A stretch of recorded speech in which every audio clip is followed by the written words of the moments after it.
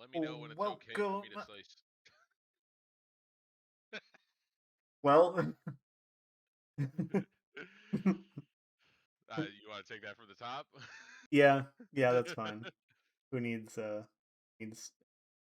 professional thing? Welcome everybody to We Like Dota 2026. It is the Scepter Division Grand Finals between Team Drip and MUDBOYS, capping off the 2026 season finally with what's going to be a very exciting best of five series. I'm Whitehawk. I'm joined by a voice you've already heard, Grapes. How are you doing tonight? Oh, just peachy. I'm so happy to be able to take any semblance of professionalism out of this cast. We are already off to a great start in that regard. Um, we know these teams incredibly well. We have lost to both of them many a times. We've beaten them a few times, but much less than we've been beaten. Um, I don't think this is the first time they've seen each other in a grand finals. I want to say it happened at least once before. Could be wrong. This might be Mudboy's first trip to I'd have to dig through the record. I have this season stats up. I don't dig quite that. What kind of mud show operation are we running here? We don't have all the year's stats ready to go. I know, I Where's our know. analyst guy? I think that's your job typically. Oh, shit. Oh, We are already into the draft for game number one. Mudboys won the coin flip and took Radiant. I think they let Drip have their choice of draft order. I found it. Um, Drip took last pick.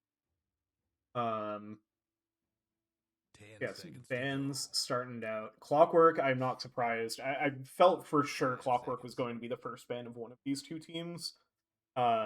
Because that hero, both of these teams have a very Radiant's good pick. Clockwork player, and it's been like the best support. We also had Void Spirit, one of the Yams heroes, and Lena, two of the Yams heroes, taken out in first. Ursa as well. Spirit Breaker, Phoenix, Witch Doctor. Those three are like 10 not seconds to go. meta bans. The Witch Doctor I know is definitely a Lagana 5 ban. seconds. The Phoenix and Spirit Breaker. Dyer's pick. We've seen a bit from Drip. Tidehunter. Definitely not like the first heroes that come for them. And yeah. Mudboy is going to open with the. When I think about all of the trauma that I've gone through at the hands of both of these teams, there are certain heroes 10 that seconds stick to out. go. Certainly the Clockwork, and I mean Yams's 5 seconds. Void Spirit, right? Still, keeps me up at night, as well as his Lena. I'm trying to remember Radiant's if ban. we dealt with if we ever experienced the Spirit Breaker or the Phoenix from Drip. I feel like Phoenix is not these feel like bands that are targeted towards the team, but I don't recall those being like core to their heroes. I don't know. Maybe they pay him every Radiant's single game.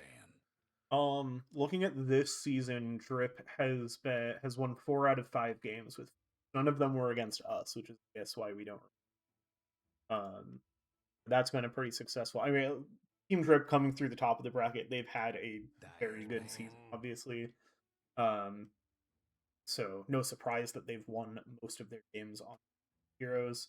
And then the Spear Breaker they played 3 times. We actually did play against their Okay. months ago. 10 seconds to go. Literal decades. 5 Um, seconds. Snap. I've been hearing dueling opinions about Snap. I think this hero is cracked. I've been hearing that it is on fraud alert. I feel like this hero still does so much even after the nerfs. Oh yeah, Um, I think Snap has still looked really. Um, I think let's in uh, yeah, Snapfire is the third most picked hero in TI regional balls so far, Dyer's pick. with a 14 and 12 record. So okay, so Gork is a fraud. yeah, I'm hearing. Okay. um, I'm curious if we will see Drip play it as a core, though, because it's been successful like exclusively as a 10 core. Like you seconds to can go. flex it. You kind of draft it like this. You pick it early in the draft, and then if you 5 don't, seconds. if they pick a lot of counters, you shove it into support. Um, but I don't think I've ever seen Drip play at core. But I think it's Logano plays a very good support. And I think we haven't seen as much of it lately because the hero wasn't very good until recently. Radiant's So I'm pick. curious if it actually has that. And then we're gonna get the Vengeful Spear. This is another one that I'm not surprised to see tested between both of them. This is, I believe that's right. I want to say 10 right. seconds to go. 5 seconds. Just looking back at the previous bans and just seeing that like it, the Huskar and then Juggernaut. And I just want to say, if any team like picks a Huskar in like the grand finals, I truly think they should just be immediately ejected from the tournament, no questions. Radiant's pick. I say that as a Huskar player. Fuck that hero. Yeah, I think that does fall under the no BM. The This is a casual fun league. Like Yeah, not. that should fall under like that 10 is seconds to a go. BM pick. You basically when you pick 5 Huskar, you're seconds. basically saying every slur, and that's not okay. Yeah. Dyer's pick. Get fucking reported. That's a hero I have not seen in a little bit, but I feel like Yams or not Yams. I just refer to him as his whole team. MUDBOYS have used this against us in the past. Yes, they played 7 games of it this season. Won 10 seconds to 6 go. of them. Or yeah, they're playing in another league 5 now, so their seconds. stats are a little muddy, but muddy. It's basically that. Uh, This is a Gex. No, this is a Magnus special. Magnus Dazzle. I think yes, they played it against us in the group stage. I think we Dyer's banned pick. it in all 3 games against them.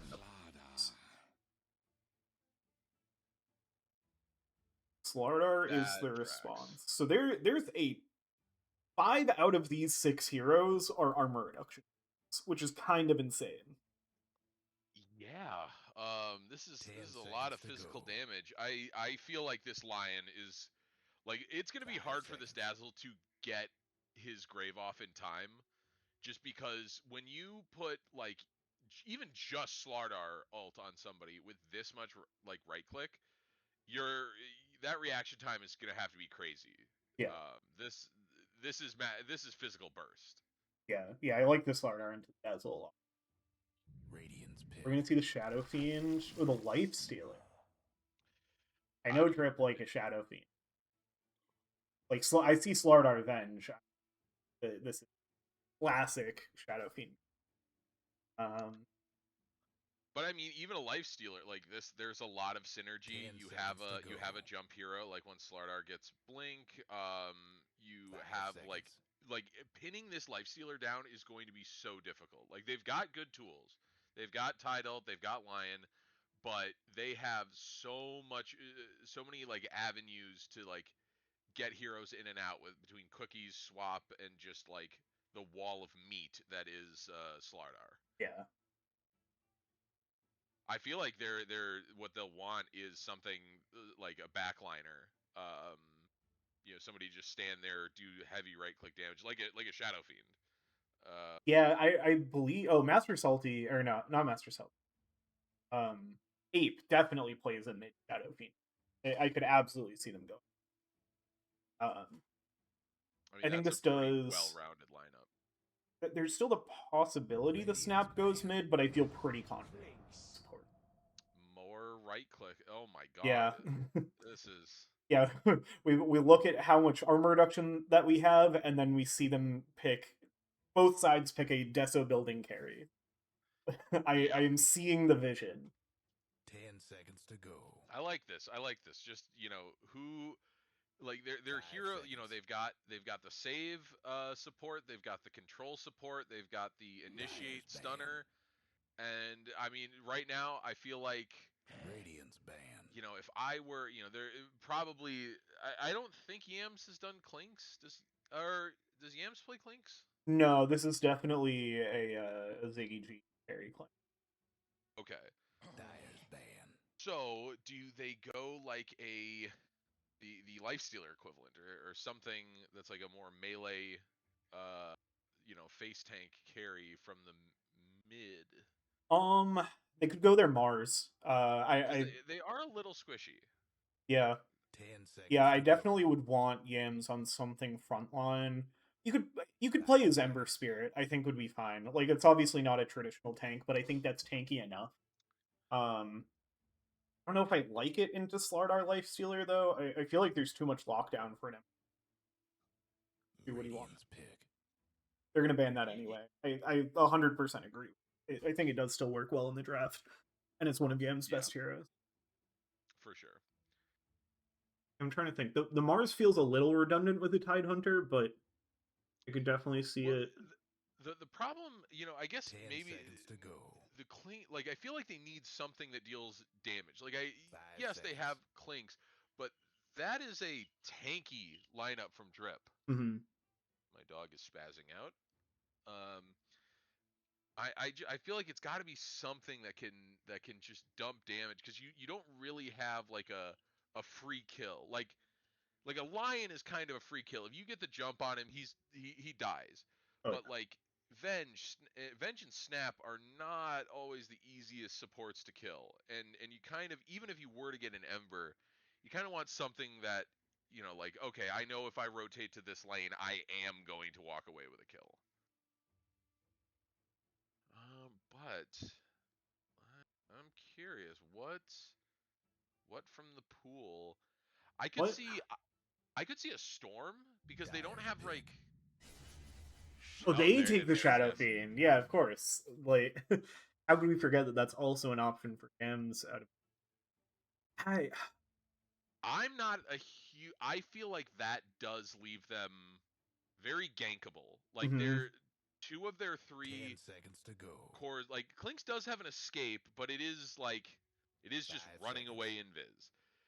I feel like you have two very gankable cores on that, and so if Drip, like what I'd want to see from Drip is something like a Storm, or something that can make those early rotations, and even if you're losing the lane to the Shadow Fiend, you're still able to like go kill the Clinks, and there's not a ton they can do. Yeah. Um, I feel like this opens the door for Drip to pick, yeah, something like a Storm and anything active on the map with this mid lane, Time or all right, their all own right. range. Okay, unless the okay, no, it's the mid Winter Wyvern, which I think we've seen Drip play before. Um, sure, range Honestly, backlog. Okay, the Winter's Curse goes fucking crazy this game. No. oh, oh, Moose and Magnus are going to feel Yams is going to murder his own team and Ziggy on that several that's the occasions. thing. What, like looking at this Clinks and Shadow Fiend, like it doesn't matter who you cast the Winter's Curse on, they're dead. Yeah. like, like you Plus, can cast it on the Tidehunter. If you get the Clinks and Shadow Fiend in that, the Tidehunter is going to blow up. And if it does, it still have the like chaining thing? Was that only part of a facet that got removed? Is that still in the game? If it still I does no. that, like you can team wipe with Winter's Curse. Like, Oh, for sure. Plus with the Slardar ult, if you get that on the, like, it's GG. As annoying, and that is an annoying fucking hero. The Winter mid, I don't know. That's we're skirting close to that Huskar degeneracy. But I do think it is a really good answer to Shadow Fiend, simply because like Shadow Fiend's, if you're in Shadow Fiend's range, he's always going to deal more damage than you. yeah, But Winter, can outrange him. Um, I think I like Drip's team more, or Drip's lineup. yeah. I was Oh, thinking we didn't they commentate on skins. the oh yeah, we do got to do the hat strat. Drip I is quite hear dripped you. out. Everybody get set. They're ticking all the boxes. They've got the Golden Immortals on Lifestealer and Slardar. They've got the Rainbow Winter Wyvern, Happy Pride. They've got the Arcana fully kitted on bench, and a solid Snapfire set with the Immortal Mortimer. Immortal How do I mute? Mortimer. That one was a yeah, that was move past it. Move past it. MUDBOYS, it's harder to see because they're smoked. So I can't give the full cosmetic analysis. The Dazzle Schnoz I've always been a big fan of. Oh yeah. I think I'm digging. 30 seconds to shoot. I like that Shadow Fiend set. All right. Yeah. Mudboy. Okay. Nothing crazy. I think Team Drip does win that. Very respect. Master Salty, Cuck number 1, Rise, Cuck number 2. These are some interesting sponsorships. Here we go. Oh, Moose Style gonna walk right up, go for the stun, and going to get Moose. absolutely obliterated. Did he even get? He didn't get it. No. All right. We didn't see that move. So it begins. It is an even trade of bounty runes. It is a little bit of an unnecessary death by Moose Style. You know, gotta get back in the field. It has been a long time since either of these teams have played a captain's mode. There was a bit of, in both divisions there was some scheduling difficulties. Both of these teams were like fully unavailable for weeks, so they just like, yeah, it's not going to happen for a while. We were both kind of in agreement. Like, okay, cool. See ya in a while. Oh my god, poor Moose. Moose Style shaking off the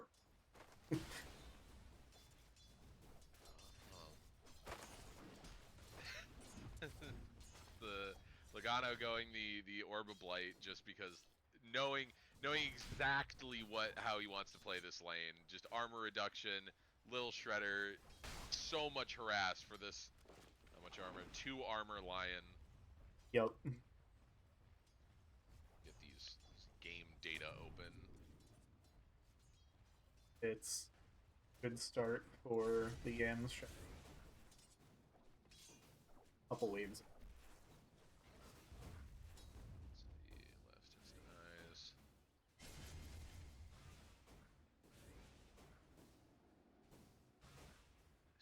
I mean, from a laning perspective, I feel like Hedge Fund Manager and Logano, like, it's honestly, both of these are pretty strong lanes. You know, Lifestealer doesn't really do a whole lot, but Snap does a ton.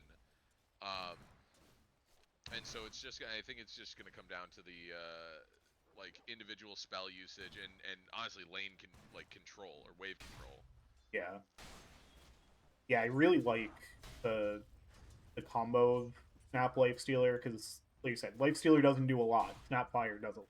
So they Snapfire kind of covers what the Lifestealer lacks. Lifestealer loves eating a cookie, getting thrown at the lion. Cow down. This is my kind of mid lane. Just both both at 20% HP, using all their spells. All the raises. Oh, oh yeah, I'm now in trouble. Oh, the Splinter Blast, but had the water rune in the bottle. Oh no. Uh-oh. Ape. Uh-oh. Ape. The raise, not enough range. It's gonna be hard to not watch this mid lane. Yeah, you focus on the rest of the map. I'm just staring at these two. The yell one, I'm about to miss a kill. You'll hear a and then something will happen. Bottom lane seems pretty classic combo of the Slardar deck. There is something very cathartic. I was joking about it in the pregame chat. Oh, the rotation from Rise over. Nice. That was basically just Rise getting the kill. Ape was so far away. Yams was sitting there low. Rise gets the punish. There's something very satisfying about, like, if either one of these guys dies, I'm happy. Suffered so much at the hands of these two mid laners. I have spilled so much goddamn sweat with, from the hands of Ape and Yams over the years. Hunting bounties. Best case scenario, they grape special.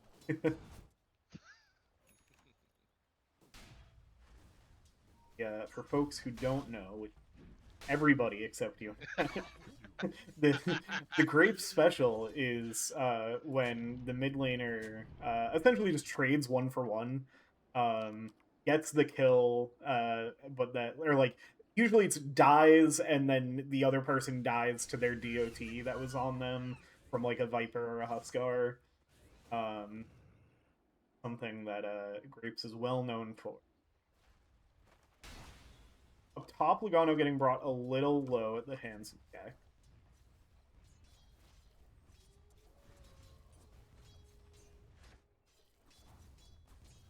Tuck 1 and 2 in the bot lane. I feel like this lane is is the, well, I say that it's, you know, pretty even, and something died up top.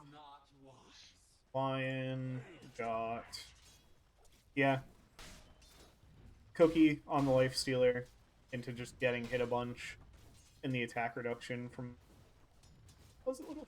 Yeah, I think it was little. I think it doesn't show up separately. Modifier. I have a sense that this is just going to be a feels bad game for Moose. He is the easiest target. It's a tough game to be a Lion for sure. This is where we're gonna see the world's first Lion Shiva's Guard rush. I feel like that's the best possible option. Like, this man just is gonna need some kind of armor. Oh, Rise lives. Shows up mid to contest the rune. Ape gets the haste rune top anyway, and now is going to try to run down Yams. Magnus is going to rotate in, but with the haste, well, Yams is trying to get over. Winter's Curse comes out. Rise also is there with the stun. Splinter Blast is there off of the creep waves that follow them, and they pick up the kill on Yams. Excellently executed. That was, I mean, a haste rune.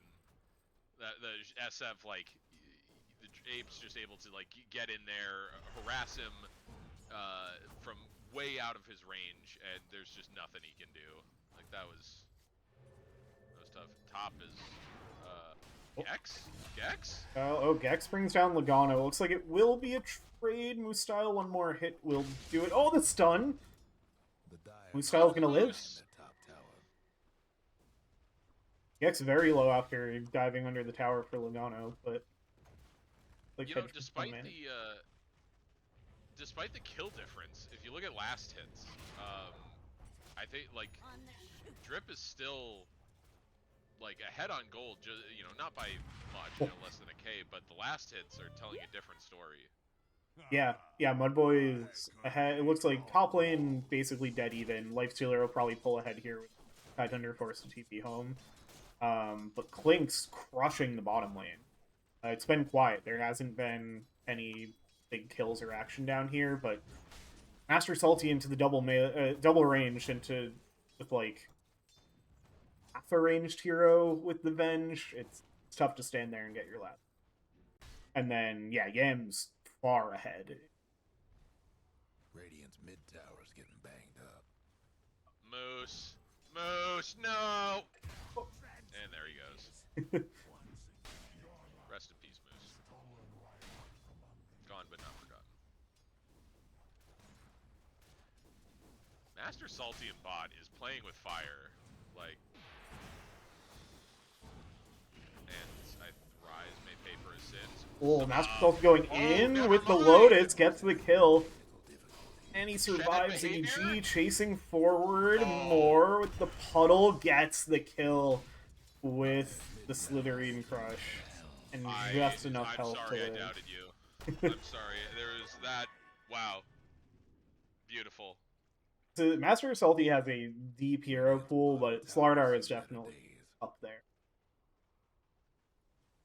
He's that baiting at low health. Yeah, that Master of edging. very much knowing his limit there. Got It is 1-7. Radiant's mid tower is. banged up. And Ape looking to extend that further with her rotation up here. Gex does have the Ravage available. Be controlled up. As soon as he sees Ape likely to pop up with Splinter Blast, I think Gex is just going to accept his fate. Yep, it wouldn't have saved him. Better to just kind of let him fall. Yeah. Diamond hands, hold that Ravage. Wonderful. Yeah, net worth, like last hits, MUDBOYS doing well. Net worth, much more. That's the result of that 8-to-1 kill difference. I mean, Yams is like, yeah, he got ganked twice, but man, the farm discrepancy is crazy. Oh, Rise. Fuck. Dazzle. So much control and armor reduction. These heroes just work so well together. Slardar and Venge. Get caught stepping a little too far forward and you're done for. There's a lot of like all of these heroes just synergize well. Oh, You're going to get a rotation of the Clinks up to top. There's the Ravage out. Logano going to be sitting low. Gets a little bit of a heal up, and now Moostyle getting chased forward. Logano trying to escape away. Gex trying to secure the kill. Has a gush. Logano through the trees. It's going to be able to get away. We'll lose the Courier. Rise up here now. Ziggy G still looking for an angle, but pretty low, and they have the vision. They know the Clinks is hunting here. Gonna go in now onto Logano, but stunned up and controlled. Ziggy G, oh, eats 2 creeps quickly. And so it's gonna be Rise that goes down, now backing away. Master Salty making the rotation over. Everybody showing up to the party in the top lane. Gex standing his ground, off-laner to off-laner. The fish beating the shit out of each other. Stun. Oh, Ape finds the back line. Brings down Magnus with the Winter's Curse. Moostyle now going to be the next to go down as Logano back up with the Kisses. Gex going to try to bring down the Snapfire, but now caught in the middle of all of the Drip heroes. The heal from Ape.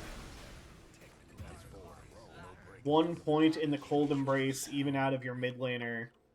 I guess level 10, so you didn't really have a choice. Yeah, just dumping stats, you know. I mean, Cold Embrace is like that's one of those spells that like depending on the game is so risky, but here in this like full physical damage lineup, yeah, I mean there's not much. You know, if he uses Gush, there's not much he's gonna be able to do.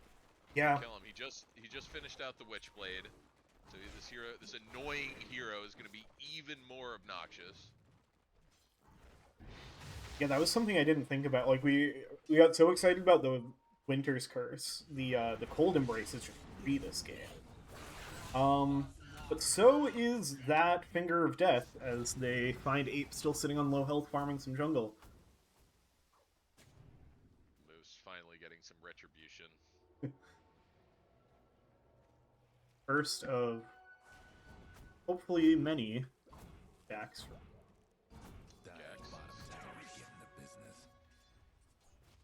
this like 10 to 15 minute timing where Tidehunter is just like untouchable it's so hard to play against. Like he just gets to run past your towers, do whatever the hell he wants, and unless you bring 4 heroes, you're not killing him. Yeah. Yeah, they definitely have the tools to bring down a Tidehunter, but it costs more resources than you want to stage.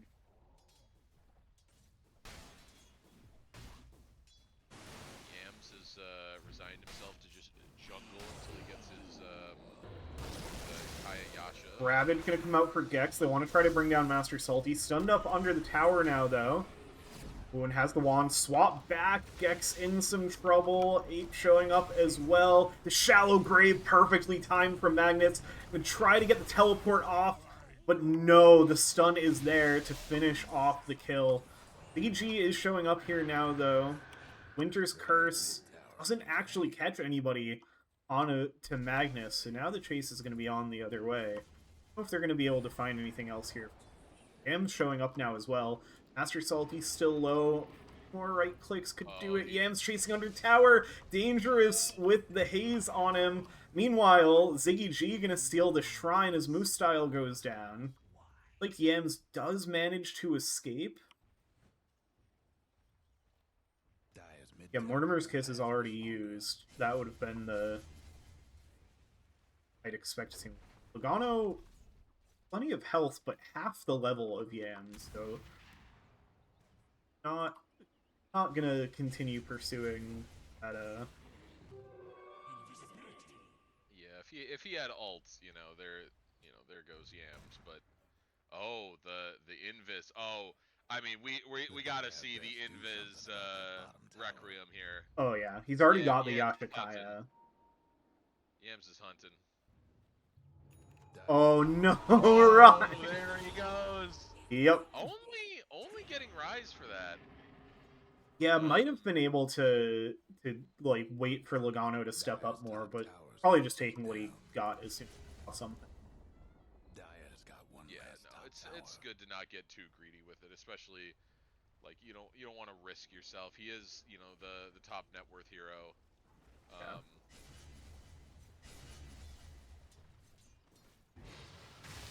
He needs to be careful though. Like he doesn't have a huge HP pool, and that Witchblade combined with Winter's Curse getting one Splinter Blast off, he might be able to. If he has +1, he can full to 0. Up top. Find a big kill. That wasn't even with Ravage. That was just the line control with Finger. I mean, he might be squishy, but this man has Disable. Yeah. And he's out for vengeance. Master Salty actually, we had talked about it a bit before, falling behind in the last bit. Oh, there's the resolution of that smoke from her. I'm missing these kills left and right. Dire's top tower, you know the drill. Right, we're about to see some timings. Ape's almost got his bots. Master Salty is 35 gold off Blink. Bot tower goes down. Hedge Fund Manager does have his Radiance now. That's pretty. Radiance mid tower's getting banged up. Would see Lifestealer climbing up the farm leaderboard now. They do have both teams have a lot of fast farmers. It is weird that the team that is down 9 kills is up in gold, but yeah. Oh, Logano getting found by the Clinks. The stun and Pavis from Rise though is going to be enough to get great Pavis pickup early from Rise. Again, like we've said it so many times, the sheer amount of physical damage. Oh, that says already saved him a couple times. Ziggy's got his Deso, so. All right, guys. Dire's mid tower could use a little help. The Dire was partial to that mid tower. So, Swap back on Ziggy G. Stunned up. Another clutch save from Magnus, though. I don't know if it's going to be enough. Heals out, but the cookie's there for the stun. Magnus brought down in the meantime. Escape into the invis, but dropped the sentry ward. I was going to say, it's like if he gets to walk away there. Here's the thing. When these guys, if either of these teams miss plays, that makes us look even worse. And that's unacceptable. Boost style. Brought down behind the tower. Yams.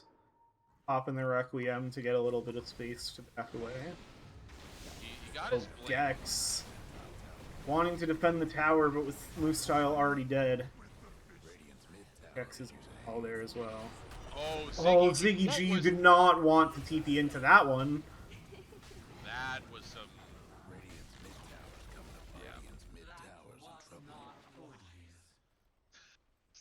That's fair. Radiance mid tower's getting banged. I feel like they need to just, kind of regroup, wait for, just Ravage up. In 45 seconds, they now have Blink on Yams.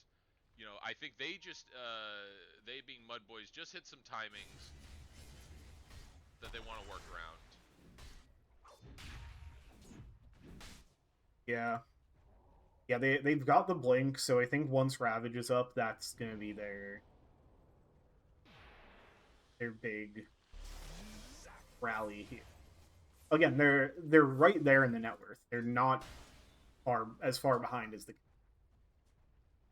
A big part of that is, I didn't understand it when we were playing against him, but now that I'm watching it, Yams, Shadow Fiend is a fast farmer, but Yams' farm patterns are really, really stellar. Like, the reason he's able to keep pace, despite being down, 14 kills, is he knows exactly where he needs to go to get as much farm as possible, and he's making steady progression on his items. Trouble brewing at Down bot, Slardar stunned up, but now turn around, a huge blink in, there's the reveal with the Ravage, save again by Magnus, keeping Moostyle alive even longer. Master Salt goes down, there's the big Winter's Curse, but Tide actually not taking much damage at all from the Clinks. Now Yams in onto the back line with the Requiem, trying to escape into the Cold Embrace, but it's not enough to save Ape, and the Winter Wyvern falls. Logano looks like going to be left for dead here, trying to juke through some trees some more, but there's not enough trees in the world when there's 5 Radiant Heroes on top of you. Rise does manage to get away, and a Drip, I'm sure the comms are all space for Hedge Fund Manager, who's just about finished with S and Y. This really is going to be, this is a farm race between Yams and Hedge Fund. Up a little far forward. Oh, nice stun. The swap back onto Moostyle. Lion will die for the Clinks' sins. Manager still chasing forward for more Magnus. Be in some trouble when the open wounds comes up. Here's the kisses raining in as well. Magnus is going to go down. BG, they have some vision on this Clinks. Master Salty blink forward, not quite able to hit Slitherian Crush, though.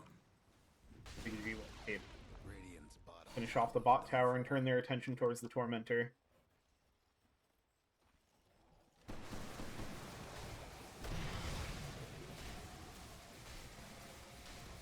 Let's see, where are the next big item timings? Yams has bots, so he can rotate and farm even faster. I like to see it. He's going for the Ags next. After the Sanj and Yasha, looks like Hedge Fund Manager is going to go for the Ags next. Which I mean that's correct. There's not a whole lot of variety in the Lifestealer buildup, I feel. Yeah, and it's especially good against Blink's Shadow Fiend. Ape with the bots is going Ags next. Lifestealer Eggs doesn't disarm any. At least doesn't say in the description. Okay, so not like particularly against Clank. Still very good. Yeah, I mean it's mostly just it's an escape. It's just makes it that much harder to pin down. Yeah.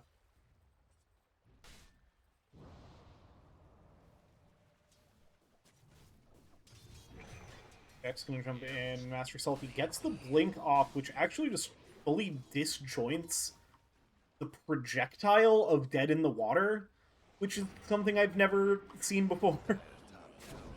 Swap back on Ziggy G. They have the vision, they have the stuns. Huge Ravage, but they have the damage. Here's the Requiem, the perfect setup as Yams is in with the Blink Dagger. They bring down 2, chasing for more. Over onto Rise, stunned up but slowed down. They're going to bring down the Venge, add another stack to the pile for Moose Style. And they lose their carry, but it is a big team fight win for MUDBOYS. I mean, that fight went really good for them, but I feel like can't do nothing about Ziggy dire needs to structures get some right kind of now. dispel. You know, I know he wants to go full on the Clinks with the with the Orchid and Deso and just blow people up, but he's always going to get the Slardar ult on him. Yep. I think he really needs to get Manta, or this is kind of like Dire's mid was it tower Dyrachio style from years back, where it's like, yeah, I'm a sacrificial pause one, and just let his team follow up behind him and clean up. I'll trade my carry for 3 kills any day. Yeah, I think we are already seeing, like, I think the game plan from MUDBOYS here is Yams is the carry. Like, Ziggy G is probably going to be doing more initiating. You see it there. Yams gets the Aegis. They know Yams has the higher network. And so I think we're going to see Ziggy G being the invis ganker. Low once again, but saved, bailed out this time by Magnus. That's not confusing in any capacity. Oh, I dread the day I cast a MUDBOYS game with Magnus crafted as a hero.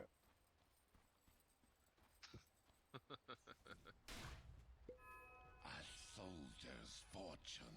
I like this ward placement that on the top lane. It was just like having these lane wards. A pretty sight right now. Not that they're gonna go capitalize on it, but man, Ziggy G is. I guess he's not suffering. I'm kind of surprised that Ape doesn't have more farm. I guess Winter just kind of moves slow. You don't really farm that fast. Yeah, I think Ape has gotten dragged into a lot of fights as well. Like, they've given a ton of space for Hedge Fund Manager, and that's why the Lifestealer is right there, neck and neck with the Shadow Fiend. But I think the way both of these teams play, like, both of them like to group up and fight and really push the games forward by forcing fights. And so I think Ape has been the one that's had to participate, and the fights haven't quite as well lately. And Fun Manager immediately silenced up with the Orchid, Finger of Death to finish it off. They find exactly what they're looking for the side of MUDBOYS. That is a big pick. That's huge. I mean, Radiant's top towers bad. and then Clink's line up, that means they're getting 1, if not 2 towers off of this. Dire's bottom tower Disgusting. blown to bits. Radiant's top towers bad. Looks like Drip does want to take the top tower in response, but they might get forced back. Yeah. Look at that tower. Deso plus Shadow Fiend, like, these buildings, and whenever MUDBOYS get the opportunity, they're gonna smoke and fake back. That's what I was looking for here. Okay, not entirely fake back. Just immediately blown up, and now the counter with the Ravage. Requiem again. Nice save, but still taking all the damage from the Requiem, but they have nothing else they can put into it. The Cold Embrace is so good this game. Fully stops them from being able to kill Master Salty, who looked absolutely dead to right. I mean, that combo is vicious. Just the fact that seems to be their game plan. Just Gex gets a Ravage, you get 2, maybe 3 heroes in it, follow up by Requiem. It's just a disgusting amount of damage. Oh yeah. Yeah, no surprise and it's so that easy to execute. Yeah. No surprise that Yams is going the caster build of Shadow Fiend. It's also good, like, he still has all of that armor reduction built in. Like, it's not going to be building a Deso because Clinks is building a Deso, so it does a good job of making sure they're not purely physical damage and forcing Drip to have to account for it. Master Salty with a cheeky little rune steal. Swap back on Yams, going to be in some trouble. Has another Requiem, though. Going to get it off. There's the save from Magnus, and back to full instantly. Rise was just a little too slow on that Venge stun. I know he was trying to time it, but gotta account for projectile speed. Oh, there's the Winter's Curse. Gets in, doesn't have the Ravage available, still on cooldown from the high ground fight. Now Moostyle in trouble, will get saved. Shallow Graves have been on point. Magnus has been so good at sitting safely in the back lines. Moostyle does eventually get blown up. Gex in some trouble now. Hedge Fund Manager gonna lay in the damage, and now it's looking troublesome. Master Salty gonna work down Magnus, and is 4 dead. Everybody but Yams, who does manage to escape with the Aegis, but with 15 seconds left on it, it's not going to get put to any further use. This is interesting. He, rather than finishing out the BKB, he is going for the Octarine, it looks like. Oh, he just wants a Requiem more. Yes. You know, he's going full caster. I kind of get it. You know, he is the one living in most of these engagements. Yeah. You know, why bother with the BKB? You know, not all of their control, but a lot of their control just goes straight through it. Between the bash, the Venge swap, Winter's Curse, and then just getting right-clicked by a Lifestealer. You know, how much does the BKB buy you this game? I think he's feeling less than an Octarine. Well, Ravage, but it's into the Rage. Immediately going to get infested, but here's Ziggy G laying the damage. There's the Cold Embrace, though, now exploding out. They are going to finish off. Oh, Big Winter's Curse on Yams, but Magnus isn't affected. So he gets the save off, and now here comes the Requiem, but it's not in time. Hedge Fund Manager brings him down faster. Now the damage coming out from Drip. Everybody in trouble. Big Slitherine crush. Yams buying back, but the other 4 team members already dead. It's a full team wipe by Team Drip. They bring down the tower, and now they are looking very much in control of this game off of 2 back-to-back big team fight wins. That was the BKB reveal from Master Salty. I think it was ambitious, let's say, to just try to get the raw, you know, no real setup, blink in, Ravage. You know, he had Rage. You know, Hedge Fund Manager didn't get hit by it. And if you're not going to catch Ape in that, if you're not going to catch the Winter Wyvern, it's so risky to go for those kind of blinks, and this is exactly why. Yeah, you have to catch at least one of those 2 heroes, the Lifestealer and the Wyvern. I think at this stage in the game, if you don't catch the Wyvern, they can immediately turn the fight. Yeah. You know, unless they are perfectly on top of that Requiem combo, it's too risky. Yeah, because even with how, like, you have 4 ranged heroes on MUDBOYS, but the way these heroes play, they're always going to be pretty closely packed, especially when they're looking to capitalize on a round. And so it's super dangerous territory. And even though they end up surviving the Winter's Curse with an incredibly clutch Brave, caught in a bad spot again. Drip still sitting up on this high ground. Lynx gets found. Oh no. Curse just on the creeps for the lockdown. The Grave is there again from Magnus. How long can they keep Yams alive? The Force Staff, again, not quite long enough for the Requiem to go off. And now that was Yams' buyback. That might be game. Yeah, they've got a lot of armor reduction on this side too. I mean, it's not less so on the buildings here. They don't have a deso, but still, they chunk through this town. Yeah, this is, I mean, like, no flame, but, you know, Ziggy has gotten caught out of position a lot in this game of just running it like, you know, certainly none of us are pro players, but we are at the stage where Invis does not give you a free ticket to just walk around the map. They're going for these tier 4s. They'll just get some chip damage, but I mean, I know they're on the back foot, but like Magnus on these Graves, like, boy, this guy's doing everything he can to save his cores, and it's not enough. You can't outsave poor positioning. Yeah. Or at least not to this degree.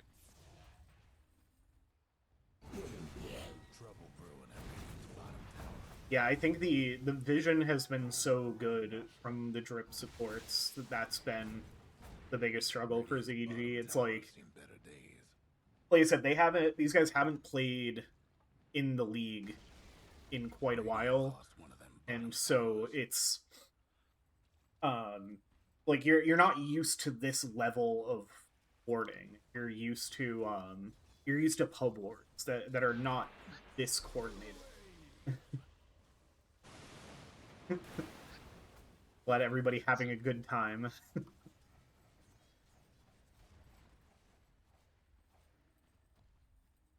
7K on the snap. So okay, so snap is just saving up for a sheep stick, and probably prior to having the mystic staff and the tiara, and there's Yeah. the scythe of ice. Yeah, so he just had 7K backpacked.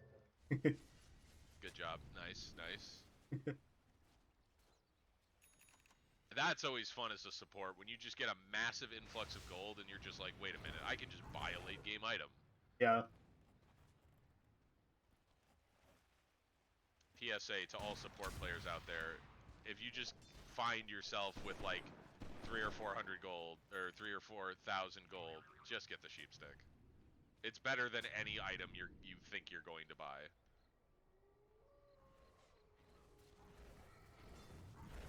Yeah, it is going to be.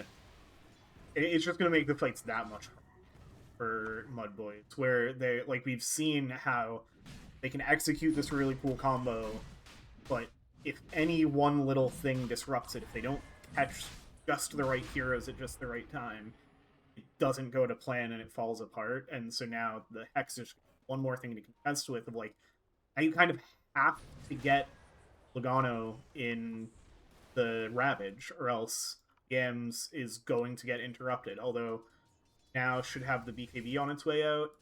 Yeah, BKB's on its way.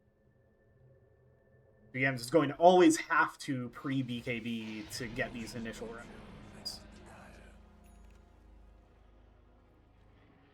Now it's going to be. I mean, this is going to be the big push. You know, can they close out? They're up 14K.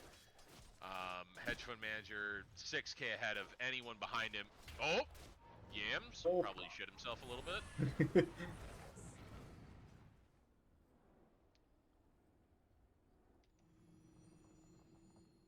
I'd be a little wary that the last lane of racks that they have left, no drip are going to be down in this direction. This is a very formidable high ground from the side of MUDBOYS. Certainly not over yet. No, but you know they have to be careful. That swap, the cookie in, the wyvern, like they have so many forms of initiation on drip at this point. Yeah. That it's almost impossible to just account for. You know, like you have to catch everybody. Yep. And they're executing it exactly how you're supposed to with this lineup. Let hedge fund manager go up, rage, hit the tower. You step too far up, then we go in. Otherwise, the other 4 heroes of drip completely sitting back. Looking for an opening. There's the Ravage. It does hit everybody. Requiem is in. It's big. They bring down Ape right away, but Ziggy G meeting with, oh my god, the save again from Magnus. Can they bring down Hedge Fund Manager the first time? Stunned up with the double stun. Yams infested into, now exploded out of. Yams goes down. Buyback still not available. Gex, the last one standing of the cores here as Kling spies back. Gex gets brought down. Ziggy G trying to bring down Master Salty, but now controlled up. Saved again with the Grave. Gex buying back as well. Hedge fund manager stunned up, still has the Aegis. They weren't able to bring down the Lifestealer, and now infesting again into Ziggy G. They're going to bring him back pretty deep, but immediately just rage back away, right back to the tower, and you've got creeps hitting your throne. The tier 4s have all fallen. Now you have to contend with that as well. MUDBOYS still holding in, but it is looking very nearly over here. I mean, it's just they just don't have an answer. Style, the Hex, the counter Hex, there's the Scythe onto Tidehunter. It is going to be enough to claim the Aegis, but now, what does it look like when Hedge Fund Manager back up? Hexed immediately again, Moose Style, but able to get away just far enough. Oh, purging off the Abyssal Blade. Rise just sitting low, but still looking for... Oh, the Anger Smash is there! Siege in some trouble, but then Grave! The finger comes in, Ape has returned, but immediately stunned up. Hedgehog Manager trying to finish off Ziggy, trying to heal up. The Cold Embrace is there. The Mana Drain not slowing down, but the Hex comes in at the end of the Rage. Ape trying to kite through them, trying to lay into Gex. All of Mudboy's heroes not having buyback, or at least cores. That was wild. I mean, shout out to Magnus and Moose Style for like keeping. Like, they are definitively the only reason that Mudboys is still in this game. There was perfect spell usage. You know, like in between auto attacks that would finish off the cores. You know, the hexes were coming out. Four staffs, the graves, the heals. Like they are playing for their lives right now. Oh yeah. It's only game 1, but they're playing this like it's game 5. Yeah. And they managed to save the megas there too. They still have a melee barrack. Something. I wish my supports were no. Yeah, I think win or lose, I think this is the only game of this series we see a Dazzle. Oh, there's no way Drip lets that through. Magnus is simply too hero. Like either that or we see an axe. I think we tried that against Mudboys once, and it wasn't even. I'm gonna say that was partially a skill issue. I don't know what it is about our offlaters, but they miss dunks left and right. Shout out to my boy Sam and Jake, but I've seen so many whip dunks.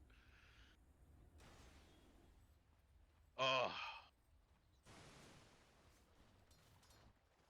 Tormentor pickup. This goes to Hedge Fund Manager. And read your chat.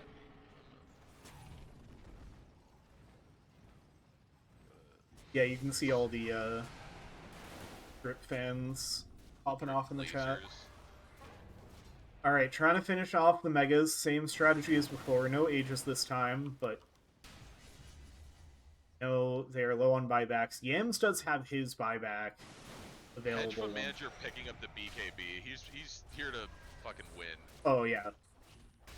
Yeah. Yep. Just gets the megas. Nothing you can do about it.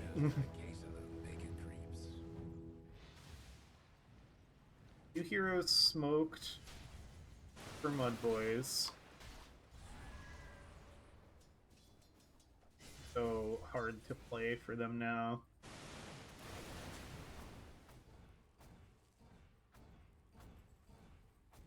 Did you notice how different the net worth looks after what it looked like for most of the game? Yeah. I mean, they have no base left. You know, that's a Oh. lot of fucking gold. Oh yeah, it's it's just like I felt like the last time I looked at the net worth, Yams and Hedge Fund Manager had the same net worth, and now they very much do. Hey, Whitehawk, where's Gex's courier and what's on it? Let's play a game. Has a soul booster, which makes sense. Working on the Octarine. Not sure what it's doing in that small camp. He remembered. He remembered. He heard me. He has the cast open. It's on effect. Oh no, they're gonna intercept it. No. No. Oh, nope. They back off. Never mind. He will, in fact, not get his Octarine yet. He's 50 gold. Sell your clarity. Sell your soul ring. What the fuck? If you're pressing soul, he's still pressing soul ring. All right, fair enough. Efficiency gaming. But like, you have a tiara in your backpack. Oh, this is it. Okay, the Octarine's up.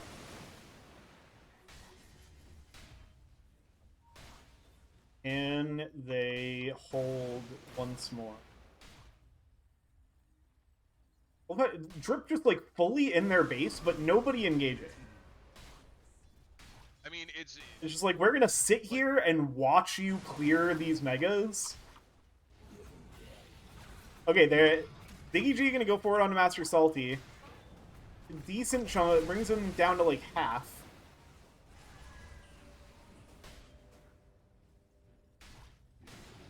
I mean, they can stand Gex out in front. Like, he is still a Tide Hunter.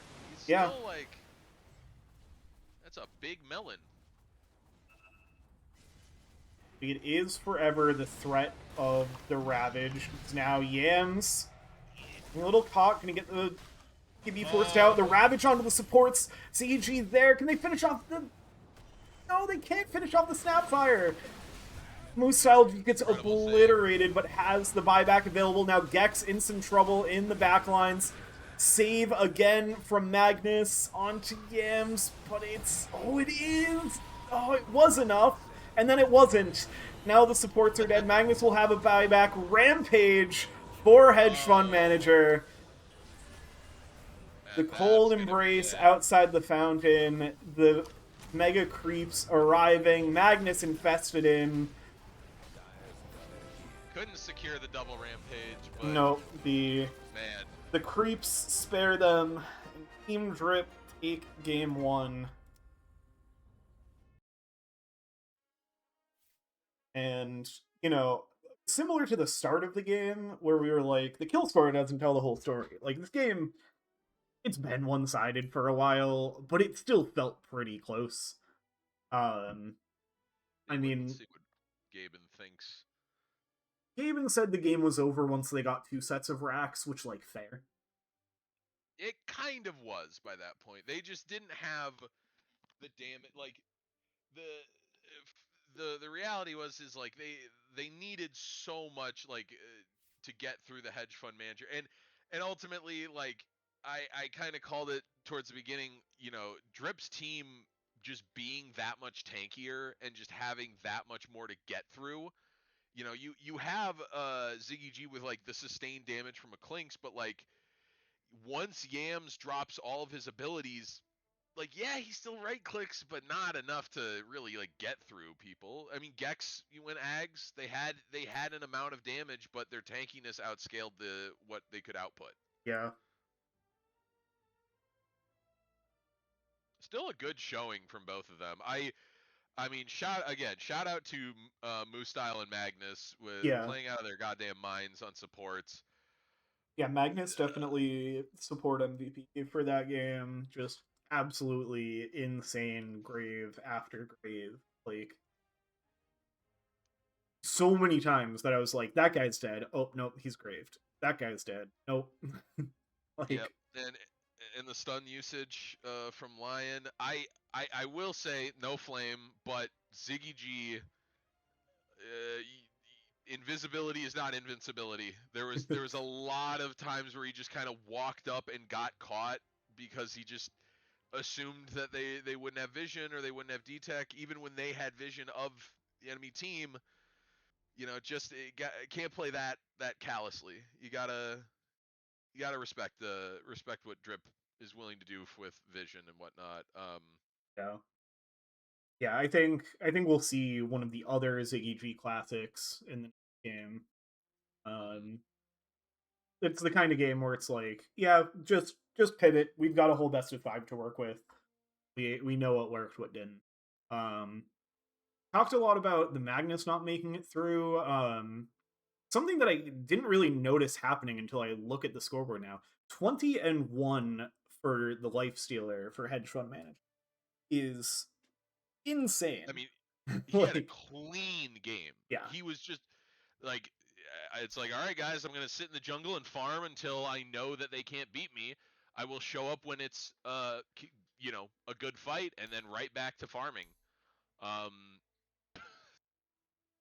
poor Moose Style, getting killed 9 times by Hedge Fund Manager. That's tough. I mean, it's there's nothing. It's like a, you know, it's like Jason Voorhees. Like you can throw everything at him and he just walks towards you and there's nothing you can do. Yeah. It was we knew it was going to be a tough game for Lion. We definitely got a lot out of it, considering. He did what he could. I think he played very well. Good spell usage, but Drip's lineup just it was easier and more straightforward to execute. And they played very well. As much as it pains me to give any amount of praise to any of these people, I love them. This is all bands. But yeah, no, this was entertaining. I hope that MUDBOYS is able to kind of review, adapt. Maybe I don't know what they should have done better.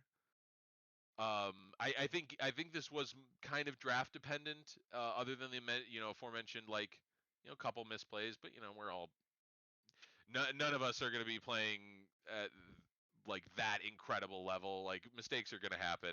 Yeah. But I do think the draft was part of it. Obviously, what a stupid statement. The draft is part of why they won. They do be saying that the draft is part. Yeah. Game Client said it. The janitor is busy. It's lovely Friday evening. They're like, nobody plays this fucking game anyway.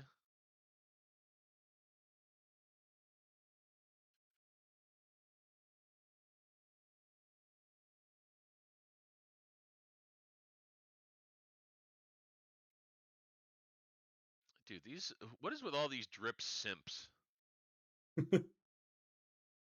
I'm looking at you, math doer and Astro Batty.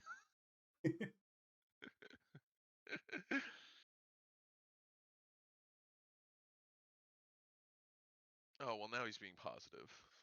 How dare he?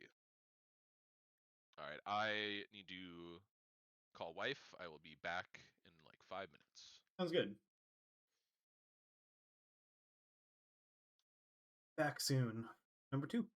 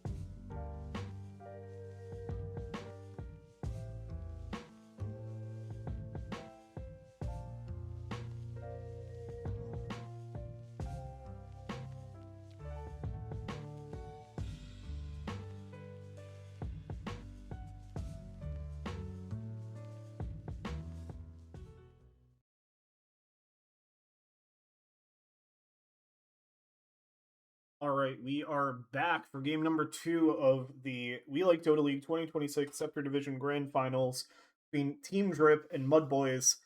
Team Drip took a pretty convincing game 1. It was a well fought battle, but they came away with it in the end. MUDBOYS looking to answer back here in game 2.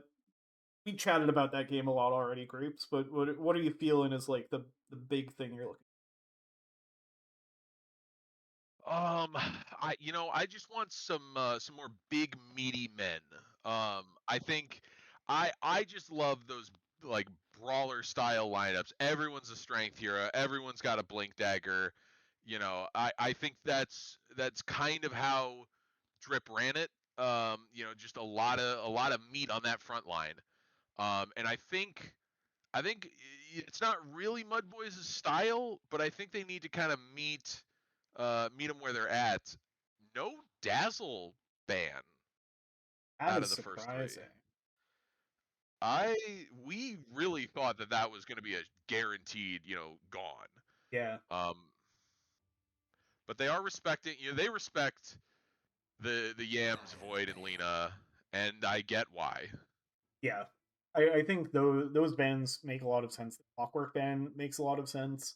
And I get you did just beat the Dazzle. Like, as good as it was, you did beat it. So I guess they're kind of leaving it in the like prove it stage of like it's not just it has to look really good, which it looked really good. It has to look really good and you have to win. Like it does take away a little bit from your draft in terms of control. Where if you go for a say like more, I don't want to say traditional support. Dazzle's very much a traditional support, but a stunning support. Like I'm trying to think what else. Agnes also the Clockwork 10 player. seconds to go. Like I don't think you can give them the Clockwork. 5 seconds. Yeah, I think that's more. That's Yeah, Magnus is. So I think that's kind of what it. They're running back the snap, which I mean makes sense. It looked really good. Yeah. Radiant's ban. They're going to take the Slardar early. So that is their first step in changing how the draft.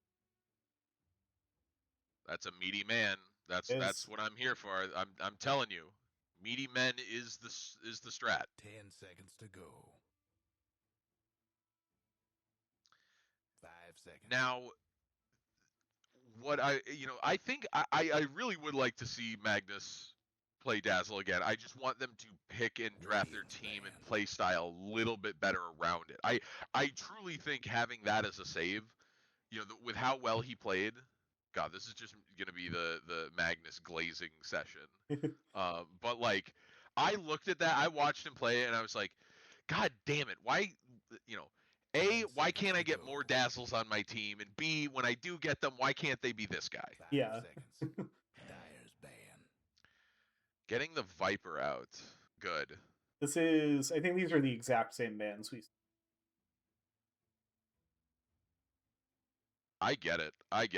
It's tough. Like a lot of these heroes are like such specialties, and at this level of play, it's just like, what can you do? Like we every time, not to bring it back to Yams, my high school bully, but when he would he pick Void Spirit, it was just we would try to draft around it. We knew he was gonna grab it, and no matter what we did, it was just a penis flattening session every single time.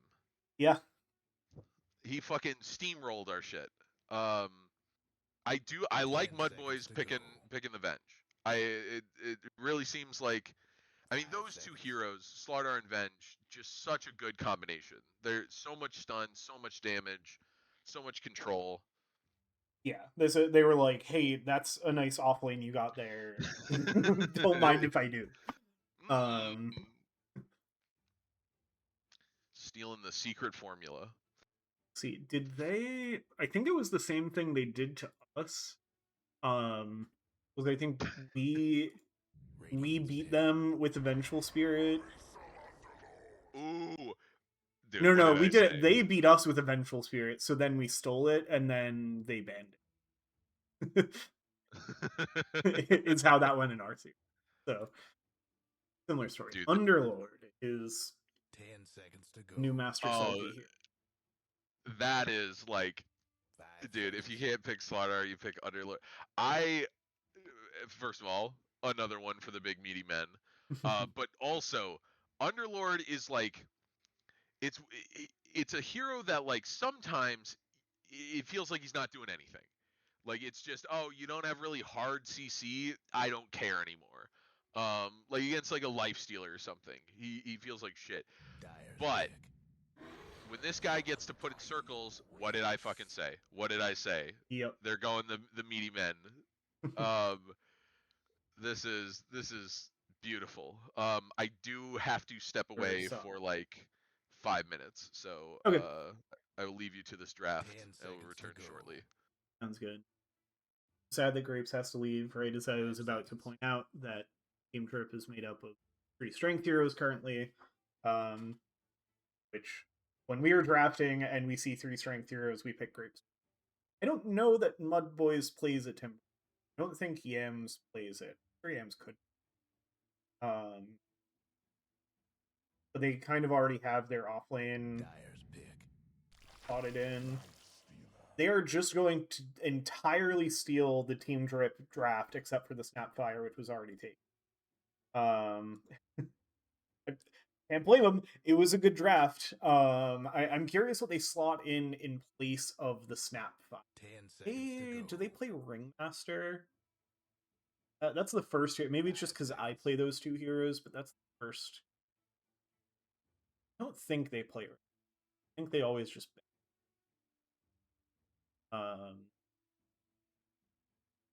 They could do is Shaman Radiant's pick.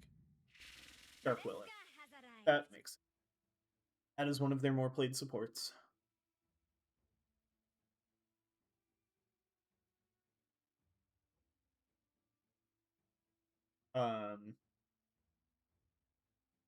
Yeah, that makes a lot 10 of sense seconds as to go. Snapfire replacement. It's AoE control, it's damage. 5 seconds. Mixes up your damage a little bit. You're not like all in on physical damage. Like it just gives you something else so that your damage isn't fully counted. So I like it. Pretty decent at hitting the tombstone. Not like crazy, but at least has good Radiant attack ban. range. Luna is going to be the response. That is normally a MUDBOYS here,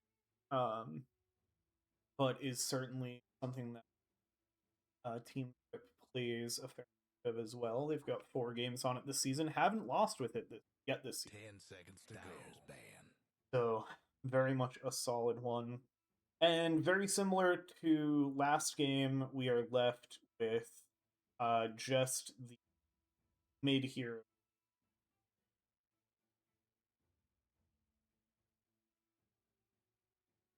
Ten seconds to go.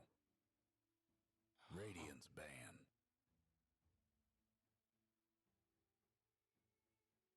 And the Wyvern is going to get banned out this. Take away the Sniper. Wouldn't be surprised to see an Ember ban again. That would fit pretty well here 10 out of seconds to go. Yam's pool. 5 seconds.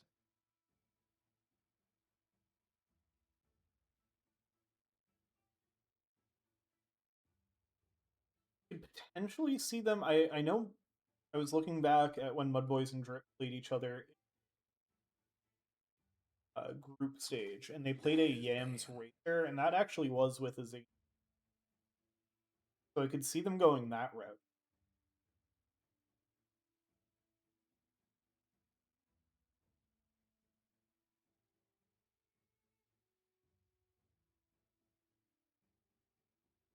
Seconds to go. WAP is the other ban.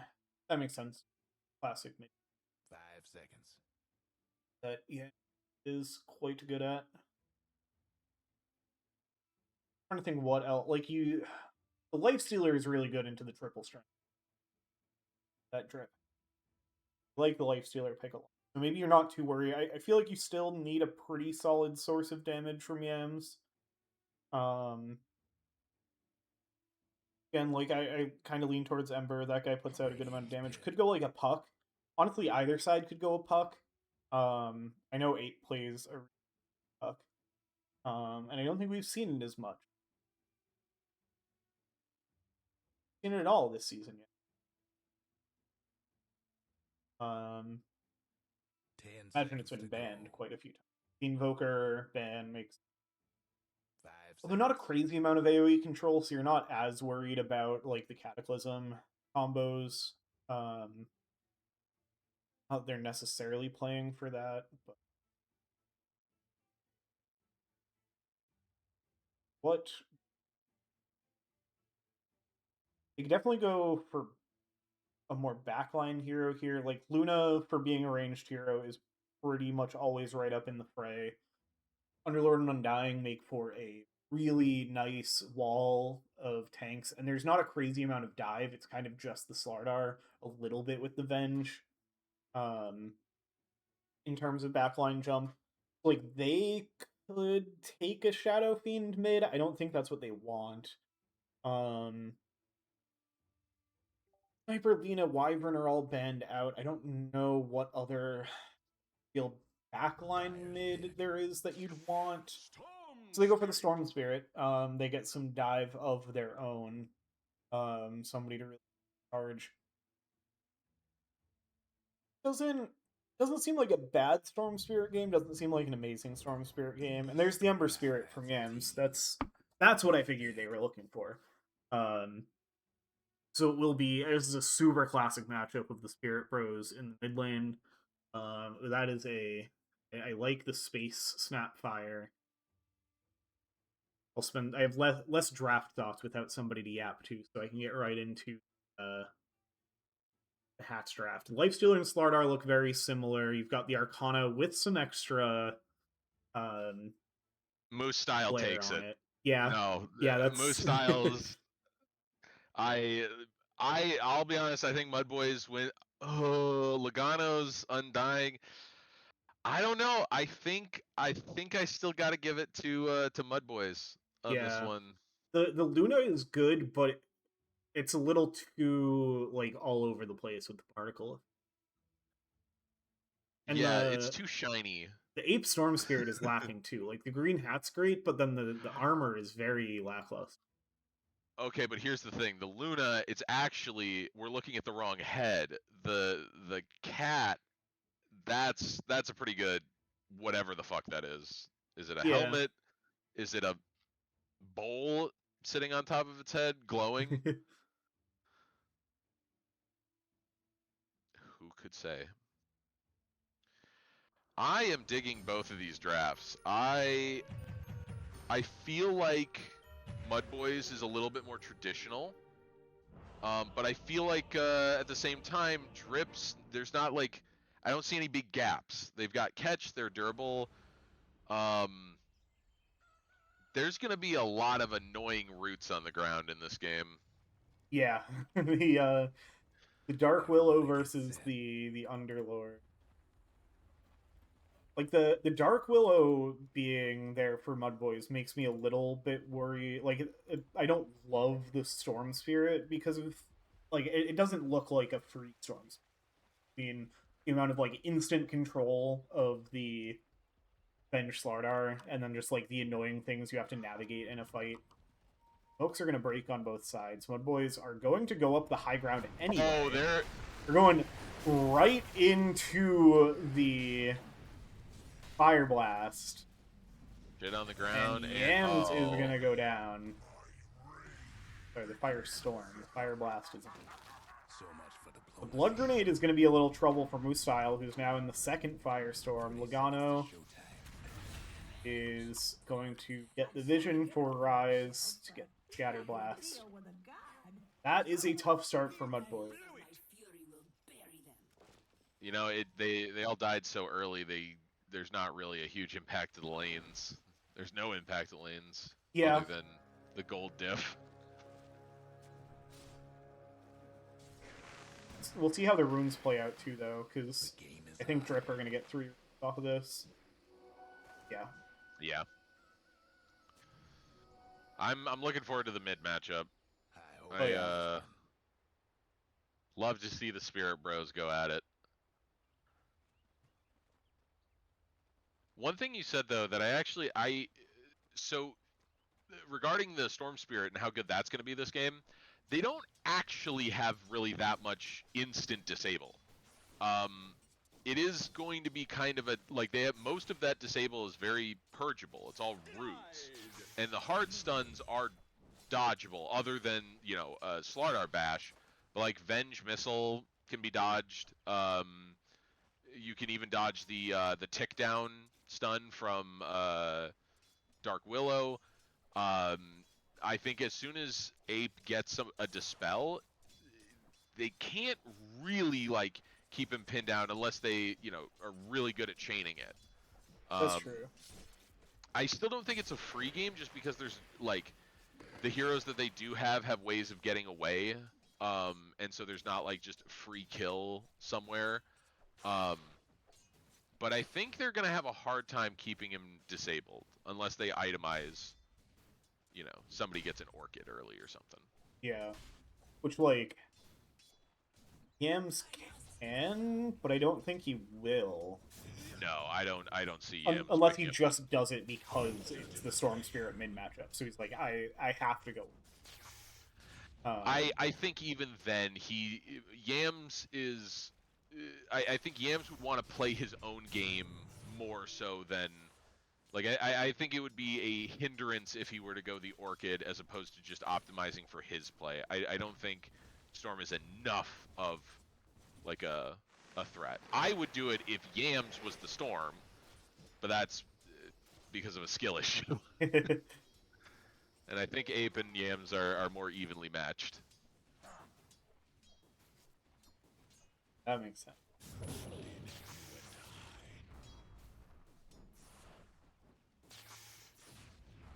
This bot lane, yeah, I feel like it's just the bait into a tombstone, and Cool. those double decays, Yeah. woof.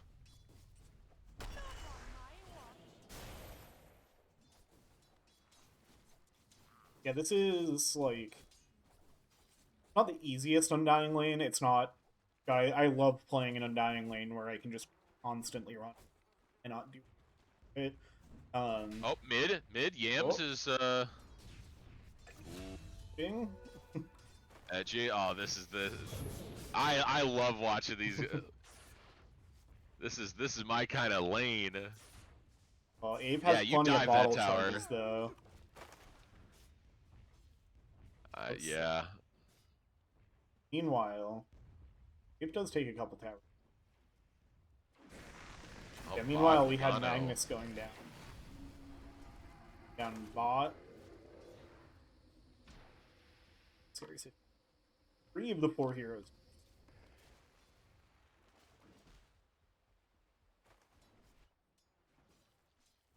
Yeah, I think the life stealer was definitely the right call into the underlord.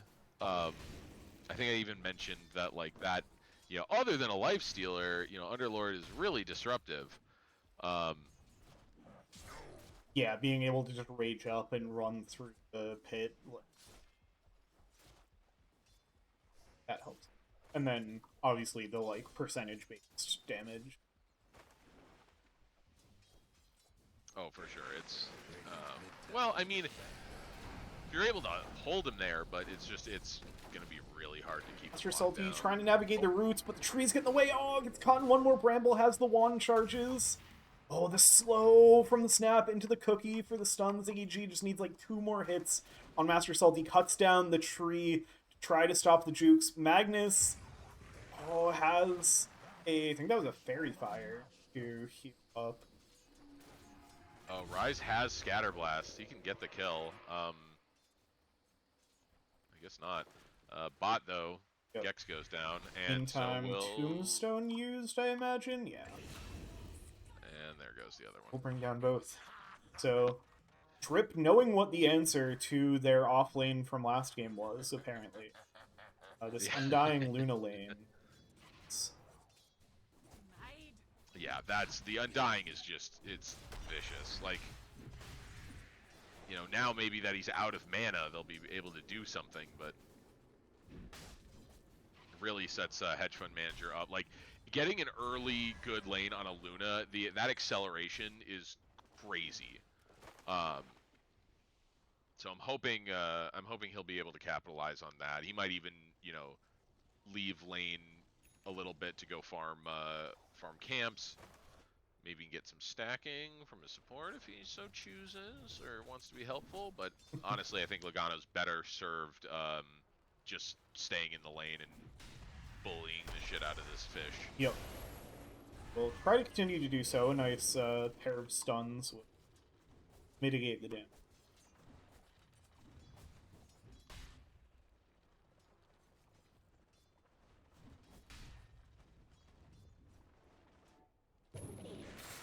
We're gonna get a rotation down to mid from Magnus for the first power rune, but Ape's still able to grab the reach, bottle it up.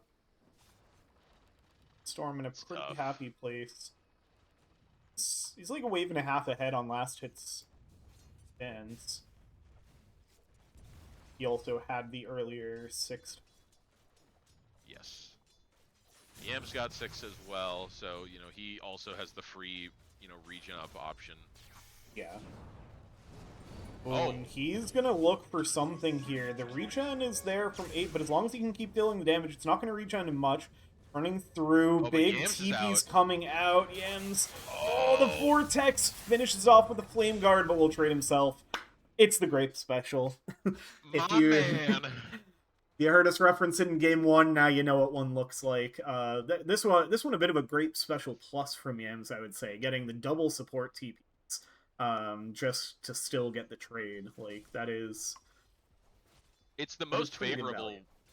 Yeah, because if your mid opponent doesn't get the kill, you know, even then, that is like that's the best possible outcome. Yeah, the Good kill job. went Now to dive him either again. It was a shared. It was yeah, Power of the Creeps.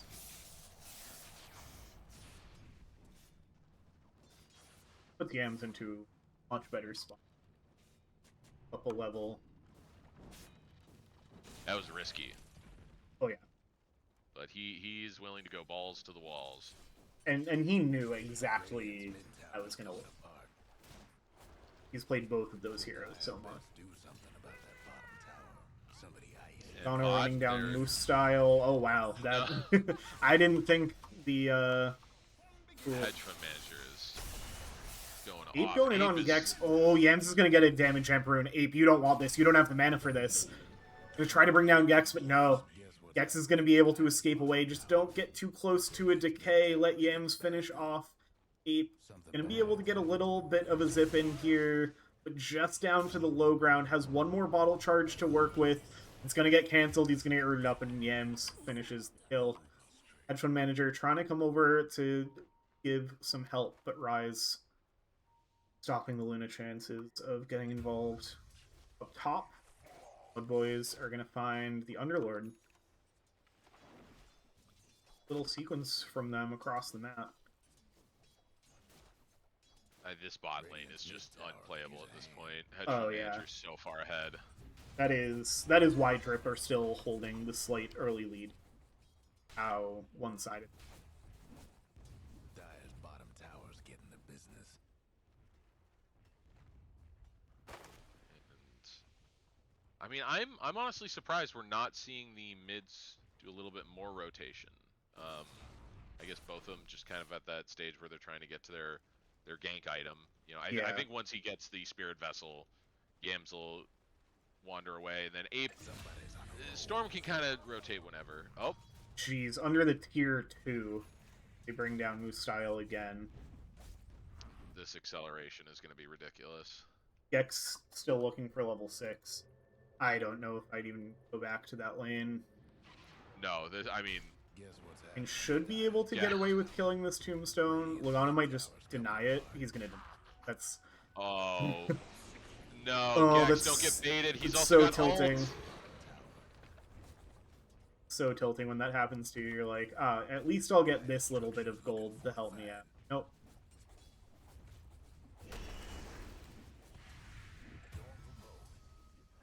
BG finds another kill up top with the rotation style, who Moose Style has decided I'm not going back.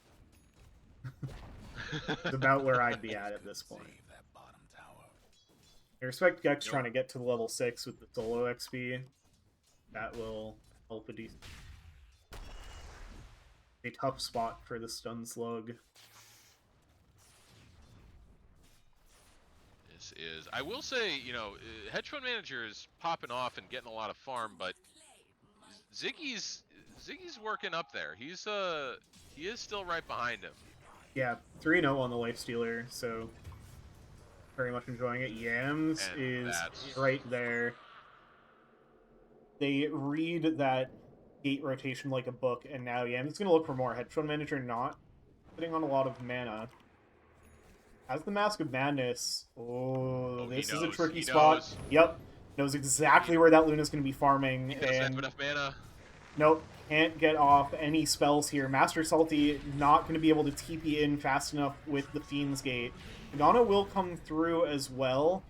Magnus could be in some trouble here. Dire's mid tower could use a little Meanwhile, cleanup happening up top. Ziggy G again picking up a kill. And yeah, Drip aren't going to be able to find anything in return for that Luna kill.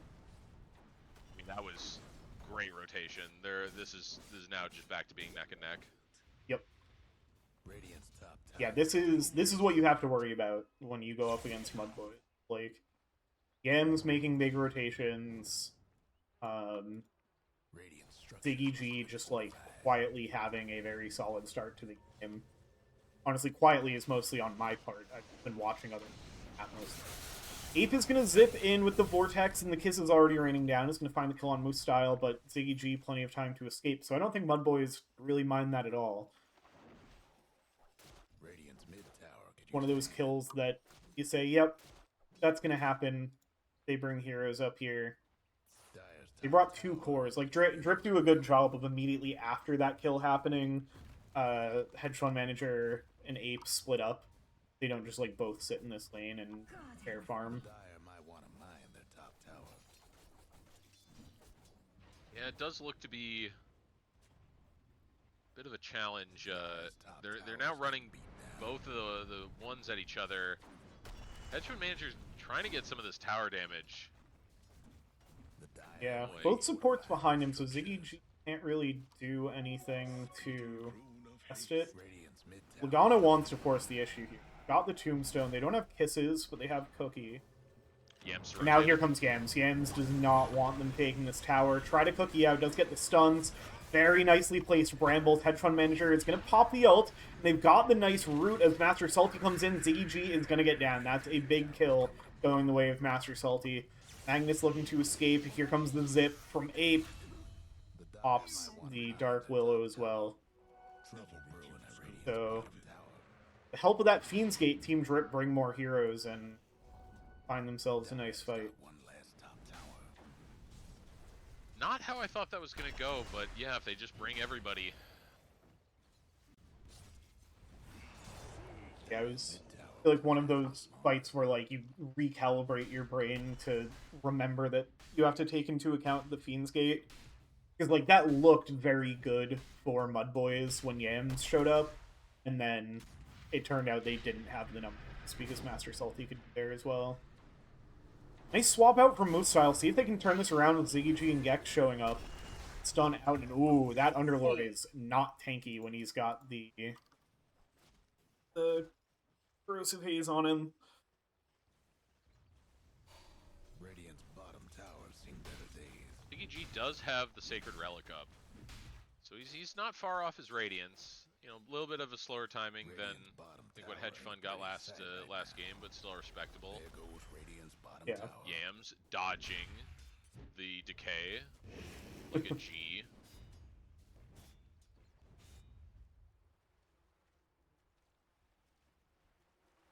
Still pretty even, gold-wise. Yeah. Oh, there's the swap on Lagano.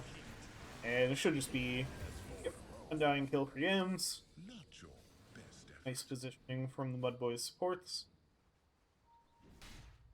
Getting these kills on Yams is really going to help kind of keep pace with that Luna.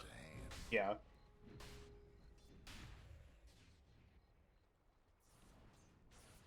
Gex almost has his blink dagger, so I think that's going to be also a big timing.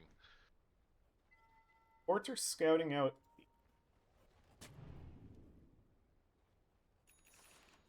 They're actually just both going to have... Okay, no, Magnus pings it out because they saw the Venge make. It was like both sides are just going to have an observer with no sentry killer. I think eventually they'll switch for it. Swap out onto Rise. Cookie to try to get away. Here comes the Fiend's Gate. They immediately back away.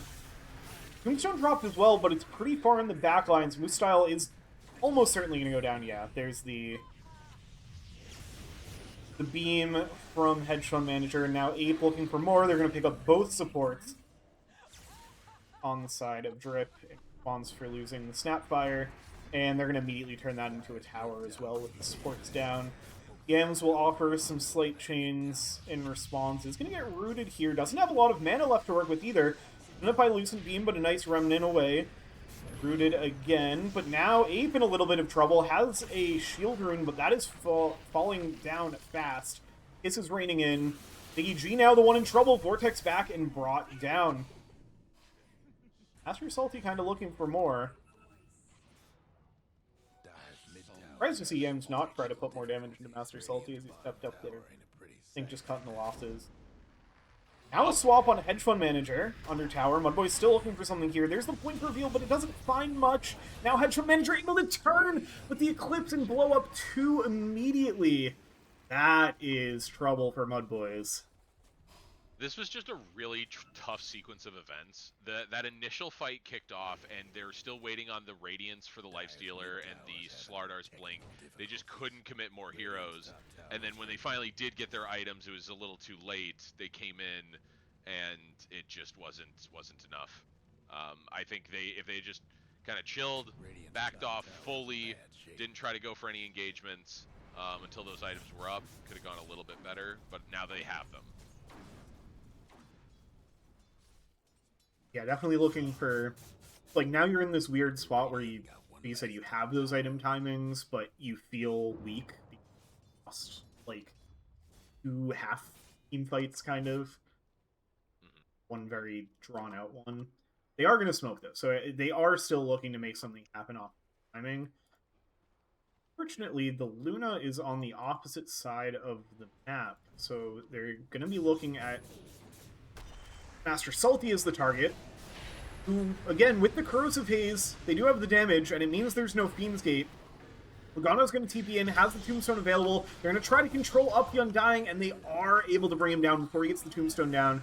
Now it'll just be Rise left over. Hedge Fund Manager in a little bit of a tricky spot as well. Gex wants to chase for more, but will respect the distance that the Luna's able to get back off. Still, very nice pickup, very nice smoke. Able to make use of those timings, like just saying they were. Yeah, and I think Yams, he's now got his Mage Slayer. I think MUDBOYS are now in a position where they want to just roam as 4, let Ziggy farm up more of his items. He's going for an Armlet next, and hopefully just get some kills if they can find that Luna. Amazing. Luna does have the Manta style up and Dragonlance, so the net worth tells the story. Yeah, that is certainly priority 1, but MUDBOYS happy with whatever they can find. They will be hunting.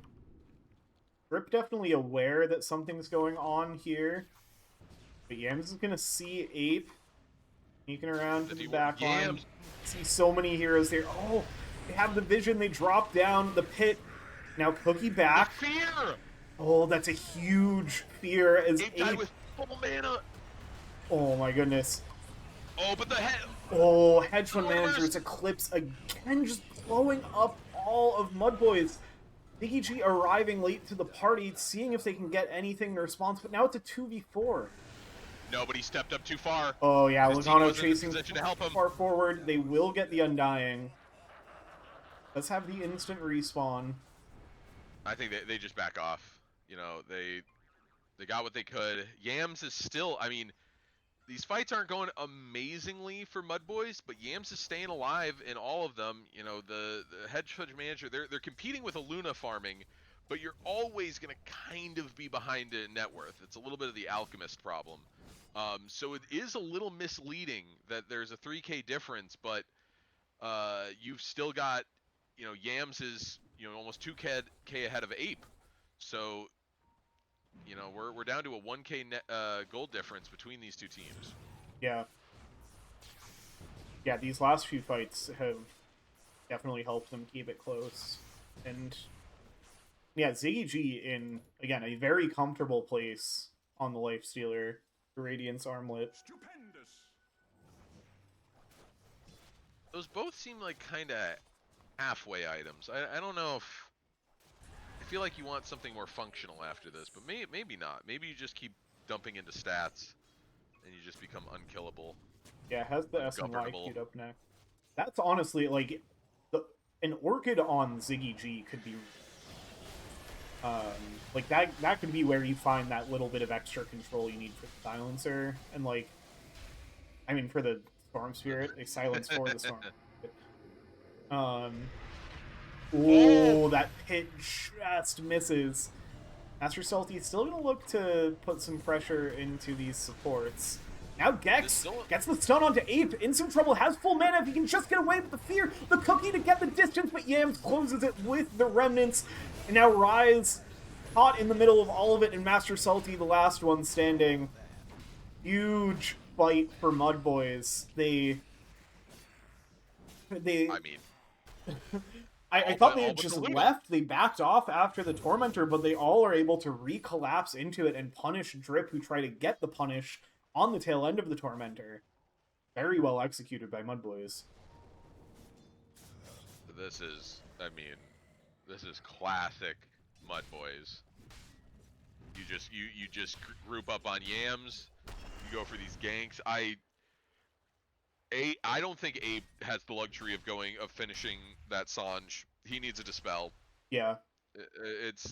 He's getting caught. You know, he needs it like a Yule's or did he? No, he didn't go Mana Boots. Yeah, honestly, or like just go for the BKB at this point. I think it's tough.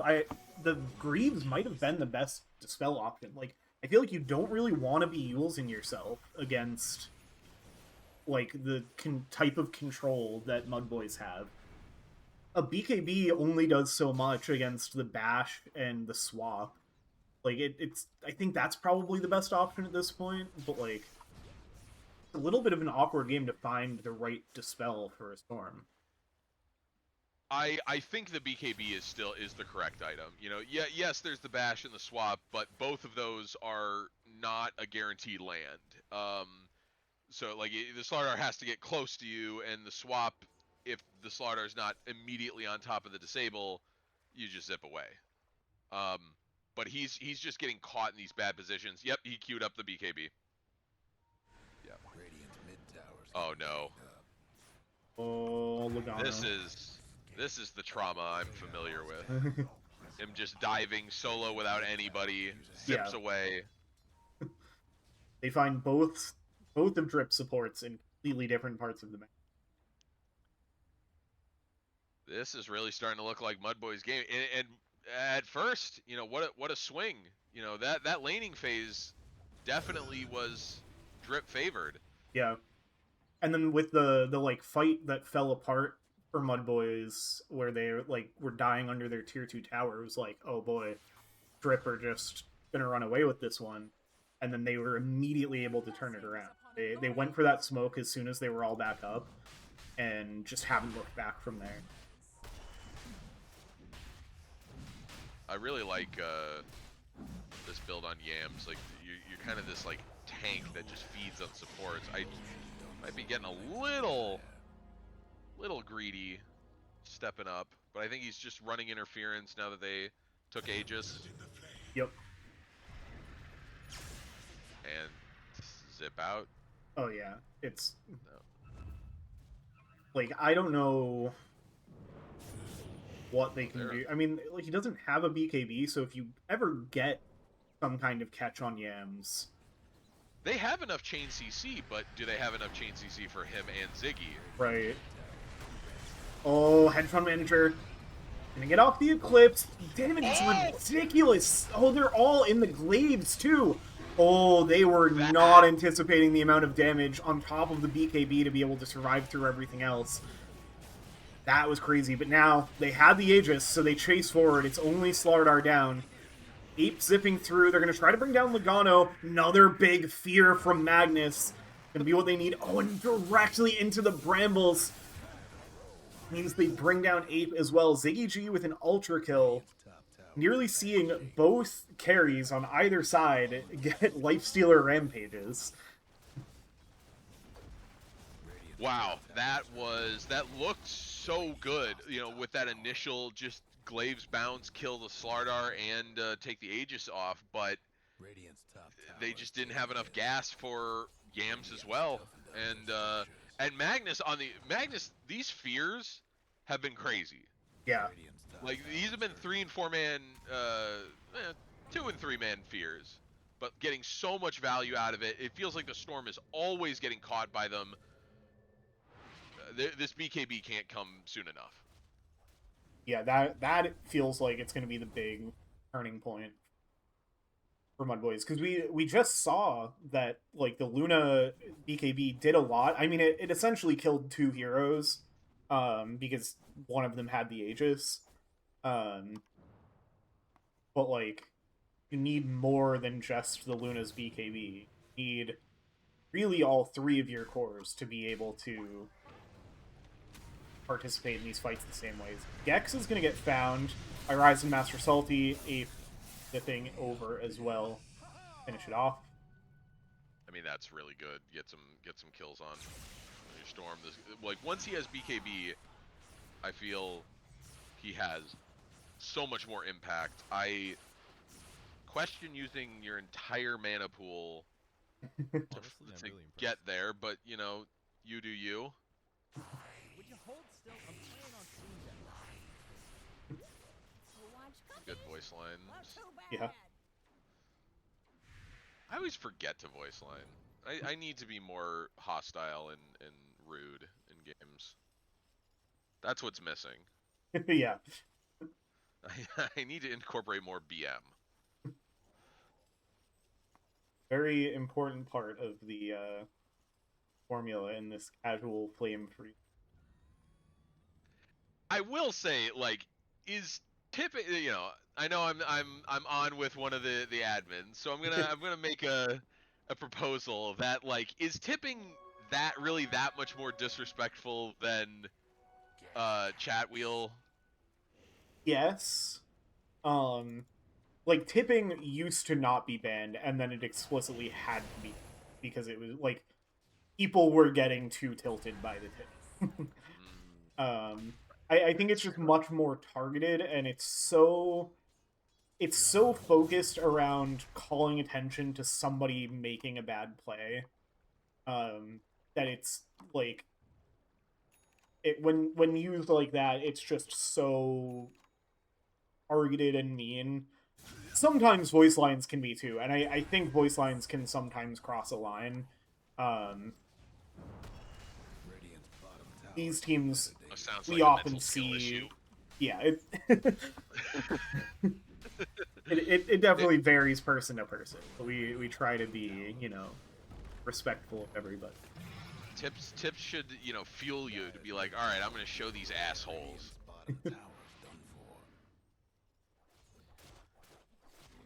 This is they're finally getting some map pressure, taking a tier 2 or another tier 2. Yep. Looks like Drip is kind of trying to, you know, set up for Roche, even though it's in 3 minutes. Maybe they just happen to be around there. Top tower, you know the drill. Radiant's bottom tower ain't a pretty sight. Yeah, I think also just like taking. Drip is very good at taking whatever part of the map they can get. Like, you see all 3 of them farming on the, like, top side of the map because they know MUDBOYS are just fully controlling the bottom. So it reduces how much they're getting choked out by quite a bit. Now we're going to get the response of MUDBOYS. See, how long did Drip sit up? Ziggy Ooh, G got his Ags. Yams almost has Ags. Boys are kind of split up in this. I think they're doing the right thing, just dodging. Good read by Drip to get out of there. I Oh, don't think they want to take this. Oh, the getting yep, out of there well, was not quite fast enough for one of Team Drip, so Master Salty goes down. slugs are slow. It happens.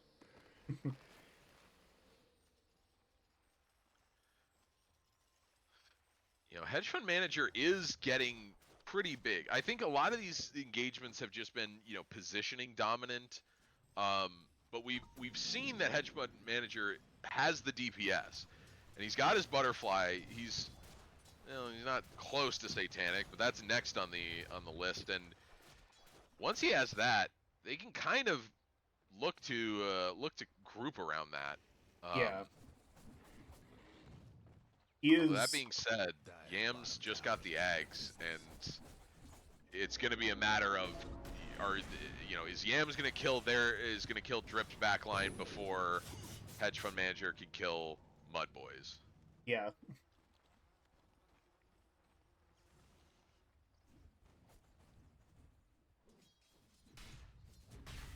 I think Valve should add betting odds built into just any game. I mean, that's basically what the win probability is, isn't it? Yeah, but let me use the Steam wallet to just place bets. I mean, the Don't pro actually, scene is Valve. already entirely funded by betting, as we are going to get a Oh. big team fight breaking out. BKB's used on both sides, another big fear. Now here comes But the here he Eclipse. goes. Oh, the swap! The swap is huge! It's going to save Gex. Ziggy G in. Do you want to be in? Wants to be fully infested into the Luna. G getting brought back to the rest of the team now, but Yams is right there on top of Logano. Gex once again trying to back away, but Ape zipping forward. Master's all Yams salty is in, but he's down. Oh, trying to finish off the Luna. Now trying to get out. The slight through finds both Master Salty and Hedge Fund Manager. Now the control on Ziggy G, but Ape doesn't have a ton to work with anymore. Logano had that instant respawn also in the mix here.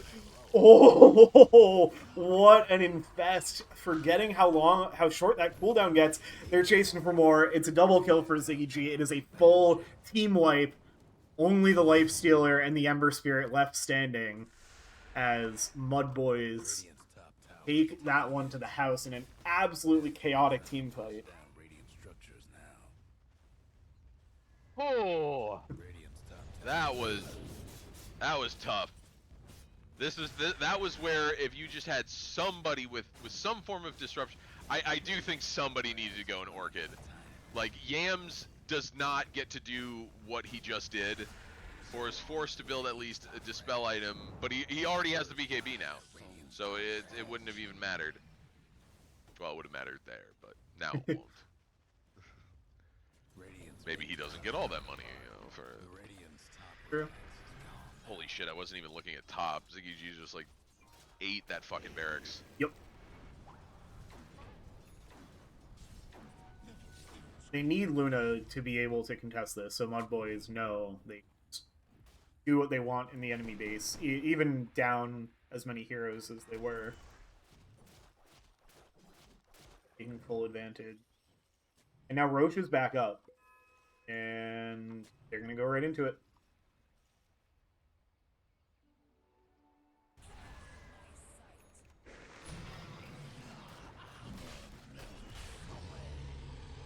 Roar is there. Drip will be aware, but I don't think they can contest. no. Right? They're just going to they're going to take advantage, get back out on the map, start removing some of these dozens of sentries littering their jungle. Wow. That is some aggressive dewarding. Radiant side of the map has acne.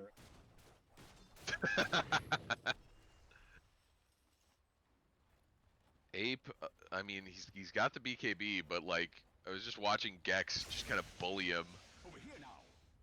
It's they need to be able to fight around. In that last fight, hedge fund manager has enough damage, but they're just they kited around him really well, and so they were able to distribute the ultimate.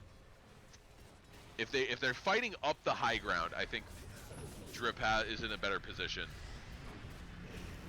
BG already threw one tower. Master Salty stepping up to try to defend. As the Ghost Scepter on the Underlord, Yams knowing how Yams big of a in. problem. Oh, Yams is getting controlled. The Infested try to save. Oh, another Oh my god, and Remnant that out. fear. I didn't know where he went. That's insane. The execution from MUDBOYS in these fights has been unreal. And now they're back in for more. Hedge Manager already low, gonna turn onto Ziggy G. Swap again from Moose Style. Is gonna get blown up, has the Ags, is gonna get brought down again. Now the Infest. Manta doesn't help you with the Infest. Popping out, turn with the BKB, but here comes Gams. Back on full on resources. Buyback from Luna. Now MUDBOYS have to be careful. They're getting the buybacks out, but they're in the base. Ziggy G is going to get brought down just for the first time here. Now Yams facing some control, but dodging away. Hedge Manager brought down a second time already. Infest again. Ape tries to bring him in. GG called. And MUDBOYS take game 2 in pretty spectacular fashion. That was some dominant gameplay. I mean, that's what I usually expect to see from like Yams, of just going in, making it impossible to take these fights cleanly. Just disrupts your positioning so badly. I hate this man. Yeah, 16-17 on the Embers. BG 17-2 and 8 on the lifesteal. There were some amazing, like, once again, Magnus and Moose style. I know we brought it up a couple times in the game, but some really great spell usage. Oh, yeah. Those fears that kept Yams alive on numerous occasions, the swaps. Yeah, I Yeah. mean, there's not much to say. After so many, like, after seeing the Eclipse from Luna be absolutely devastating so many times, and then, like, Moose Style just solved it.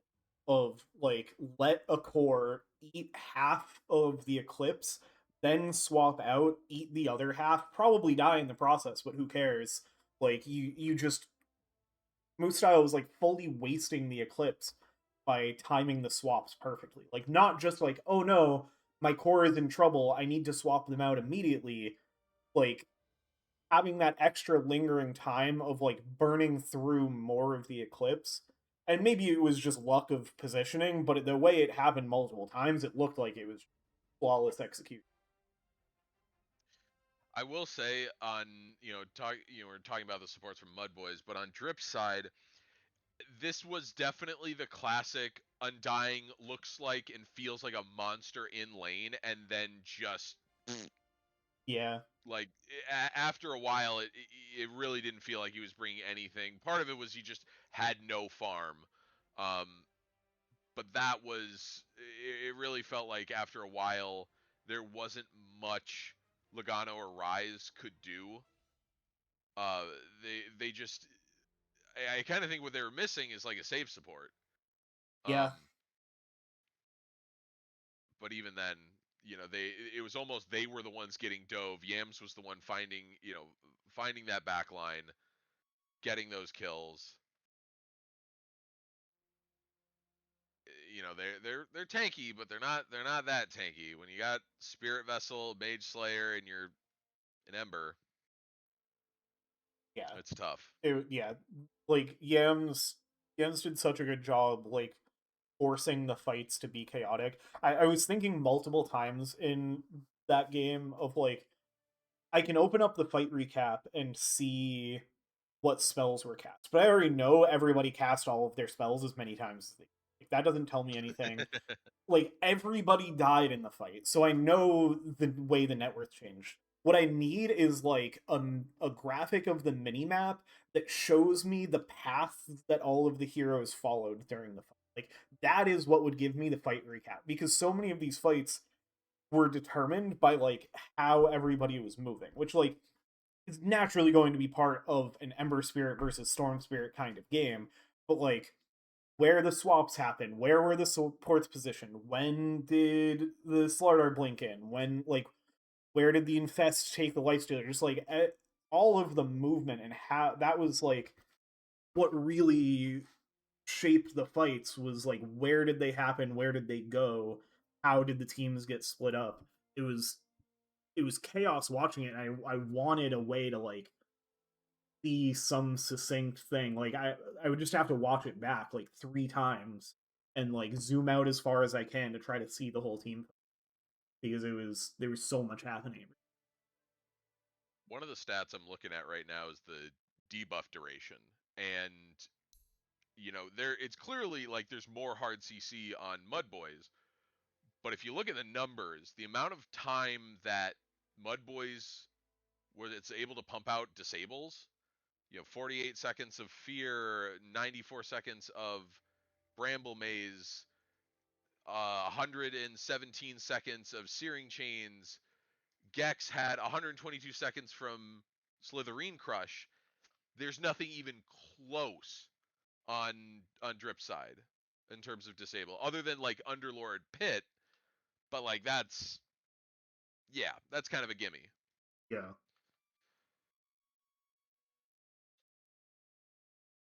Yeah, I that mean, that is certainly helped. I think one of the things that Drip struggled with was when Yams went on that back line, there was very little risk. There wasn't like, a Lion or someone who can instantly disable, whereas they had in more or less instant disable for the Storm for the longest time until he gets to the BKB. yeah, that was like Ape did not.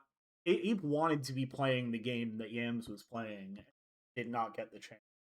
Once they had a couple of those early ganks, like it just slowed down Ape's game. So I mean, basically, as soon as he got, let's see, graph, player items. So when did the blink come out for Gex? Just around 16 minutes. Same for the Radiance. And if we go to the, what is it, the breakdown, which graph do I want? What's the win probability? Yeah, it's, like 2 minutes after they hit those timings, it just goes right into MUDBOY's favors. yep. Oh, let's see how this goes. I was gonna try to play some games and was secretly hoping this would be a 3-0 wipe. But this has been extremely entertaining, so, to hell with that. I'm glad we're getting more games They seem very evenly matched. This for is this sure. is some solid Dota.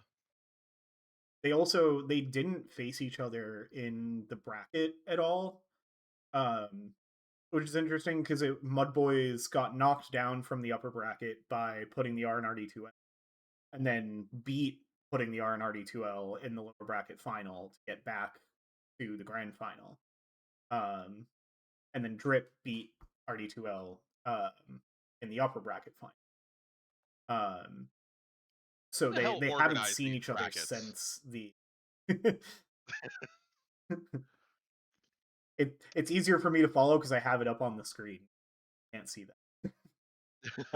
It's just a normal double elimination.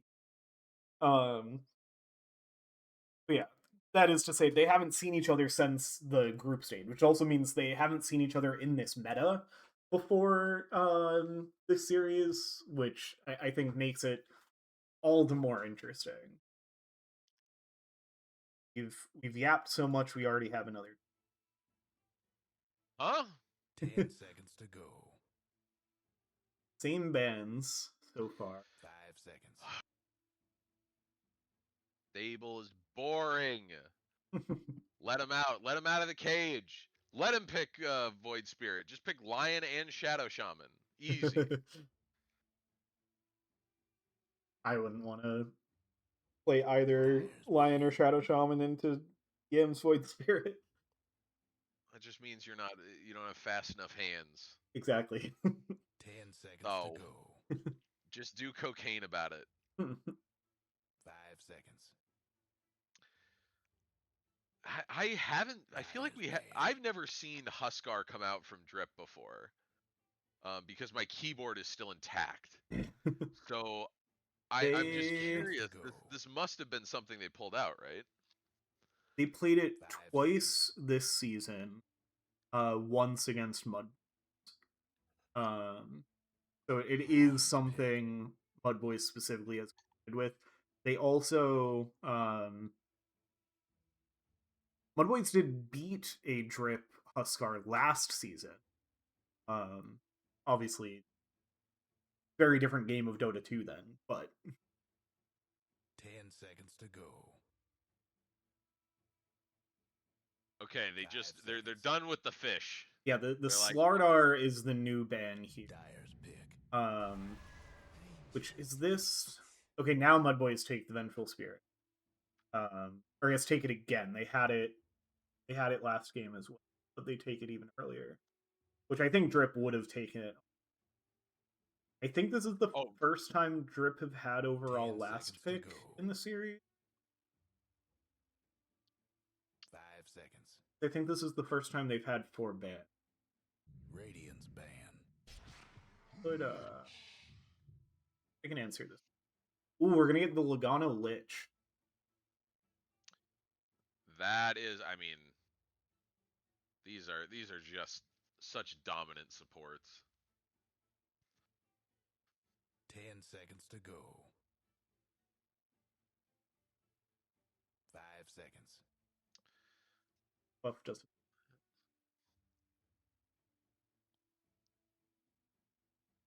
I want to see something crazy. I don't expect like there's no way we're gonna see like a Meepo or something, but I want to see like an Earth Spirit Radiant's ban. or maybe the Frog. MUDBOYS have Although, played the Frog. I said that and then I realized Frog isn't actually that interesting to watch. Yeah, he does just kind of run at you and do things in a circle around. I don't know. I Yeah. think 10 that's seconds the to go. core of how he's played as an offlaner. The Lick 5 and the seconds. Frog Stomp are fun spells. I mean, they're certainly like, Dyer's ban. they have impact, but it's like, oh, if I'm gonna watch them get licked, I might as well watch them get hooked. That's who I think that's who I want to see. Give me some Pudge. I believe Moose Style played. 10 seconds I to go. think they have done that. They actually. 5 seconds.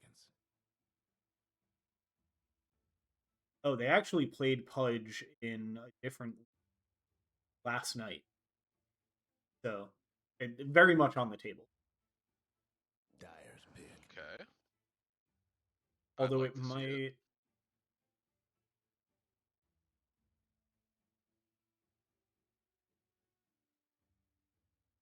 Oh, that's somebody who's not.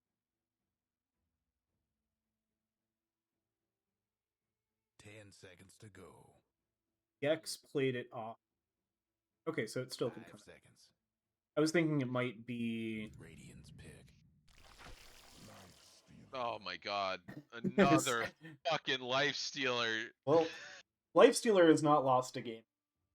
But neither is Vengeful Spirit. So we'll have to find Finally. out. Which Life Stealer is a boring fucking hero. I agree. Like, he's good, and I'd prefer that these players, pick the good shit. But snooze. Neither of these teams play tiny characters. That's the fun in meta characters. Yeah. Um.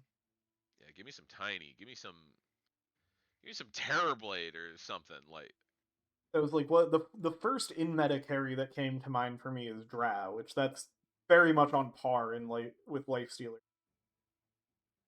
Oh my god, he's clicking on him.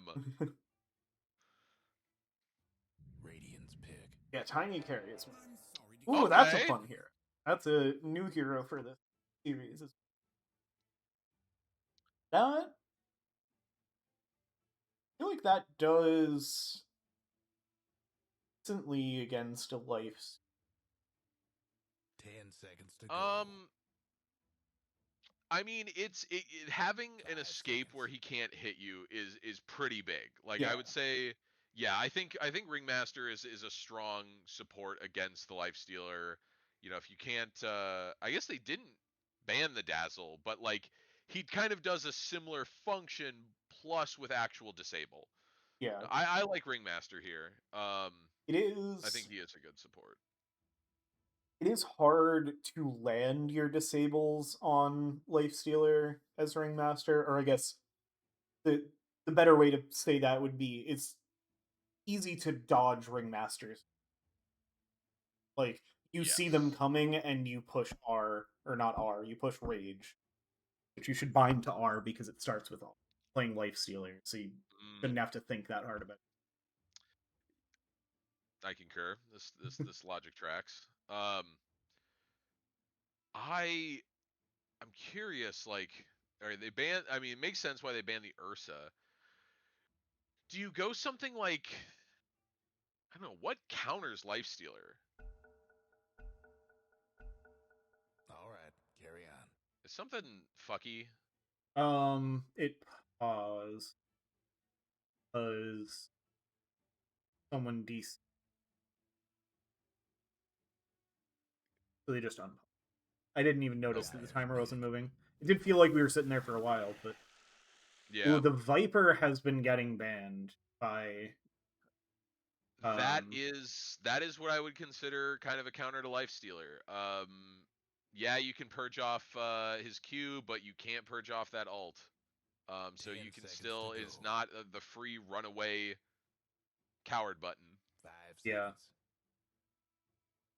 I like it as an answer. I worry that it's going to be a Yams Viper. Yes. Yams, don't do that. Don't get baited by Hydra's breath, please. Like, see how his they actually have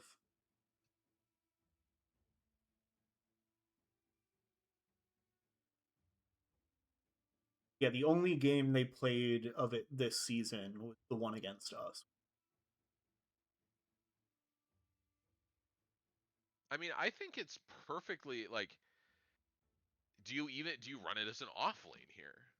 I feel like Viper you can run in any of the core Dire's roles. big. Um okay, Oh, there's that's something a new new. info. There's something. Oh, thank God I was worried I was gonna fall asleep. Um I like to see a Brewmaster. It's just chaos. 10 seconds to go.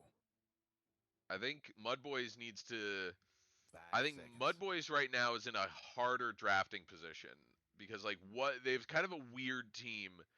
They almost want somebody who can jump in or like they need some kind of catch, but at the same time like these are kind of slow heroes that they've got so far. So if you only have one hyper mobility hero, you can kind of end up like shooting yourself in the foot if nobody else can follow up. Yeah. Yeah, I don't know how they deal with this Brewmaster. Bro, send the Enigma. An Radiant's pick. option. Is that I somebody in think this that sleep? I think that was that already line too. is I think that's a block pick. That's a big block pick because I feel like that is one of the answers to 10 Brewmaster is if you can seconds to just go. blink and chain like he's not super tanky 5 until he seconds. gets his ult off. You think they'd shift Venge to core? No, I think Venge Core gets dogged by Lifestealer and Brewmaster. Like Yeah. you're not gonna win the right click trade. Um, Radiant's ban. Oh, this is the Ziggy classic. that is okay. That's a That's good answer. that's a very good answer to the Brewmaster. Yeah. Oh, you're 4 people now? Cool. I'd still hit all of you. Thanks. Or no, he only becomes 3 people. 10 seconds to go. Yeah, did they just like delete it? Yeah. The void. Yeah, I think they 5 just fully seconds. removed the Void Bear for He's not even on like a. Hold on, let me check. I don't even think he's an Ags or a Shard That's so or level funny. 25. Yeah, that's Dyer's so ban. funny that they're just like they made a model for it. They put it in the game and then are just never mind, gone. The Bears have unique models, or are they just one guy in different colors? I'm pretty sure they're unique models. I think you have me doubting 10 myself seconds to go. because Radiant's ban. they at least have different like Animation. animations. Like yeah, the storm is like floating around. The storm panda's kind of floating on a Ember cloud. Nart runs, and the Yep, Earth one Nardo, is like Dyer's ban. just a Chad. He just fonk walks at everyone and then punches towers. okay. So Drip think Mudboys are doing what I think Mudboys should be doing, which is put the Viper off. 10 seconds to go. Yes. They ban the Ember. 5 seconds. All the spirits except Earth are banned. Not that I don't think Yams has ever done Earth Spirit mid. I don't want to see Yams on like a Shadow Fiend or something. Like I think if there's something mobile, I'm gonna guess it's gonna be a Quap. Maybe not because of the Lion, but Yeah. I think that is what remains. I don't think he'll do like a Dawnbreaker mid 10 or something seconds to go. Well, he that definitely can won't because they rotate. just banned it. Fair enough. Well, 5 dude, seconds. I'm a fucking genius, except I'm an idiot because they banned it before I said it. I just didn't look at the corner of my screen. Beast. Oh, I think that's Gex, and it is in mid. probably. That is. I like that as an answer to the Lifestealer. Yeah. Like more of an answer, I guess. 10 seconds to go. They have two heroes that their 5 whole thing is seconds. just yelling.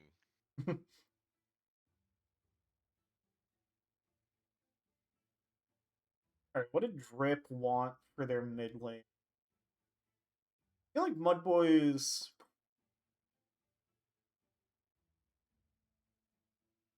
The biggest thing Mudboys is lacking is a proper fake tank, which is also my worry with Yams playing the Viper, because I think not that you can't play mid Viper as a tank, but I know Yams won't. Yes. And I think if Gex was on the Viper, and it could still be, I could be wrong. I think Gex would build the Viper tank, and Well, it's something. so they're just going to go What's it Zeus, gonna be? which I think kind of plays into that of just get a lot of damage because they don't have a lot of health. I mean, Viper does have the like extra. You still have extra magic resistance built into corrosive skin. Yeah. Yeah.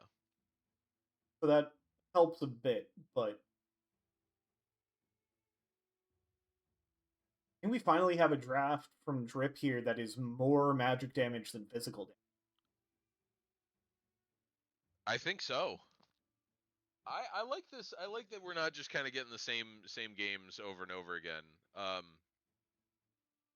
Oh, who wins on Drip? So the Pirate Brewmaster is quite good. I think Magnus threw it with the default Ringmaster skin. You can't have a bear skin Yeah, and win and Drip. there are one or two Ringmaster cosmetics now, so we can't forgive it off of that. Yep. Much as it hurts me to say, because I don't think I have any cosmetics master yet either. I mean, if you're broke, just say it.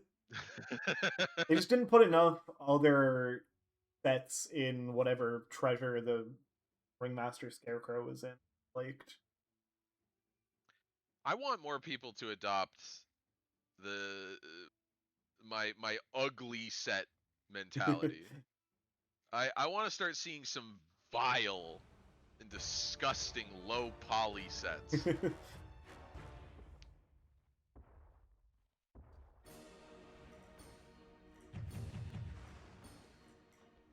Okay. Based off the draft, who are you thinking?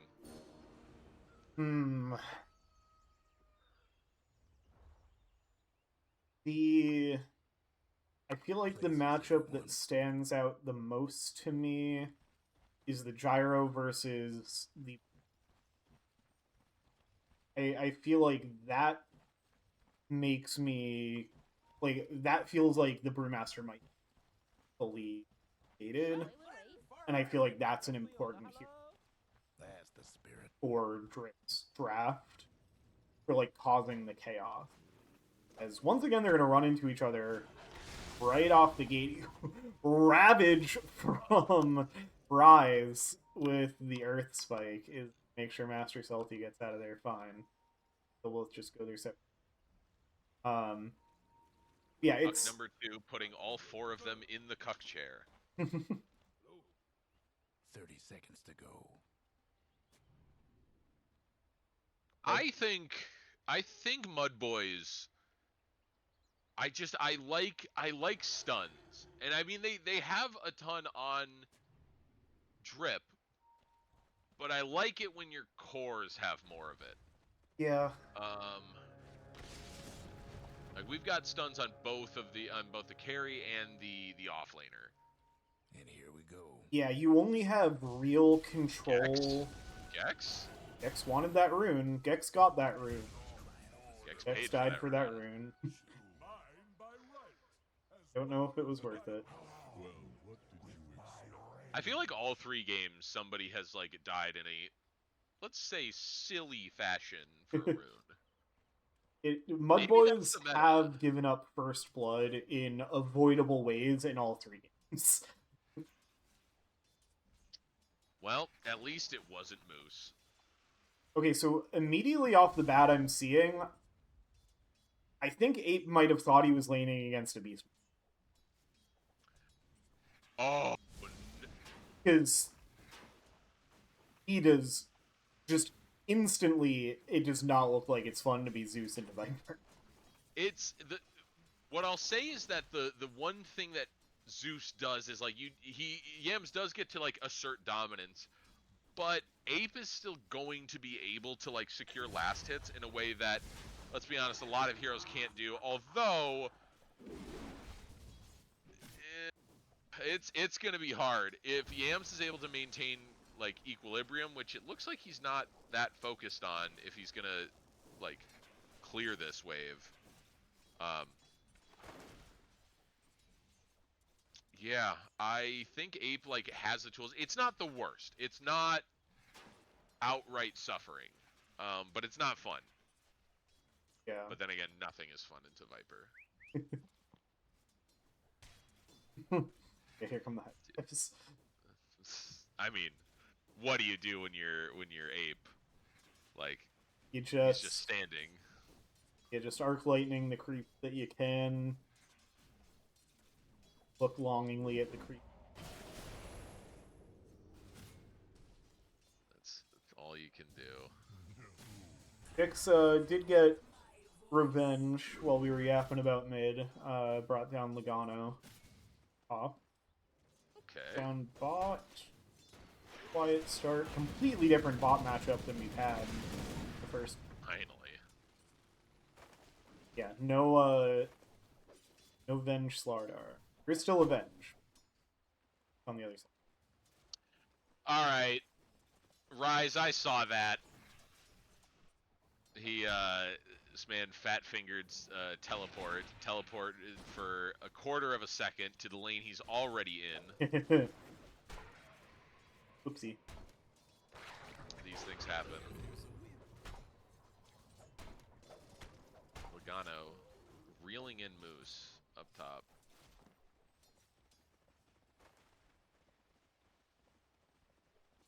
Yeah, I for feel concerns of the lack of disable on the side of Drip in cores, they do have a lot of disable.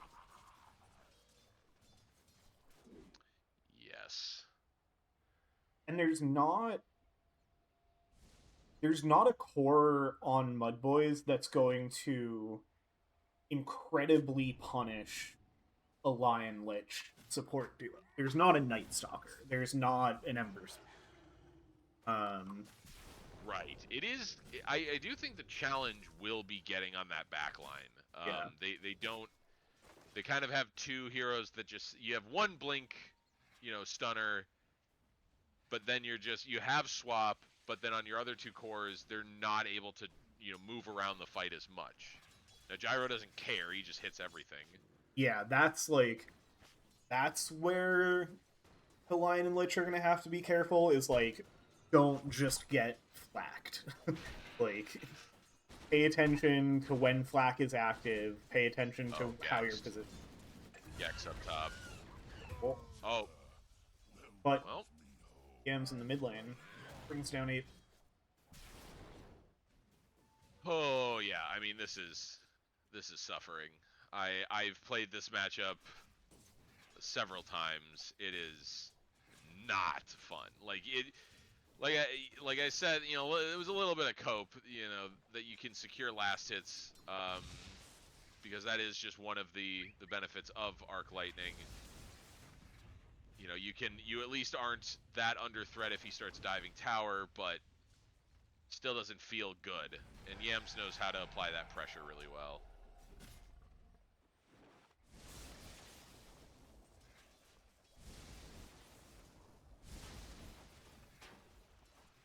Yams has 6 now. Looks to make a rotation.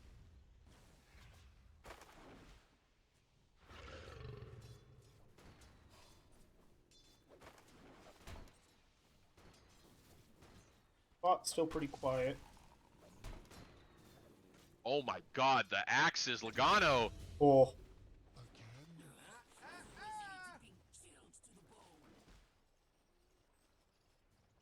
Yo, Gex watches Pro Dota.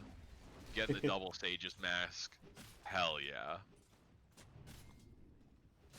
Is that the new mana regen tech? Yeah, that's I can't remember if it was Quinn. Somebody was talking about it recently. That it's so cheap, and the regen is just better than flat mana. I want to say it was him coaching Slacks or somebody. Dyer's mid tower could use a little help. And yeah, the double Sage's mask, just value for the amount of regen you get is crazy. Yeah, it does clear Bassi. Yams with a haste. Here comes the first of many Viper strikes that Hedge Fund Manager is going to be hit with this game. You said he had a haste rune? Yeah. Ugh, Yeah, haste rune on Viper, run top. That's the most dangerous thing on Viper. Top tower's getting beat down. Covers the one gap. Not the one. Radiant's mid He doesn't have the main. But the main gap that they hear. That ultimate is basically a disable. And bot control up on Ziggy G. Zeus ult out, but it's not looking like quite enough. A nice whip from Magnus keeps Master Salty from moving further. Dyer's top tower. That's the first Thunder God's Wrath, and it doesn't end up getting anything. Or insult to injury for 8. You look for those free kills around the map, especially when you've had a hard game. You're so reliant on that it basically can make up the difference. But it looks like he is fully getting bullied out of this lane. Yams is even hunting for him. Oh yeah. What an asshole. No. This is giving me more Yams. flashbacks. Yeah. No. Yeah. He has the jump. Oh, that's a juke! really nice jump across the trees. Yams, calm down. Don't go high ground, buddy. He thought about it. He thought about it. Oh yeah. Up top, Hedge Fund Manager gets a kill on Moose Style. Still a pretty even game across the board. We've been seeing a Viper do Viper things, and it's felt like spare for Drip. It's actually a very close game. We're gonna have Ape rotate down bot. Master Salty sitting low, but so are the Radiant Heroes. Ziggy G trying to get a return kill, but Master Salty switches into... Well, it's actually the magic resist stance. I was thinking it was the evasion stance. He was definitely green. But it was still enough to survive and get the kills. I mean, that's huge. That's so much, recovery for Ape. Yeah. Oh yeah, those both go to Ape too. That's exactly what he needed. Yams is like, what? My mid opponent what? is getting killed. That's not allowed. Radiant's tower's seen better days. I must fix this immediately. Oh, Actually, if that dagger landed. Yeah. Damage amp, not quite enough. M's. No, he's so close to his bots. He's gonna want to grab that first. I think I've found the one hero that when they get stuck in their stun animation, it doesn't really change much. Viper's still like Oh my flying. he just looks drunk. You know, that is the strange thing about the flying hero animations. If you're stunned, Mid-towers have brother, you're not flapping any them wings. dire buildings are tough as nails for now. Yeah, their stunned is more of a dazed. Dire's mid-tower could use Yeah, a your little subconscious still works. You still know, how to fly. I think That's right. Vex Like you almost have has the this. wyvern like low health crawling animation. Yeah, but- see, like that makes sense. Well, like Viper But, doesn't have legs, so you really can't put this guy on the ground. Dude, he's a snake. Just make him slither. True. Like, all you have to do is, like, fold the wings back and just turn him into a snake. They're gonna look for another kill, but there's the save. We have the first primal split. Finger of Death out. Ziggy G trying to dodge away. Is eventually gonna get brought down by the bears. Magnus wanting a return kill, but now just getting swarmed by the pandas. Stunned up, manage range. Nice little dodge, but not enough. Viper strike out onto Lion. Yams could be the cleanup crew they need here. Meanwhile, Ape finding a kill. Oh, gonna be able to just teleport away. And the Viper strike doesn't finish off Rise either. The Drip end up really getting the advantage of that. They only lose the Lich off on the other side of the map. But even that's a trade. Dude, hedge fund manager is kind of It's getting in a- beat down. He Yeah, forced to use the Infest just to escape into a... Dire's lost the top tower. Dono returning here. Magnus heading up top as the about that box save, dude. cancel.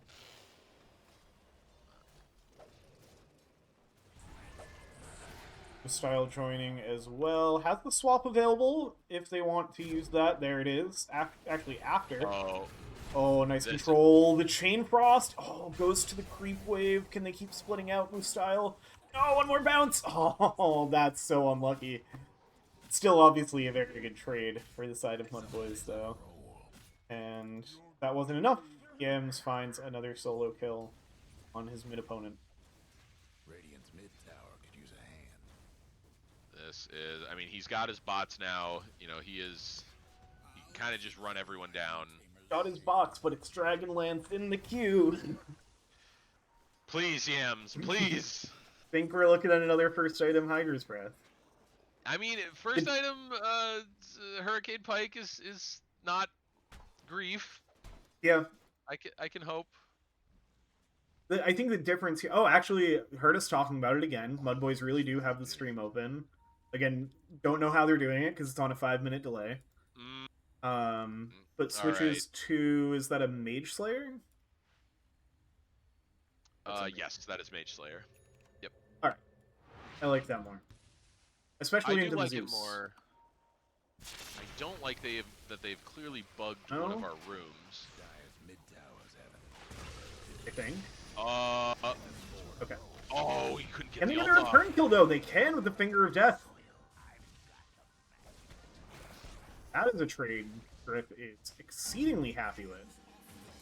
He's Invisible. going monkey mode. Didn't even use the ult. Yeah, didn't need it. Oh, salty? Oh, is he gonna die? Is Ziggy gonna...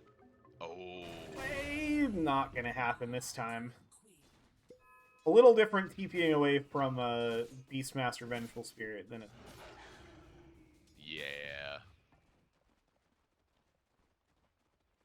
I feel like there's something about the phrase TP away that can be worked into the song Africa, but I don't remember the lyrics enough. Primal Roar onto the Lich as we contemplate that. I mean, their Chain Frost, there's the Wave there, swap back, also helps break up the Chain Frost. They finished off their kill. A lot committed for just the Lich, but at this stage in the game, you're fine with that. Radiant's top tower's As long in as it's bad shape. Guess what's happening to Dyer's bottom Something about the tower? lyric "Take me away from you," like TP away from you. Radiant's Oh, okay. You're That's cooking. You're what I'm cooking. thinking. Yeah. It's really nothing more than a concept. Oh, wisdom. Yeah, Moose style trying to go for it, top but tower's And in there we bad go. shape. Kill secured. yeah. Dyer's bottom tower's getting the business. Radiant's top tower. Okay, we're gonna have the I'll Blink outsource Dagger that. on the way for the beat. This is completely unrelated to this game. But as long as nothing's going on, I want to tell you. At work today, they gave a presentation and they did a full song parody of Eminem's "Lose Yourself," but about the industrial automation, like sensing world, and Oh it was the worst thing I've ever heard in my no. life. All the entire Um, like 5 minutes, the whole thing. Truly the cringiest shit I've ever seen in my life. was this performed by someone in your company or? Certainly sounded like it. Didn't Okay. sound like it was a professional. All right. Oh, Whatever. big That's fight fun down back. bot. Oh, they interrupt the primal split with the roar. It's just in time with the blink, and that completely changes how this fight goes. It gives all of MUDBOYS time to get there, get in. Huge ult from the Ringmaster to clean it all up. That looked like it was just going to be a pickoff on the Vengeful Spirit, and then like Drip run away, and the TPs aren't in time. But just One last top absolutely perfect positioning and blink timing from Gex. tower's getting the business. Great spell usage. That was wild. I had no idea how that fight was gonna go. The Dyer best do something about that bottom tower. Drip do not want this tower to fall. They're going to bring in 3 heroes, defend, and use the Fortify as well, but not able to find any heroes there. Gex does get brought pretty low. Escape.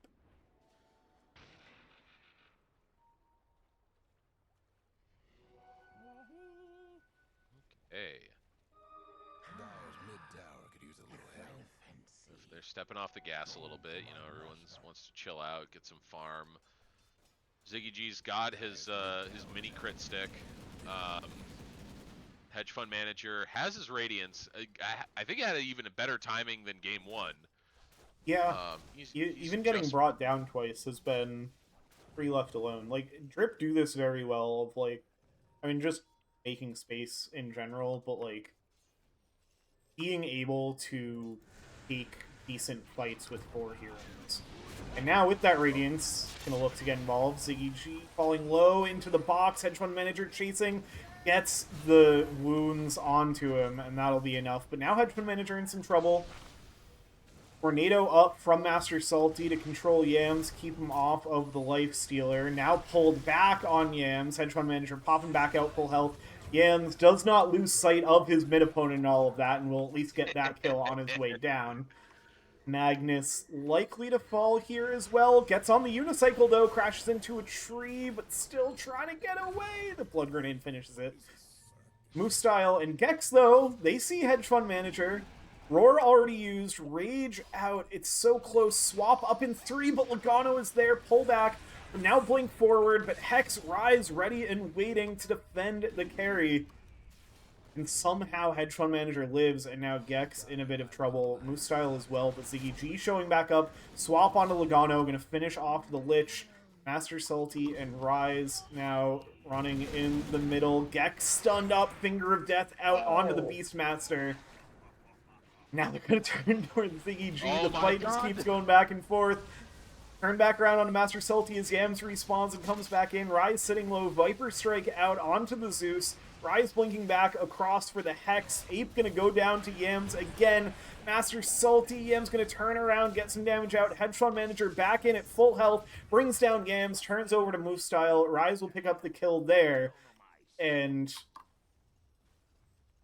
a lot of things sure happened. I don't know what. I think the net result of that was positive for Drip. Fight But- recap says Drip was made it out better. Yeah, and the gold and XP definitely swung towards Drip. Bottom tower ain't a pretty sight, right? I The mean, last 3 minutes. the real winner. I mean, hedge fund manager being able to get out, get back in, Bottom you tower. know, sweeping up kills. I think on both mini fights. He I killed mean, Yems twice in that yeah, fight. that's tough. By the way, I would like to point your attention towards Yams' quick buy. Oh, No. Hurricane My Pike. man. Listen, I know they've bugged my room. Clearly, you know, they're stealing all of my strats and hearing all of my yap, but it's allowed. Says the admin. I'm speaking about on behalf of Whitehawk. I'm relaying secret messages. I'm not, but you know, it's a bit. Moostyle is gonna eat a smoke here. Might actually be okay. This doesn't run into the supports. Yeah. Actually a very good smoke break by Moostyle. A little cross wires for Drip as Rise and Logano went up into the jungle. Hedge fund manager kept going down the lane. I mean, Drip is definitely feeling like they are the dominant force on this map right now. I think their death ball beats MUDBOYS death ball. I think that the pickoff potential though from MUDBOYS is still pretty powerful. Yeah. But they they don't want to fight around the gyro. If they bring a fight to a tower, sure. But this man just wants to farm. He's gonna want to farm for basically until he's 6 slotted. They are grouping. I said that. Now all of them are bot. Oh, they're torming. Yep. I like this. They've got... Well, it's a 50-50 of getting a good shard or that shard. Unfortunate. Although it looks like... Oh no, Moose Style had it queued up anyway. The Spotlighter doesn't really in this game. It's Yeah, good for wow. vision in fights, which, like, the way these fights play out, that is a factor. Guess what's happening? Bottom tower. Like, just throwing it on top of a team fight does do something. But the double stun is certainly the one. For sure. And finds a kill on the Lich. Let's see. Master cast the spotlight there. It dealt no damage.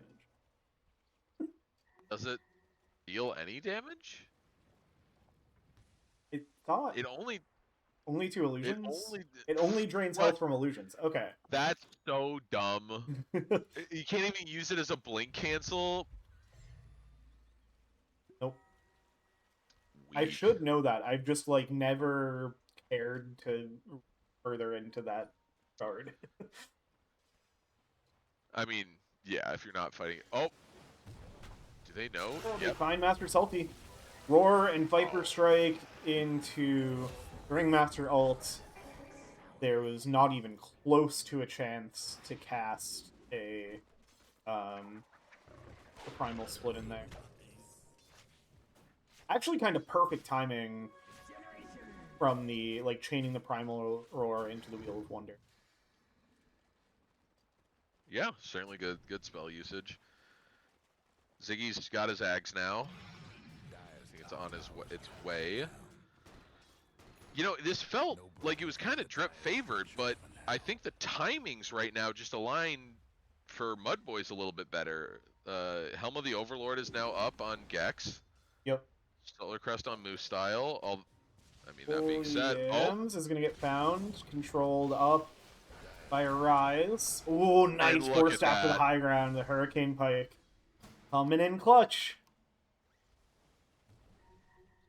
Genius. If I wasn't so stupid, I would be an immortal. All right, we got BKB queued up on Ziggy. Obviously, that would be grief to go anything else. Master Salty's going for his almost got his Ags, and then looks like he's going to get a blink afterwards. Rise has got his blink. Going double Glimmer Cape on the supports. which I think makes a lot of sense this game.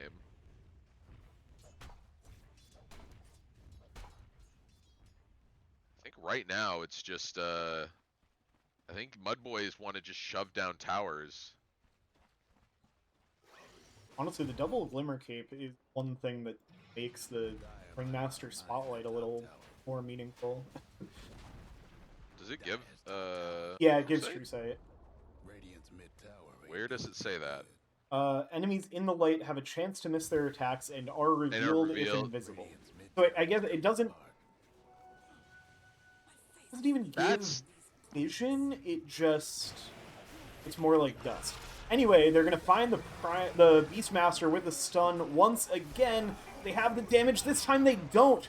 They aren't able to stop the Primal Split. They throw the rock out to Moose Style, and it should be the Venge going down. Gets a double stun off on the way out. Can Drip find any more? There's a big catch from Logano. Tornado kind of interrupts it, but doesn't have the Hurricane Pike available to try to get away, and so the Viper will fall. Hanging out more as well. Magnus going to try to give Gex and Ziggy G some more space to get away.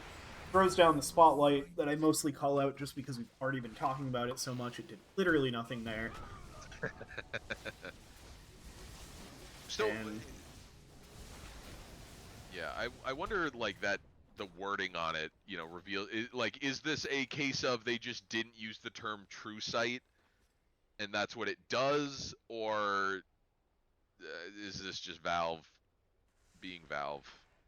I think it's just they're different janitors writing different tooltips. Boy, these I janitors. guess it does.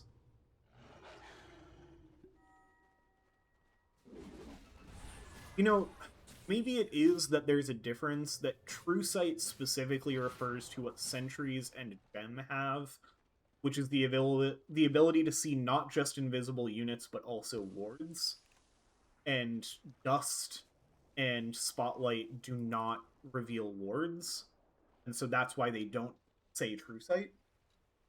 I guess give the janitors some credit. There's Okay, some logic so it's there. consistent.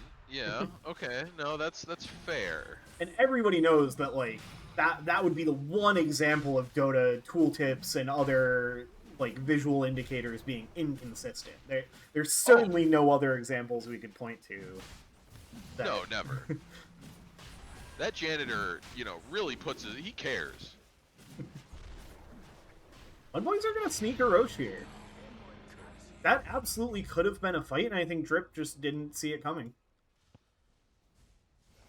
That was pretty aggressive. Oh no. Whoa, Ape is in a troublesome location. Yeah. Why did you think you get to be there? That might have been a case of like forgetting that the Roche hits flipped somewhat recently. If I'm gonna give some benefit of the doubt other than just like not thinking about it at all, might have been, oh, they just took Roche, it's nighttime, they're on the top side of not Cope. super close. You know. Devil's advocate. Ape's advocate. Yeah. You know, sometimes monkeys need, you know, your Jane Goodall advocating for apes.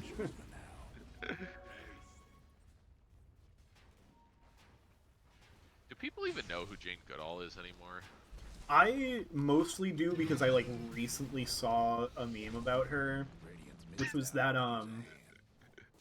say, I think it was Farside comic made a joke about her that like was not in very good taste. Oh. But like Oh. her estate was like, you have to take down that comic and apologize. Like that's not okay. And then later, like she was off on like some research trip, and then she heard about it and was like, "Oh no, that's hilarious!" Like she was completely fine with it.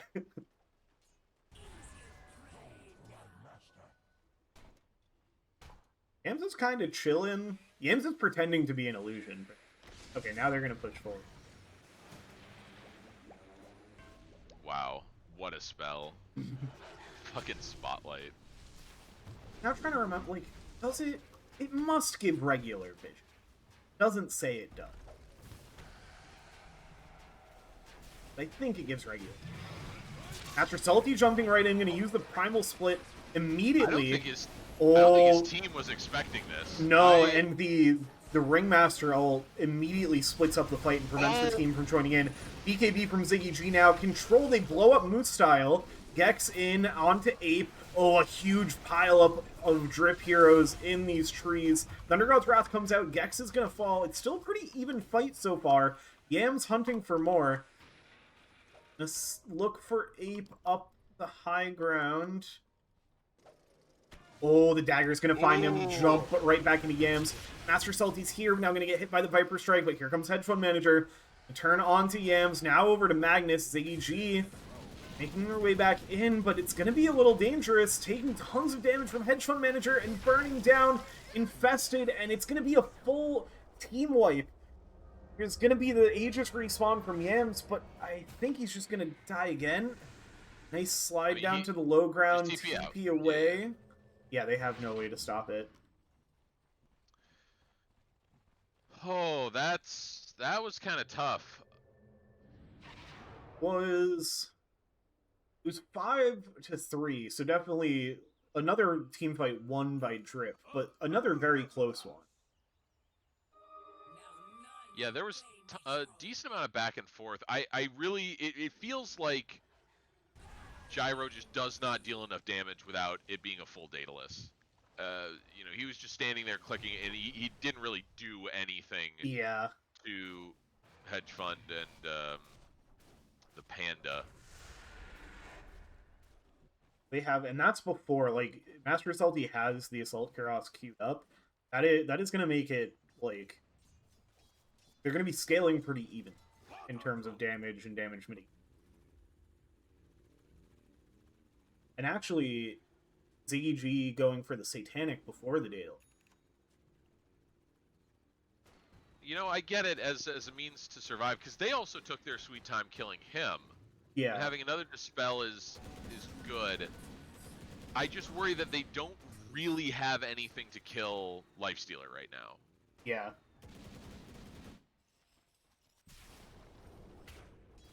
I think long term they will need somebody to get a sheep stick, so that you have the chance of blinking and hexing before Rage gets off. Yeah. You know, that's probably going to be several items from now, but I just don't see them bringing him down. Like, unless you have both Yams and Ziggy right-clicking on him, it's just, he's too tanky. Yeah. Because, like, even if he gets the Rage off and then you Primal Roar, get the stun anyway, like,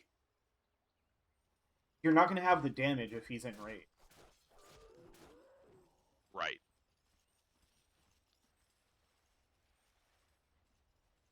So yeah, you have to get everything through. Like, yeah, you could, if you get the initiation with Blink Roar clean, then maybe, but even then, it still feels like they have a bit of a damage problem. And Yams is going for kind of more of the tank build. He's getting an Ags next, so like he's not going to be right-clicking him down. And I think that's honestly correct, but I do think this is going to be a case where the cores just can't really kill each other on their own. Like it's not going to be a. Oh, he is deviating back to the Daedalus. Okay. On Ziggy. I like that. I think. Oh. I think that is more necessary. Oh, Logano. Just free kill there. The spotlight coming in handy, except there was already a blue ward, so it didn't matter. Clown ability. I mean, literally. Yeah. We gave him this skill as a joke.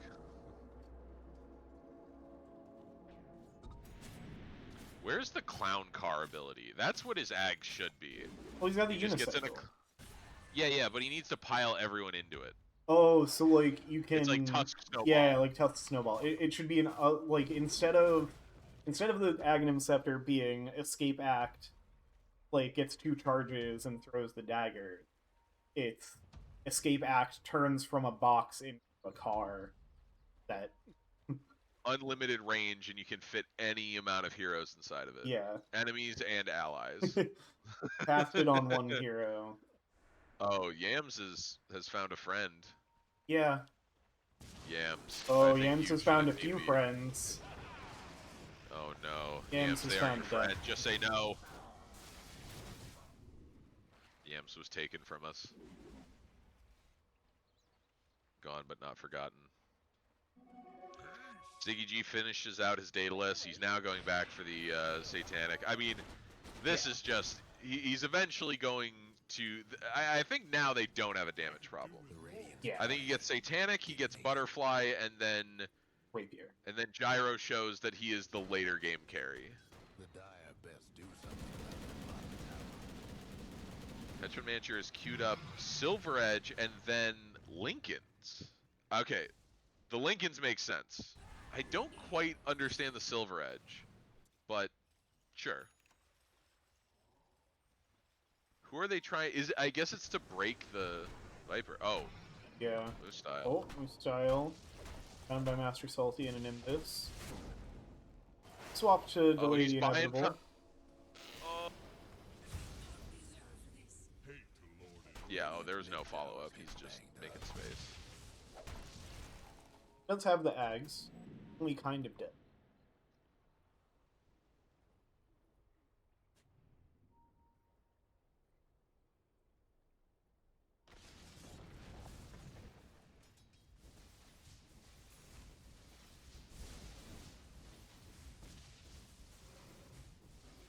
It's all just this. I mean, this game has just been neck and neck the entire way. Like Oh, yeah. this is.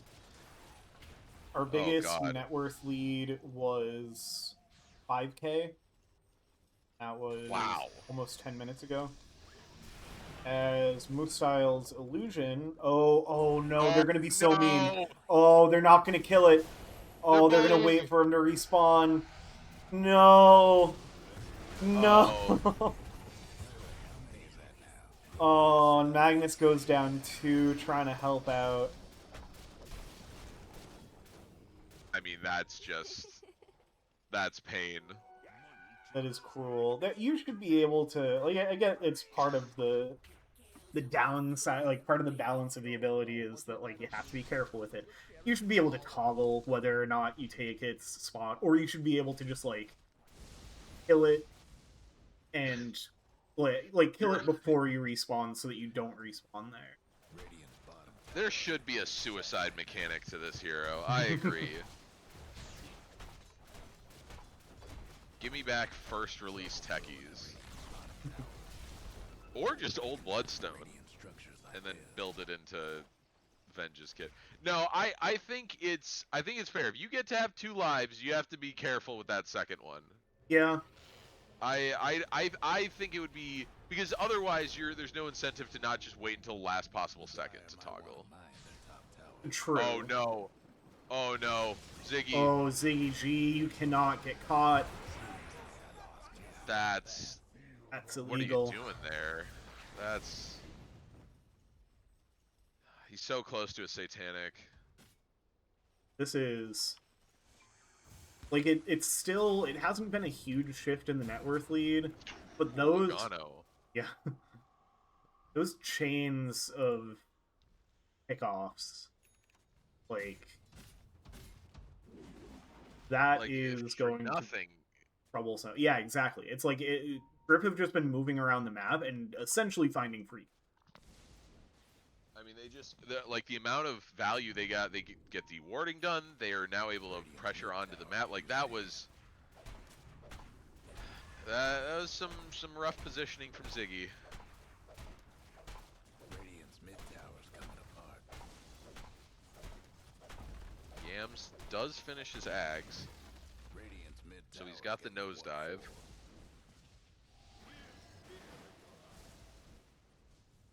I think they're gonna just take Roche now on Drip. Yeah. 15 seconds to Ziggy G. I don't think he will respawn. Yams TP top. There's no. I think Yams is gonna try to pressure the tower. Yeah, see But, what like, he I can don't get think out of he's gonna get. this. I don't think he's even gonna get much. Donna will be the one to teep back. Roche won't be stomping Yeah, around he's no more thanks to the dire. gonna back away.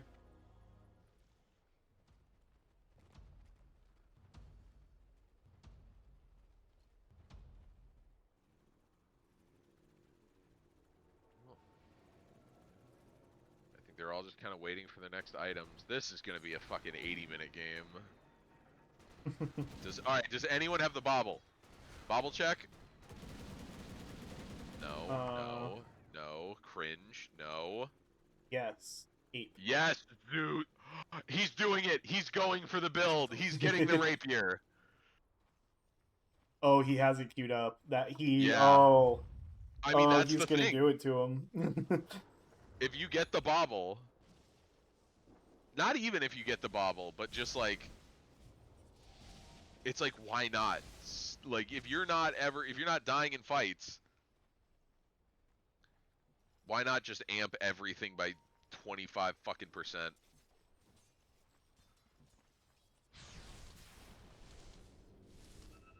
I like it. I like it. There's definitely not a chance that he just dies and feeds a rapier to a gyrocopter. There's no way that could happen. That would never. You know the drill. I mean, with the refresher, does he just sit in fountain? I mean, yeah, you don't see Ape ever join a fight ever again.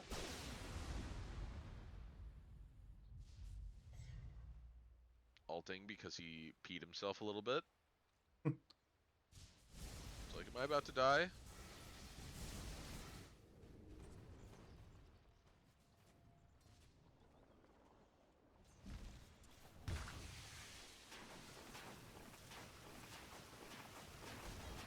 Now just kind of back to farming. I mean, part of this is Yams is just like being a rat, just immediately just jumping from side lane to side lane, pushing it out, making it so it's such a pain in the ass for Drip to respond.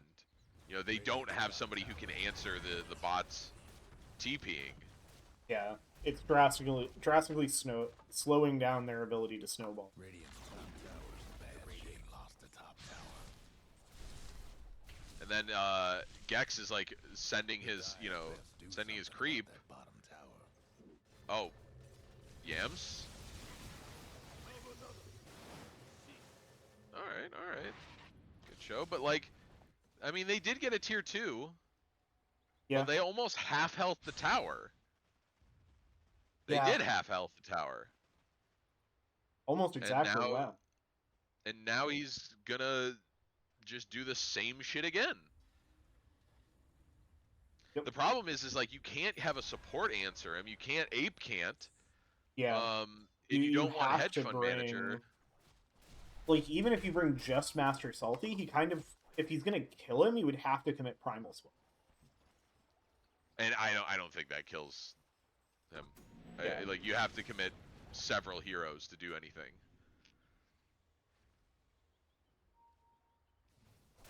Still have Aegis for a minute and a half.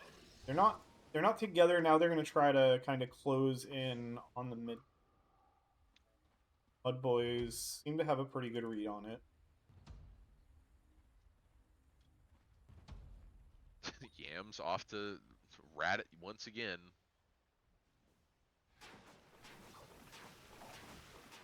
Dragon buddies with the Helm Dom creep. They're just chilling. But now, I mean, they're pushing they're- high ground now. They're gonna force the issue. 1 minute left on the Aegis.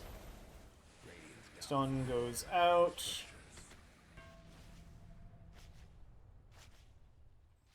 I think Yams is about to get more damage on this tower than. Dire buildings are tough. Oh, they do hit the fort.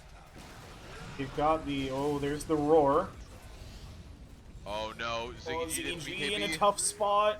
Can you get the Satanic off? Nice swap. And the box also means that Hedge Fund Manager can be in a tricky location. He's huge. He's enormous. Oh, Hedge Fund Manager. 15 seconds left on the Aegis. Gex goes down to Ape. Tornado. Style trying to escape the pandas. Ziggy G tearing through them. Yams is taking Back base. over to the barracks. He's already taken one set of racks.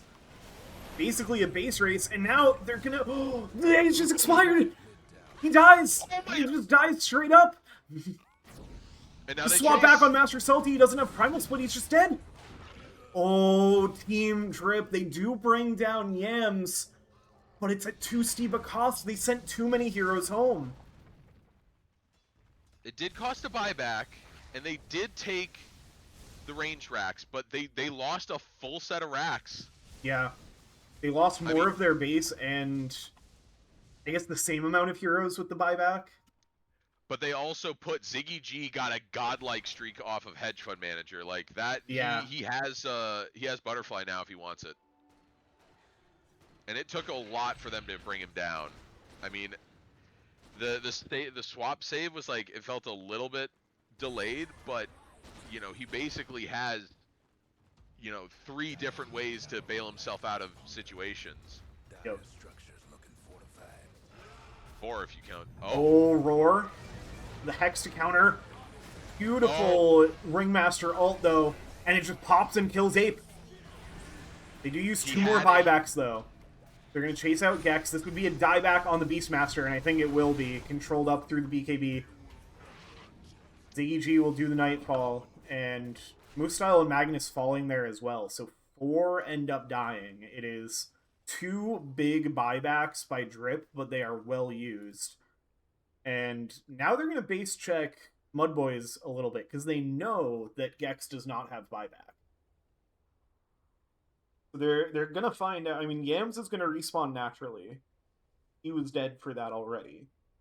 They're probably going to get the 2 support buybacks here. Depends exactly how much they want to force the issue without their Z. I don't know if you noticed, but he has Rapier. He just has it disassembled, and which Oh. was very wise. Yeah, I bet he knew it was coming on the courier, and like while he was dying, locked it. I mean, you still do that, like at high skill. Like if you're not sure that a fight's gonna break out, or like if they're sieging, you know, that's the heads up play. He does have 2 more queued. That Fortify was a little late. Oh, Swap. On Brewmaster has Primal Split. I don't think they have the control. He's going to get the split off. Does give the supports time to respawn without buying back. DG laying in the damage. Logano is just going to die to the missile. Yeah. It's enough. I thought the Frost Shield might be enough to save him, but it wasn't. Did he have Glimmer? Why didn't he Glimmer? I think he lives there. Might have spin on cooldown. Alright, has he done it? He has not unlocked the Ags, or the Rapier. 2 more rapiers in the queue. He's probably waiting until he has at least 1, you know, enough money for another one. Yeah.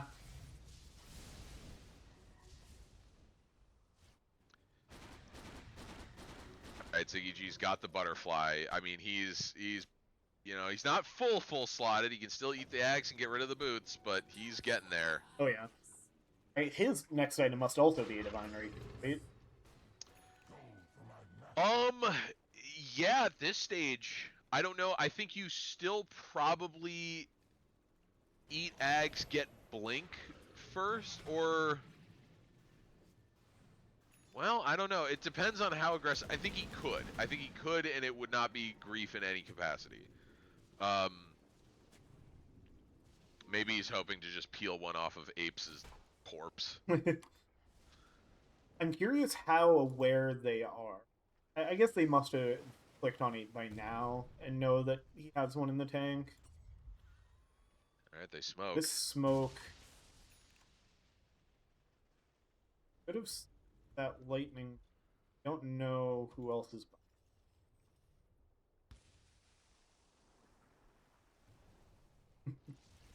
This is... He's still... Which spawns... I think you're right that at this point, I think he's not going to unlock it until he has a backup. I think he just wanted that over the bottle. An empty He's just like, might as well have, you know, 40 more right clicks on the... Yeah, fair. I'm just farming anyway. All right, they know they're doing Roche. I don't think they're. No, Logano's gonna get some vision up. That dagger might have seen Logano. The boar gonna check it. oh, he's going. He wants to go for the steal. Oh, they're It all happens too grouping up for fast. this. Yeah, are they gonna look for a fight? No, they realized they couldn't get here in time, and so they just back off.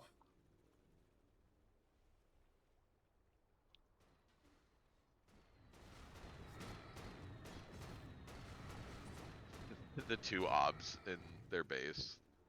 We're probably not going to see fights on this side of the map for a little bit. Yeah. Interesting that Ziggy G backpacks the Ags.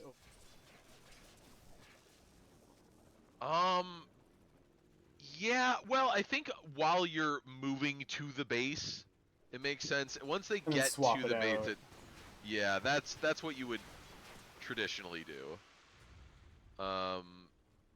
Let's see, Ziggy, how They're massive gonna Marine are you? walk right up. Ziggy G Kind of is unanswered. kind of shredding this base.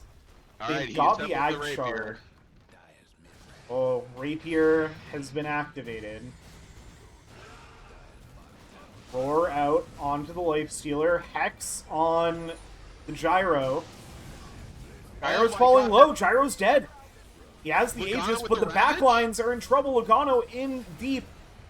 Oh, Oh, the Ape, cheese from Moose Style. Ape. He's been like, And Ape there goes goes down. the Rapier Rapier. is dropped.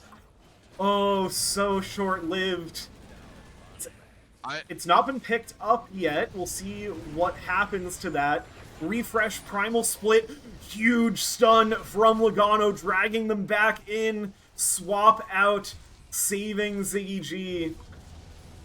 Megas are picked up in the meantime by Yams, who's going one-on-one with Rise.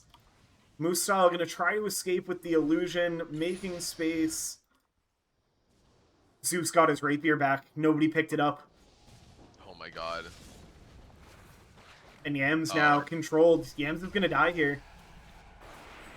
Finger of Death out, trying to get Rise in return, but the Glimmer Cape is enough. Hedge Fund Manager finishes it with the Infest. Ziggy G, the only one who lives. 2 more buybacks used. Logano had 2 massive, like pulls. He got Yeah. a 3-man in the first fight, and then you know, huge one on the second engagement. You know what's really been the measure of how close this game has been? What? How few voice lines there have been. Oh, they're locked the fuck in. Oh yeah.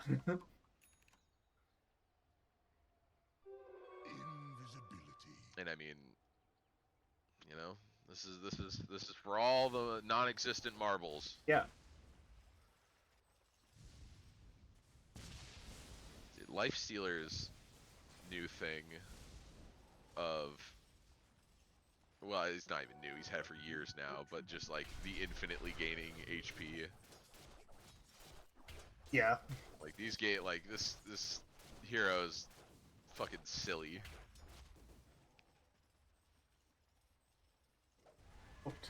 He could hit 1,000 bonus each. Oh, I'd be surprised if he doesn't, to be honest. I feel like right now Drip, who has megas against them, is still the one like trapped in their base. I don't think, I think a big mistake Drip would make is actually trying to siege. Against how farmed Ziggy's Gyro is, at this point they basically have to wait for Roche. Like this is, I wasn't kidding when I said I think this game is gonna go to like 80 minutes. They're looking at Yams with this smoke. Well, Master Salty and Gex are fighting for the. Oh, Master Salty, you're gonna be forced to split. Both off-laners getting found alone. Yeah, well, I guess Yams is the mid laner, but you know what I mean. Yeah. Yams is gonna be the first to fall. Gex does secure the shrine. They're controlling the Earth Panda.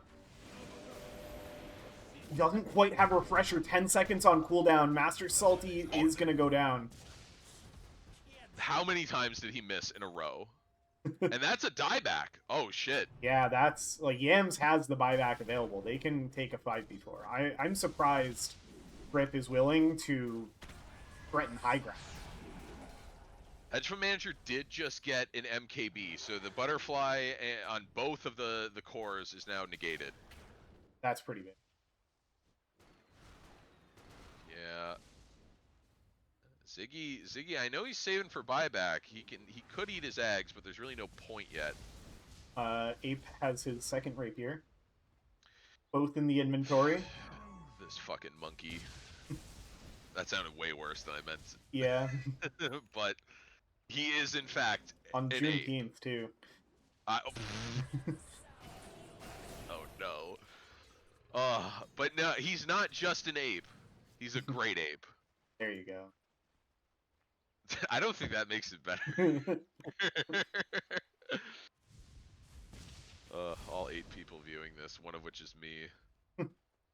Probably already contacting my employer. All right. Where's my pension? I want to see like what do you go, Ziggy? At this point, like there's a part of me that's like, yeah, just go rapier, but also I watched him miss like 6 hits in a row on that panda. You know, does he just go MKB instead? He just bought a bunch of something. What did he buy? Where is it? Sanjin Yasha is not the That ain't item, it. my dude. That you don't go back for a Sanjin Yasha at this point. You've got 15 seconds left with Master Salty dead. You can't end the game in this amount of time. I don't care how much armor reduction plus the gyro. Like, yeah, but like they are gonna take these tier 4s. Yeah, Master Salty's back up now, TPing in, Yams controlled, swap out, dive back in, the roar on a Master Salty, but here's the damage from the Thunder God's Wrath with the double rapier. Primal split out, Yams dead, move style as well. They still have the buybacks available. Magnus trying to escape, hunting with the Silver Edge as Hedge Fund Manager. Stun blocked by the Lincolns, gonna try to unicycle away, but bumps up into the tree. Oh, no. The Glimmer Cape, though, into the box. Alright, what else is happening? Ziggy G, oh no, Ziggy G is gonna get torn apart as soon as things turn around. And the illusion swaps out the corpse. That was an ambitious push by MUDBOYS. I mean, they have all their buybacks. They got the tier 4s. It's still it definitely wasn't worth, but you know it wasn't for nothing. I really not a fan of that Sanjin Yasha. Like what you theoretically go at this point would be you go Swift Blink and then Rapier. Yeah. Or you know Swift Blink and MKB, or Rapier and MKB. You go those 2 items. Or what? Wait, did somebody else get a Rapier?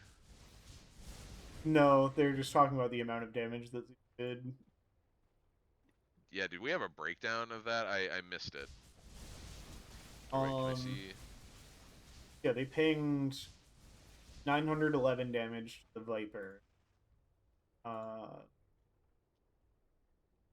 4,800 damage gyro. Top rags ain't gonna last long. Just from Zeus? Zeus dealt almost 5,000 damage gyro. Oh, they're fighting. Oh, Master Salty gonna get caught on the wrong side of the wheel. That's a big one. That's doesn't have buyback available, I think, just on money? Now it's up. He was just shot.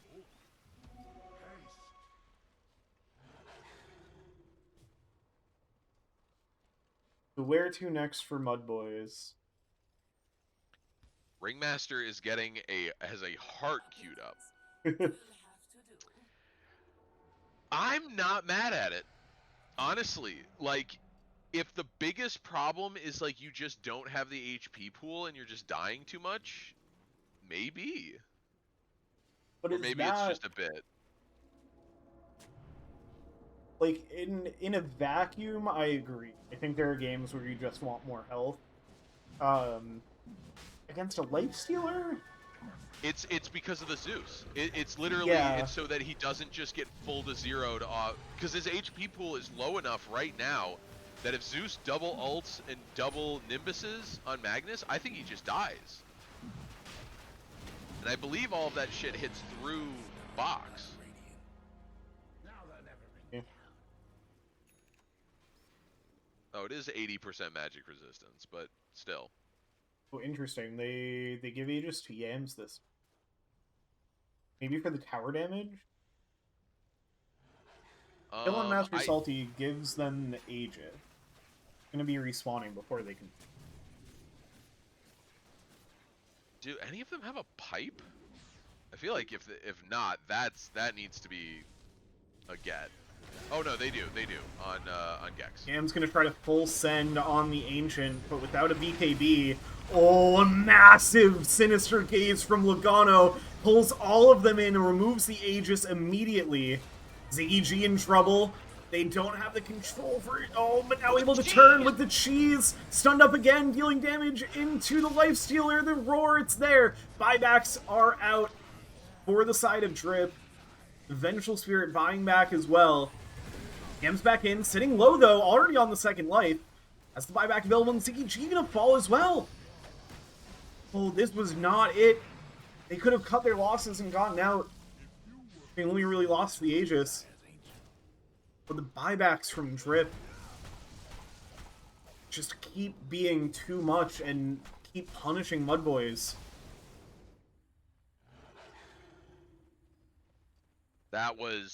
They should have left after those buybacks. That was very ambitious. And now they're gonna run it down mid, and guess what happens after that? They're gonna, I imagine they're going to Buybacks feed and go then right the other way. Yep. They don't have the Venge buyback, and the Illusion was killed as well. So it will be a proper 5v4. Yep. How much of their base are Radiant going to give up? Try to survive 40 seconds to save the buyback. I think it's going to be Megas v Megas, and they're going to be able to save the buyback. And I think that's the right call when you have when you have a Zeus, or not a Zeus, a gyrocopter. Yeah. You don't mind the Megas as much as your opponent. I don't. Oh, why buyback? Yo! They're gonna try to all in on Hedge Fund Manager, but nobody's controlling him. He's just out. They get the Megas anyway, and he leaves. I mean, well, okay. So here's the thing. Logano has been a huge part of why these defenses have gone so well with his AoE disable. That's true. He's on dieback. I just don't know if that was necessarily worth it if they don't turn that into anything. The Beastmaster soloed him. He was only dealt damage by Beastmaster. You didn't need the gyro buyback to kill Logano. I mean, maybe it changes how they play the fight because it forces the rest of Drip to back up, but I think he was so close to respawning. And by the time he bought back, the Rax was dead. He was just gonna rage and take it. We are getting their tier 5s. Let's see. What options does Gyro have? We know what Zeus is tier 5. Yeah. He does pick up the heart. Book of the Dead, yeah, that's what you do. Oh yeah. And the debuff duration, that's pretty big. Some decent options for Gyrocopter, unfortunately not the Deso. He goes for the Illusion one. Which is 60% outgoing damage is significant. Yeah, with Evolved is pretty solid. Oh my god, three of them went Book of the Dead timeless. It's the exact same thing. And then Yams has Witchbane. Okay, with also debuff duration. Ape has his third rapier. And he has The tier and he 5 did get Enchanter's Wobble on Timeless. So up it's to time to scale.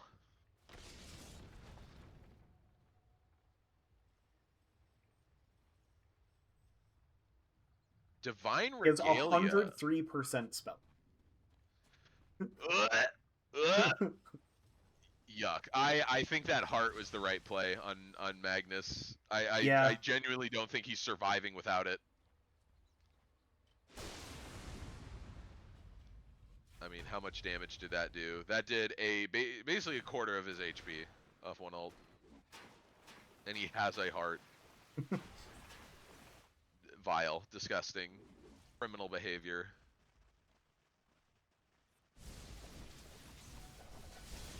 Okay, now he's going for the... Alright, brother.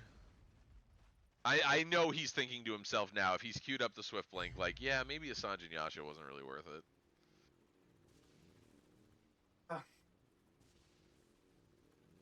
I mean, a Dude, Swift Blink is a good boots replacement. but that's the like, thing. Both of those items are boots replacements, and it just yeah. one is substantially better than the other. Maybe he doesn't want another active. I get it. Ooh, they're hunting. Yeah, they saw Oh, the lotuses disappear. Oh, they're gonna find Moose Style instead, though. I don't think the bench has any way out of this. Oh, let's see. Oh no, the no. Nimbus. Oh, Yeah, that's a lot of damage.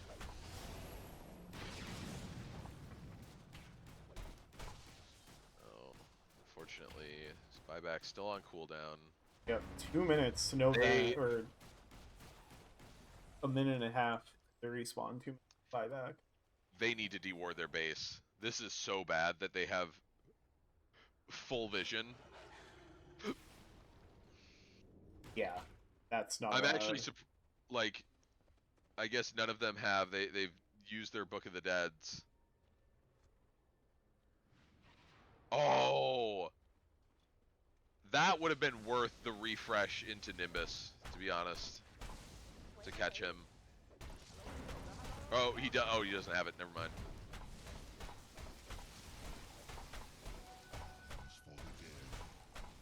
What did we see what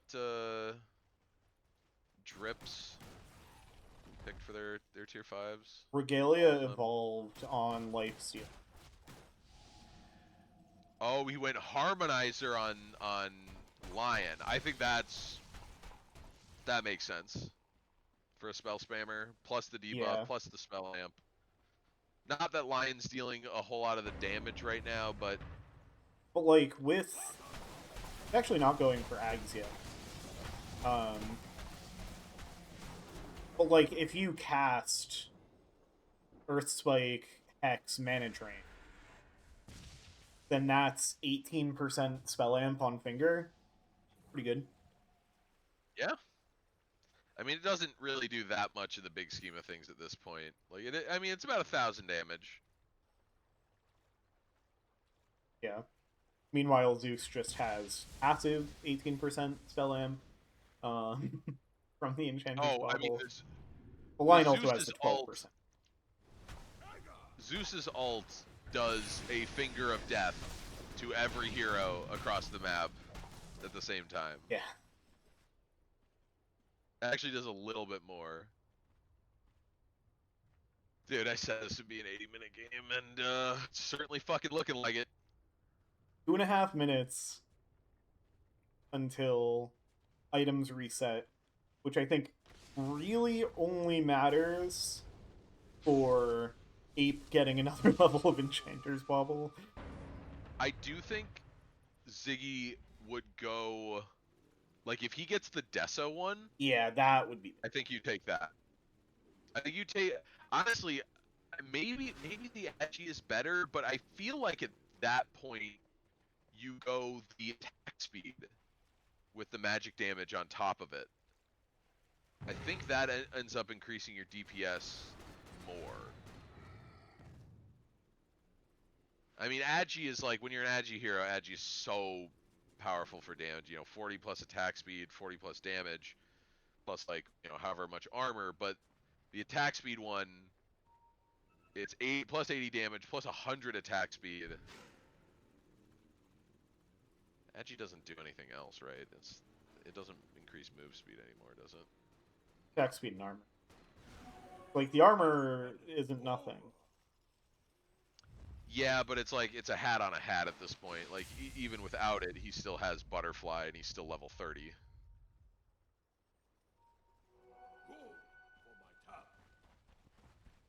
Yeah, I think they're gonna. Could be Drip's Roche. The largest net worth lead that has happened in the game so far. And a 12k net worth lead at 70 minutes is nothing. Yeah. It's a rounding error at this point. Alright, and Ziggy G's buyback is off cooldown. So the buyback that we questioned ended up being fine. So it was essentially the right decision to me. And maybe if I could have some other fights played. Well, I mean, he's not full kitted at this point. I think hedge fund manager doesn't have an item slot left. He's going back for the just to have the BKB. He'll probably fill his inventory with a BKB and a refresher. Yeah. He's eaten a moonshard already. His axe already. There's not much. And holy shit! All right, 4 seconds, and then right. Zeus gets even more disgusting.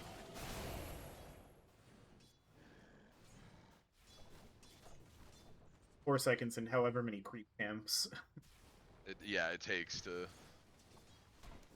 Okay, sheep stick on. See, yeah, eventually somebody had to grab one. Master Salty has the Minotaur's horn. Might look for like the Fallen Sky instead.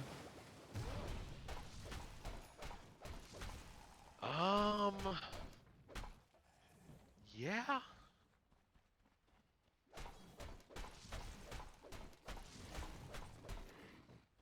I mean, I think it doesn't hurt to have something like that if you don't already have a BKB. That's true. Which he doesn't. Damage amp on Gyro. Oh, ape! Triple rapier. Yams, swap the slots. Swap the slots. He only got one. Ape buys back. Get out! Ziggy G. He's taking it. He got one. Turn it off. Oh my god. He swapped it. Oh boy. Oh. Here comes the Thunder God's Wrath, but it's without the rapiers. He picks up one of them. Buybacks being used. All of the buybacks were available. Gex goes down. They've got Moose Style in the Tornado. Oh, he's hunting that panda. That panda wants his ass. Yeah, but he's got the blink. Wow. Oh. That is... I missed how Yams got that initial engagement. He had no business being where he was. Ape was, standing outside of base. He thought that, they weren't gonna get him, but he has blink and he has hex. So he just blinked hexed him. Dude, that network swing. They lost 2 rapiers for that. Plus, it's a straight vertical line on the graph.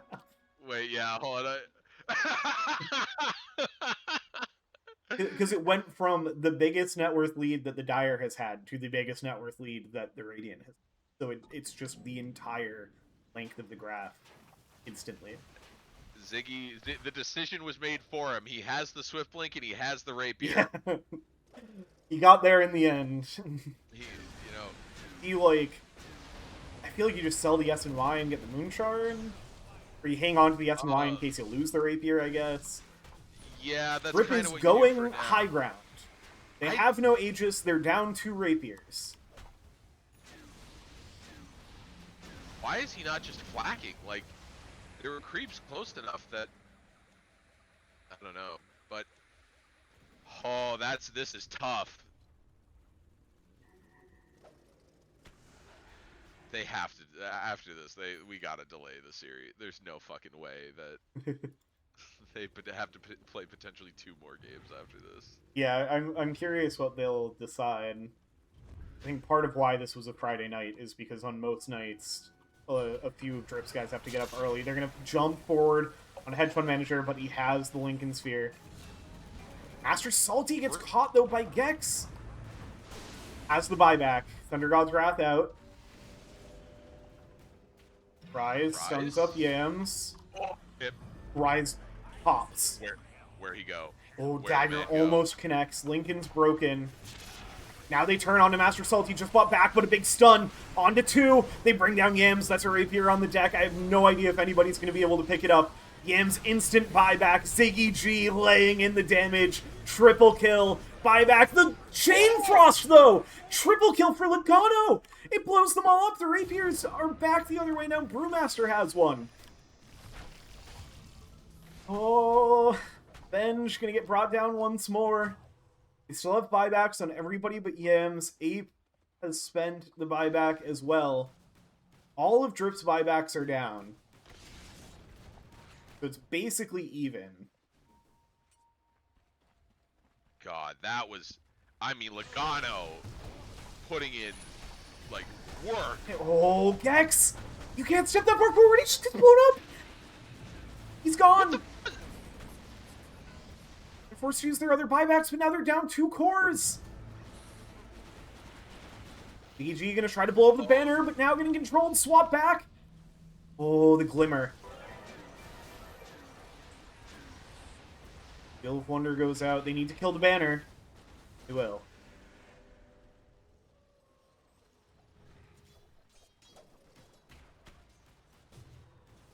Greedy for defense. Master Salty looking for the support. The control from Logano again. The Sinister Gaze on Ziggy G. Blown up. Dead. That's going to be the game. GG called.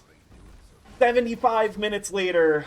Team Drip take game number 3. And take back the lead in the series. That's an incredible game of Dota right there. That had everything. I mean, words. Like, holy shit. That could not have ended more, like, spectacularly. Those fights were absurd. Yeah. It just all, like, all of the, like, for how close that game was, all of the, like, back and forth and little pickoffs and, like, what's gonna happen, and then finally exploding into those team fights. My goodness. Oh my god. That was insane.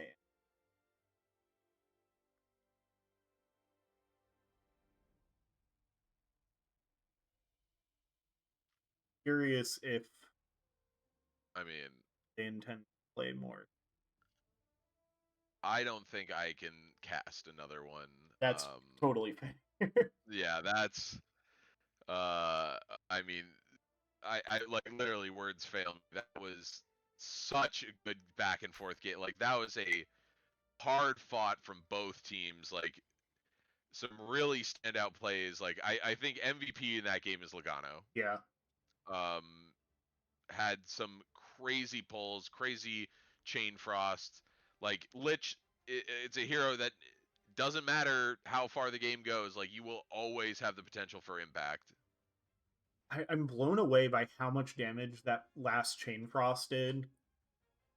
Because, like, we've been, like, watching this Zeus get more and more spell amp throughout the game, and then the chain frost on the Lich with no items comparatively. Like, crazy how much that. Wow. 25,000 damage, like, over the course of the game, 75 minutes, kind of a reasonable amount of damage, but, like, that looked like MUDBOYS won the fight. And then 2 of their heroes died to change, including Ziggy. Like, Yeah.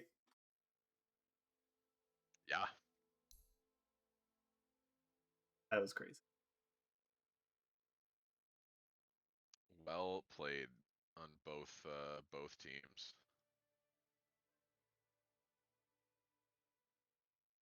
Yeah. Okay. If they've put the lobby.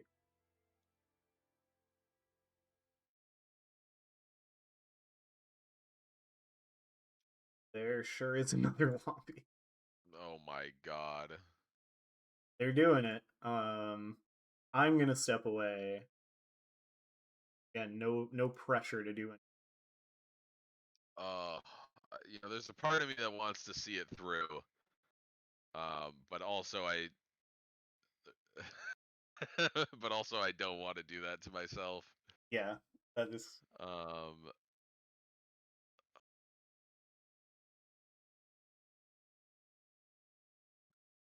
I'm debating. I'm gonna be right. Okay. When I'm back, find out if.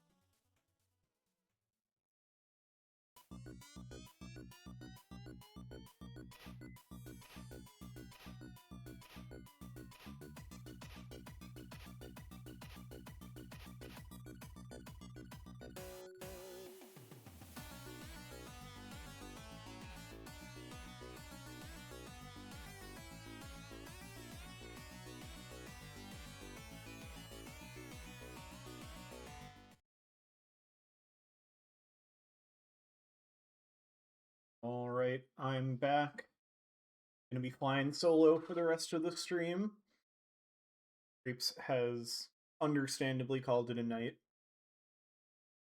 given craziness getting. But we press onward. Team Drip taking an absolutely insane game 3. I'm not even going to attempt to say any more about it. One of the closest games I've ever seen. Very, very fun. Very excited to see all these teams bounce back. I think that was a tough game mentally for both teams. I wouldn't be feeling particularly bad about losing that game because of how close it was the whole way through. So I think it's kind of a mental reset on both sides, and just like now it's going to be fatigue. All of these guys, I would assume it was a holiday today, so maybe some of these players had the day off. But for the most part, my assumption would be these guys worked like a full shift before this, got off work, came home, probably played a pub or two to warm up, and then sat down to play this. The ones that are on the East Coast, like me, it's after midnight. And even on the West Coast, it's already 9 p.m. Like, it's a lot. It's a lot of Dota. It's a lot meant. Going to be interesting to see how it plays in. I try to remember that these guys are probably fatigued and try not to be too hard on mistakes and stuff. And with that, we have a draft. Similar bans once again. Florida are going to get taken out by Drip. Wyvern getting banned earlier by MUDBOYS. The Lich, I 100% that Lich ban. Logano went absolutely crazy on it that game. That's probably like the one thing that I do look at that game and be this year. Vengeful Spirit will make a return. Vengeful Spirit did finally lose a game in the series last game. Lifestealer remains the undefeated hero across games. And that somehow has not eaten Ben. If I was MUDBOYS, I'd slam the Lifestealer first phase. It's just looked too good. It's looked too good. Neither team. Yeah, there it is. There it is. Neither team has had an answer for it. So gonna move up in priority. Moved up earlier in second phase. Now it moves up to first phase. If this goes to a game 5, I mean, if this goes to a game 5, will be Lifestealer winning 4 games in a row. Each team winning 2 games with the Lifestealer. If it does not get banned in game 5, then I don't know what we're doing. Have games is Lena taken out next.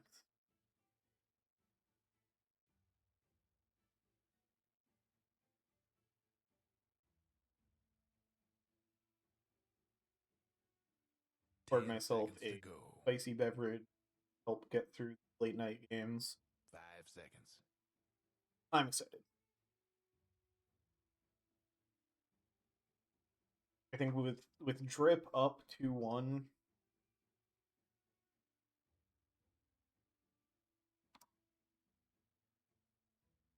It'll after last game. Dyer's ban. They haven't put these in. I know sometimes. Or you just forget. Viper banned out, so they respect that. That was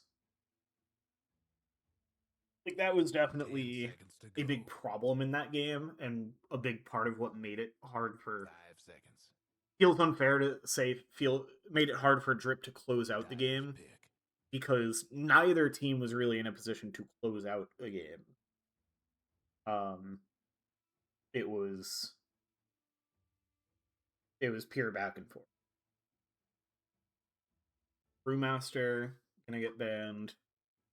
That makes sense. 10 seconds That's to a go. hero, like, even though it didn't feel like it was the biggest problem in that game, that's a hero 5 that's always seconds. hard to deal with. And again, getting into this point of mental fatigue, like, Radiant's pit. fully understand that being a hero, just like we don't. Venomancer is a gross hero.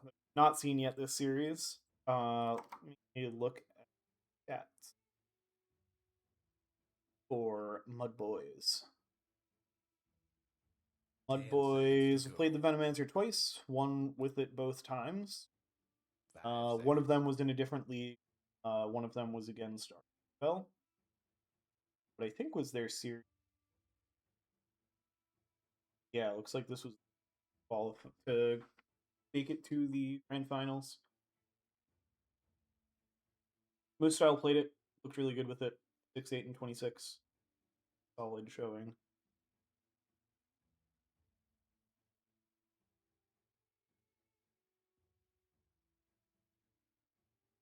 Now you got to be thinking about like distance. Night Stalker. Ooh. Night Stalker is a hero I'm a little surprised not featured in the series till now, because both of these teams play it really well. It's a hero that's like always in my mind 10 when seconds to drafting go. against both of these. Because if you 5 pick seconds. two squishy supports, the Night Stalker just runs the game. If you're only seeing one relatively squishy support, MUDBOYS are going to have the opportunity to pick a more resilient two Night Stalker second support. And I think Lifestealer doesn't really mind a Night Stalker. He doesn't care if he's silenced. The Night Stalker shouldn't really be dealing with the Lifestealer. The Night Stalker is going to be trying to kill everybody else. But the Night Stalker is going to have to kind of worry. Shadow Shaman. I like this as kind of preparation for the kind of effect Yams play. Especially with Lena Viper banned out. Like, those are Yam's main 10 seconds to two go. sit back kind of heroes. 5 seconds. And with the Night Stalker showing as well. Like, it's so... I don't know what I would want to play if I was Yams, because so much of his pool does not particularly want to play into a Night Stalker. It's just so much control that makes it so hard to play.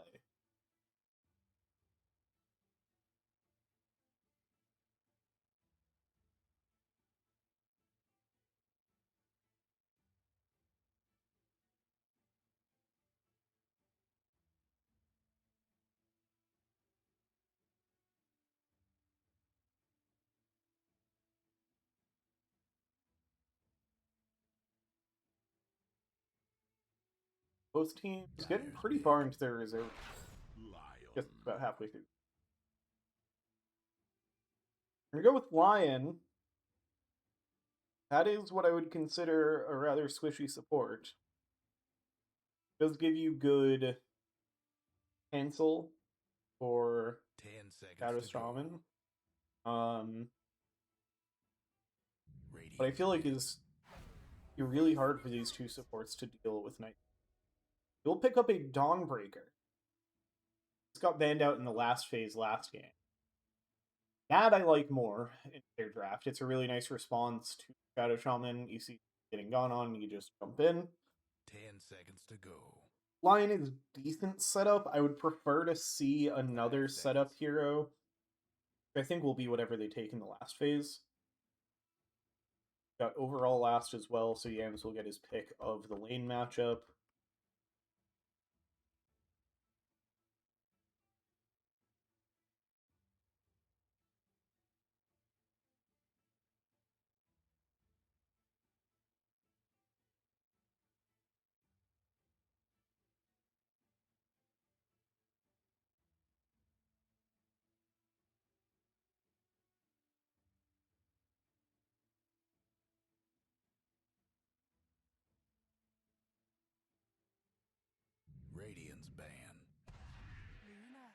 We'll go back to the Luna from game 2. Looked pretty good, but they did lose with. Good source of damage to put into the Shadow Shaman's control. 10 seconds to go. So it did alright into the Lifestealer. It wasn't like it was a total stomp or anything. Got the Quap. Doom, next ban will Storm Ember.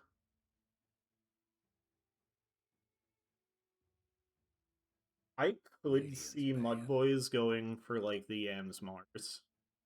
Or Yams Earthshaker.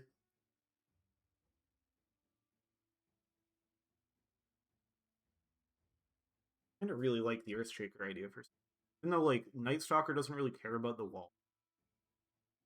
10 Another good seconds cancel to for go. Shadow Shaman. I feel like you want a little more control. It's somebody that 5 seconds. it's not like the obvious answer like a Spirit Hero, but it's still somebody that Dawnbreaker can play around.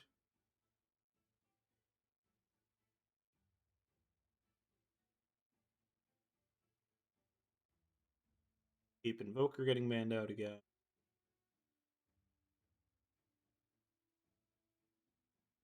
Trip could go back to the Zeus. I think they want somebody a little more durable. Radiant's pick.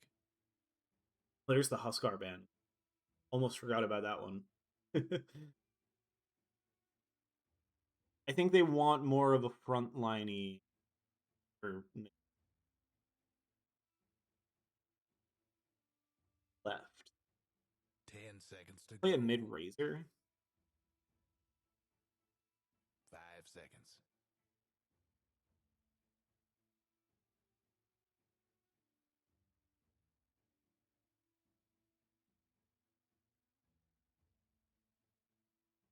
MUDBOYS do have like Grip want somebody kind of more frontline. MUDBOYS could go more backline. Ooh. I like the Snapfire mid, I think.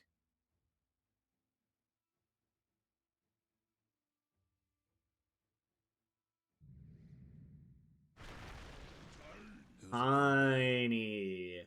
That feels pretty good. I like both of these mid picks quite a bit. One, just because they're new. They're heroes we haven't seen yet. Two, they're fun heroes to watch. And three, I think they fit their drafts pretty well. MUDBOYS are a little melee heavy in their cores. I really worry that Master Salty is going like has had a bit of a rough series overall. This is a game that Master Salty can. As far as hats drafts, lots of very good things again. During MUDBOYS hats draft. Still not a huge fan of the Luna combo of sets. Snapfire. Surprised it's just the default Mortimer. The Night Stalker set's pretty sick. Shadow Shaman set is quite good. Purple Chameleon.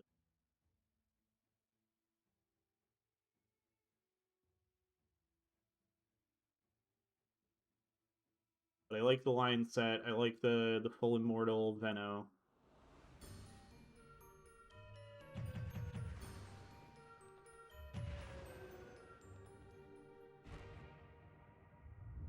Hey, what up, Rise Games?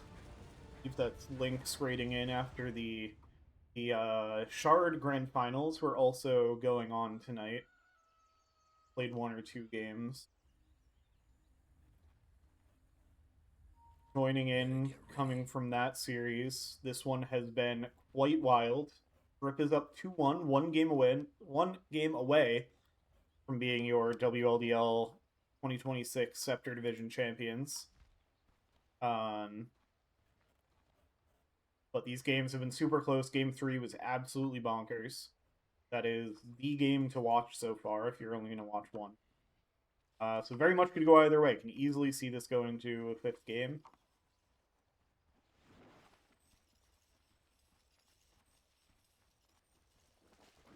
Excited to see how this one goes.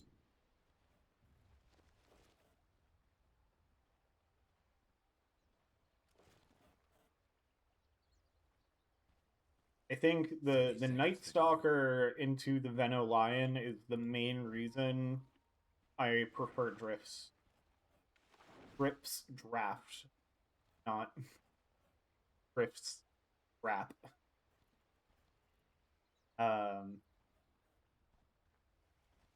I've played this game before. It's not a fun game to play from the side of the supports of MUDBOYS.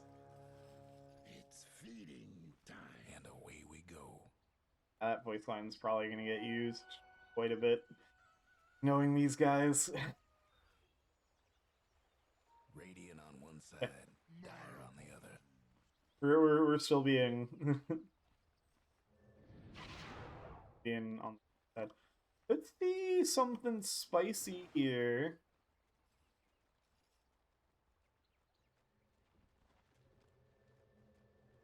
Nope, just a TP away.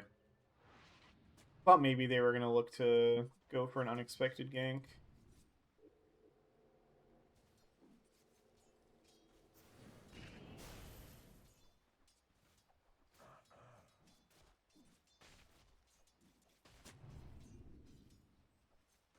MUDBOYS have the Lifestealer. Lifestealer has won all 3 games so far.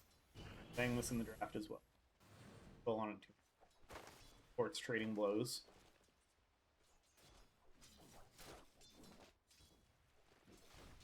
Tiny Snapfire mid lane is completely different from all of the other mid lanes we've seen so far.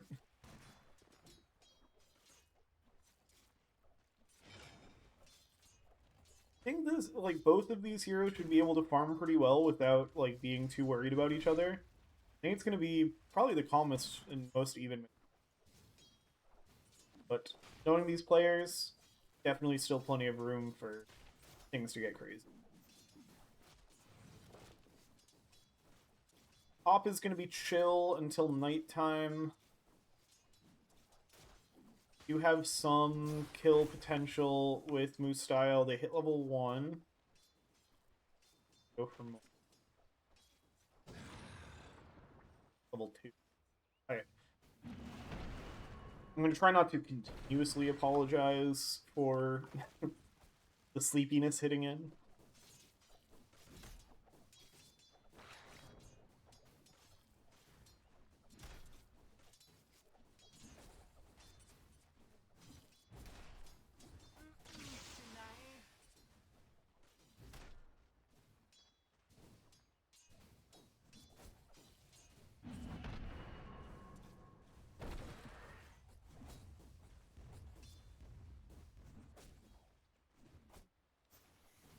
Up, Master Salty, actually almost everybody getting pretty. Would have a first blood up. Actually did not get a first blood at the runes this time. Careful, Master Salty. Open wounds. Done. Force the away.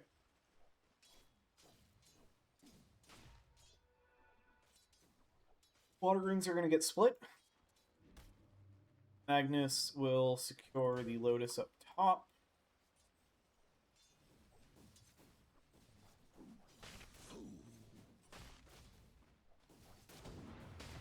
This lane.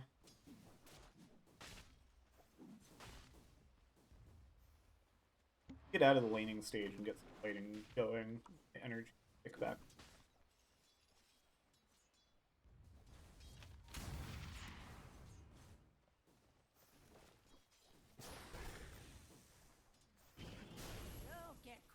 Gale hits Master Salty, just able to escape an open that might have been a problem.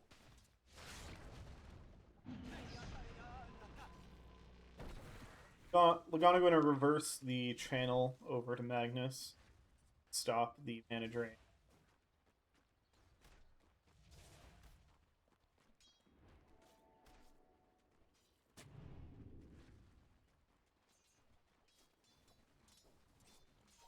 Holes here.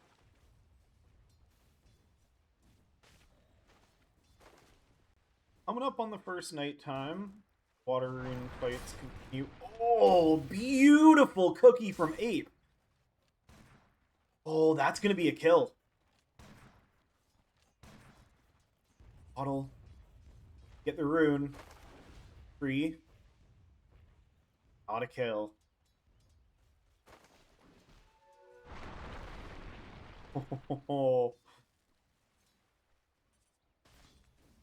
Kiki in the mid lane.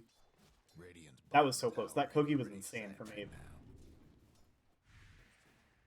What have we here?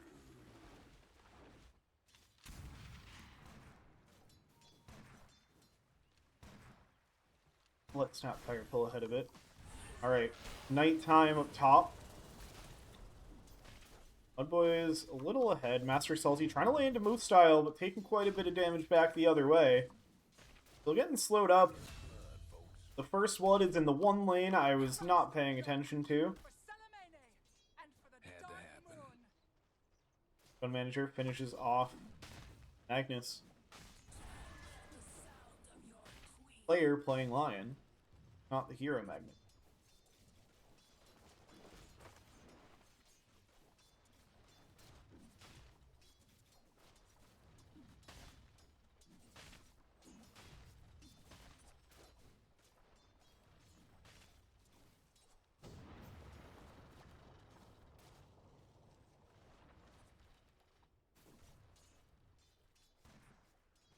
So Ape getting a bit of a lead. Oh, Rise is going to be the one to secure the haste rune. Now the cookie onto Yams, the stun. Rise picks up the kill. Nice rotation as the mid laners fight over the wrong rune spot. Rise is the one there to claim it on the other side, and we'll be able to haste right back up to the top lane. Master Salty is doing alright. Very even last hits, so Venomous Gale out onto Rise, into the open wounds. Incredibly slowed. Rage just in time. I'm going to turn towards Master Salty, who's also pretty low. They're going to try to turn around on Moose style, but has the wand. Mortimer's Kisses the rotation in from Ape. Now onto Ziggy G. No rage available. Master Salty and Rise still low. Void there. Into the stun. They bring down the Lifestealer. Like that, Drip out to a 4-0 kill lead. Slight net worth advantage off the back of it.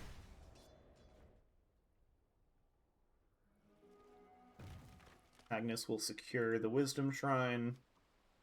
Rise will do the side. Bono playing with fire a little bit, holding Gex down. Guess what's happening? Jackal. Dire's bottom tower. Radiant's mid tower's getting banged up.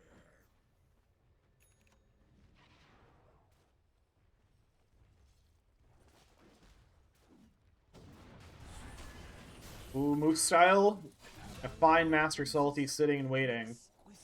A 5th kill for the Radiant side.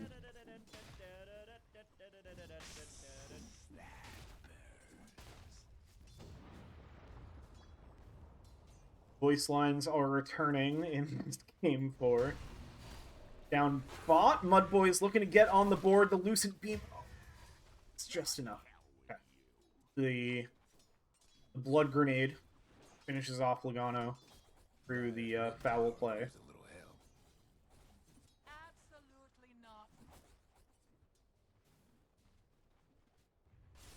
Hunting bounties.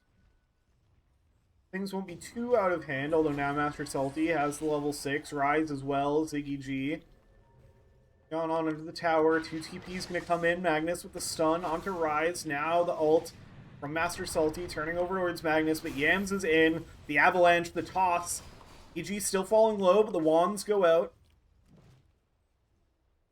Looks like everybody's just going to walk away.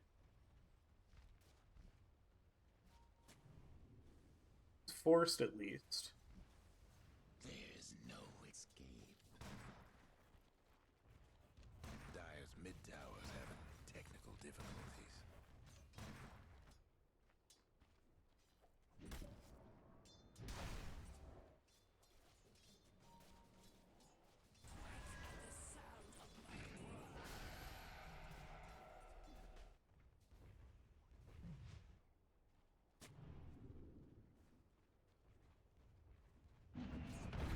Much for items yet. Looks like an Echo Saber.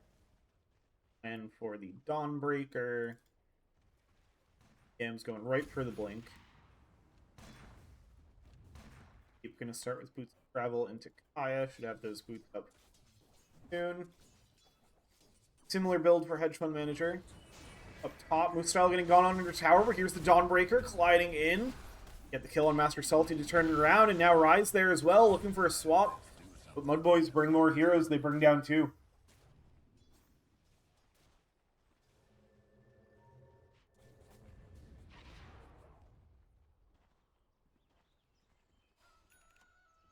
Gek's gonna go right back down to bot. Make sure Hedge Fund Manager isn't getting space to farm in.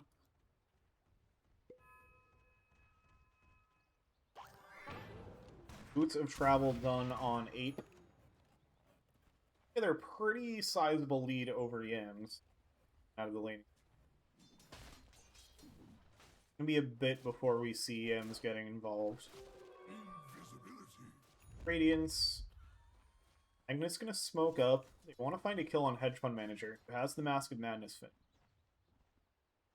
Smoke maybe getting sniffed out, or just the farming patterns naturally bring Hedge Fund Manager back here. No, they're going to look to make their own play. The Invis rune on Yams, they are somewhat aware.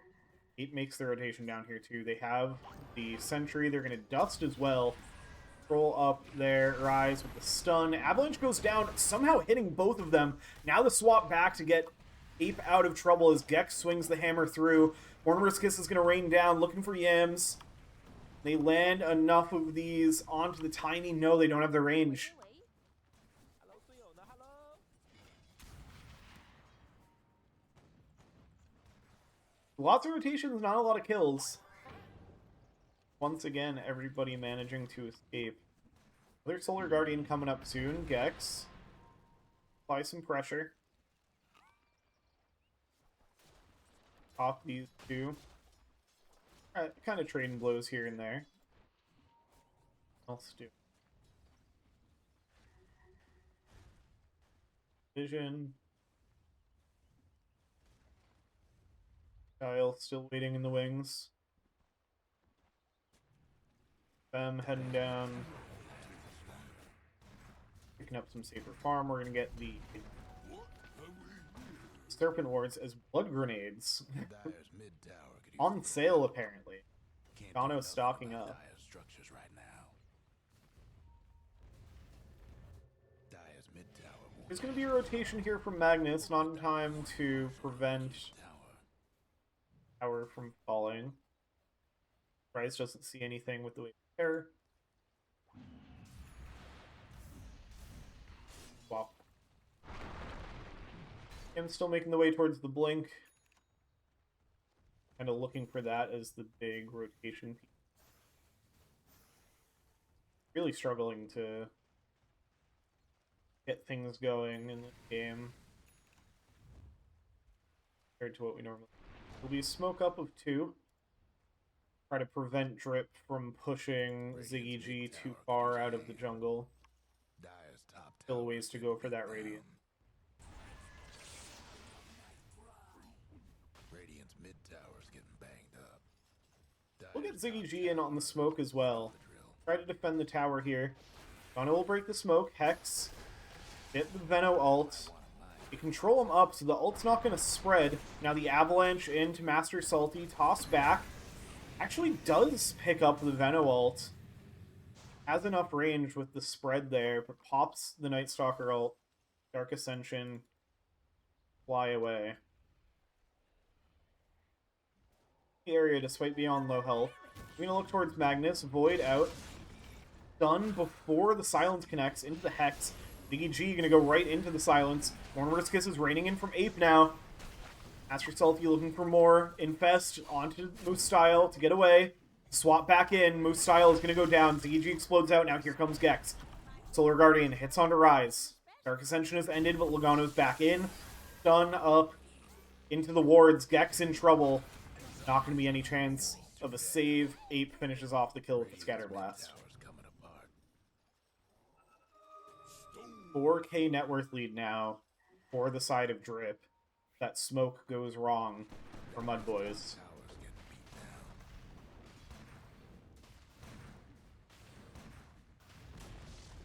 down. Gonna be a fight for the Wisdom. Hedge Fund Manager manages to steal it and now looking to teleport away. There's no stuns left. Lion's already used them all. Gets away with murder there. That is... Radiant's mid tower banged up. Oh, that is unfortunately a very apt use of Adios Payaso. Yeah, that was a nice play. Radiant's bottom tower seen better days.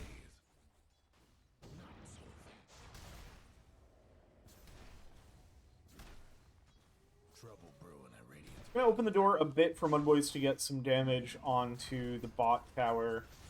Well, actually doing pretty considerable damage Radiant's bottom tower ain't for a pretty pause safe 5. right It's the level 1 wards. Still really chunking through now. this. Trouble brewing at Radiant's bottom tower. Blink Dagger is online for Yams. Gonna be the big potential for a turning point here Bottom tower seen better days. for the side of MUDBOYS. Can they find big Radiant's pickoffs bottom with tower this is done Blink for. Dagger? We're gonna be aware of it in Drip. They're looking to fight. They'll do some rewarding. Master Salty and Rise waiting in the high ground. MUDBOYS. And it's not the place for them to take a fight. Hedge Fund Manager a little low up top, but 3 levels up on Ziggy G. They played this matchup a couple games ago. I think Ziggy G extra wary of the potential damage from the Eclipse. Donna making a rotation over as well, but Ziggy pretty clear of the area. Got another Solar Guardian available. Yam's gonna lay in some damage to the tower. Crazy tower damage out of the Tiny yet with just level 1 in Grow, but Tower could use a hand. still solid. Now we'll get Man Smoke, Dono, and HFM. Moose Style seems to be the target. Smoke's gonna break. Master Salty now looking to connect as well. Nice blink away from Yams. Moose Style is gonna be the one. Gonna have to go down for this. Magnus throws out a stun, trying to help out. Now the Lucent Beam's gonna connect. Yams with the Avalanche, trying to help Magnus out. Toss away, but now Yams is gonna be the one caught up in the Eclipse. Solar Guardian comes down. Ziggy G arriving as well. I don't know if MUDBOYS want to take this fight with 2 heroes already dead. It's going to be Gex falling as well. They'll turn their attention over to Master Salty. They'll at least pick up that kill. Finger of Death stack goes the way of Magnus, who's able to walk it off. That looked like it could have been disastrous for MUDBOYS. It ends up being okay. Still not ideal. Still definitely the lead continuing to grow for Drip, but not a early game ending kind of fight there. I trust these guys to be able to turn around some pretty dire circumstances, but things were starting to look pretty hairy.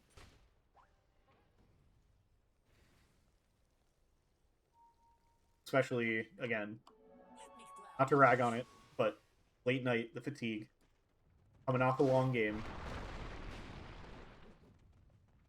knowing you have to win this game just to play one more game after that.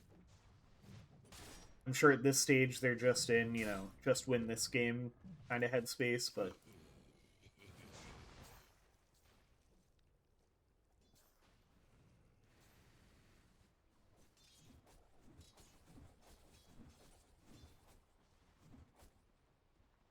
Manta finished well on the way to a Dragonlance.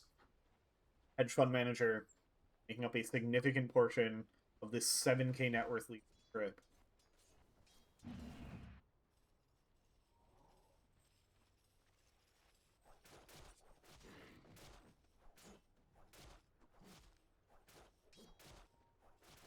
Radiance nearly finished for Ziggy G. A big boost. Got the Echo Saber done on Gex. Looking at that Ag Shard next. Debuff immunity on the Starbreaker. Look for the tower, Gex. Potentially interested in defending. Master Salty lurking. There's the blink reveal with the Dark Ascension. It's not quite enough to kill Gex, only getting brought down to half. It's going to give MUDBOYS the chance to respawn. They'll clear out the Serpent Wards.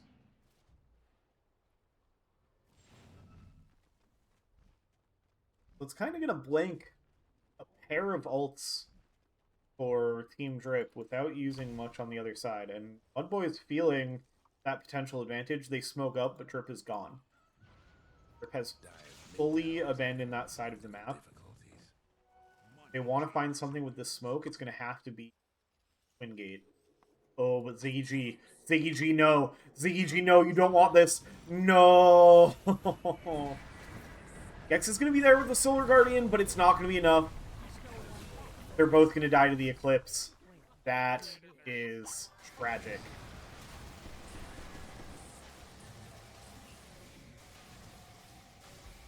Ape with a Blink Dagger ready to go on top of the Kaya. That... Oh, I think they did not have the Tormentor timing in mind with the way the game has been going. So they were not thinking that Drip would all be set up right on the Twin Gate, about to go for the Tormentor. That is tough. That is backbreaking in a game like this. You're on the brink of defeat. It's going to be tough now for MUDBOYS to battle back into this one, down 11k.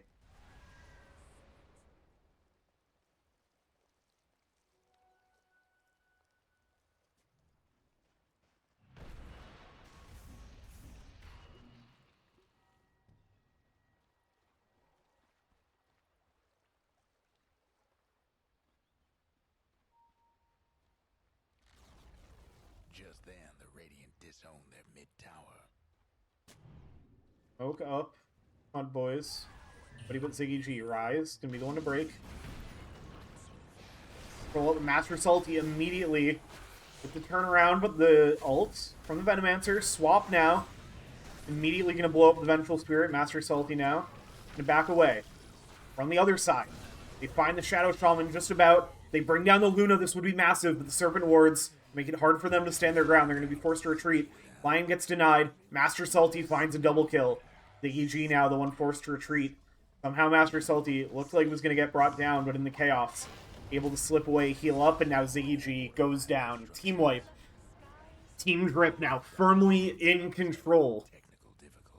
So much for the Radiant. Feeling oh so close to taking home another WLDL championship.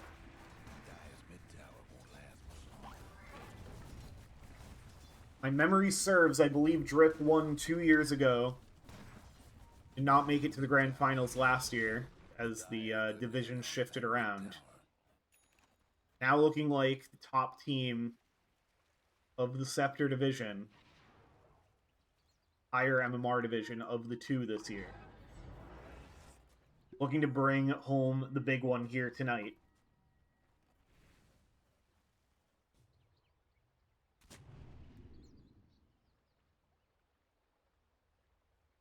Crumble before my voice.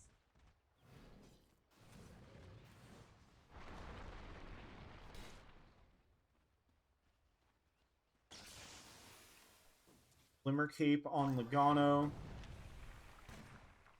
Chasm Stone on Ape, also the Shard. Working towards that Shiva's.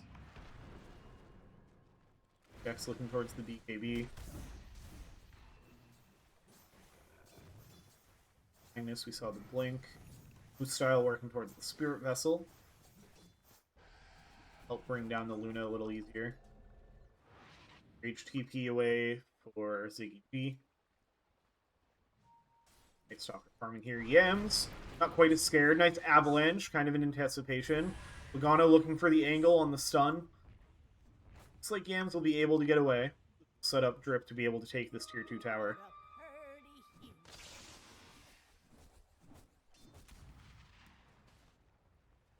Dire's top tower.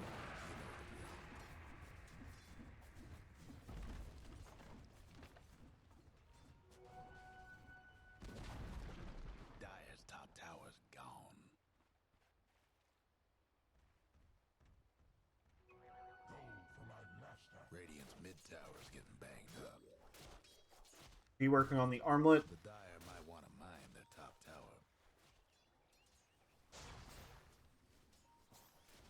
To amp up that damage alongside the Radiants. Like Spirit Vessel on the way.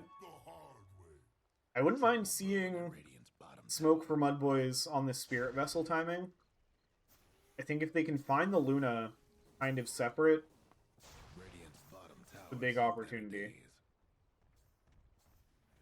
Like that's 8 circling out where MUDBOYS are. Pretty on point.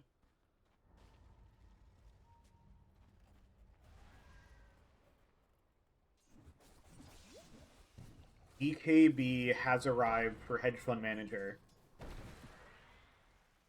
Already been difficult to bring down this Luna. Now it's going to be nearly impossible.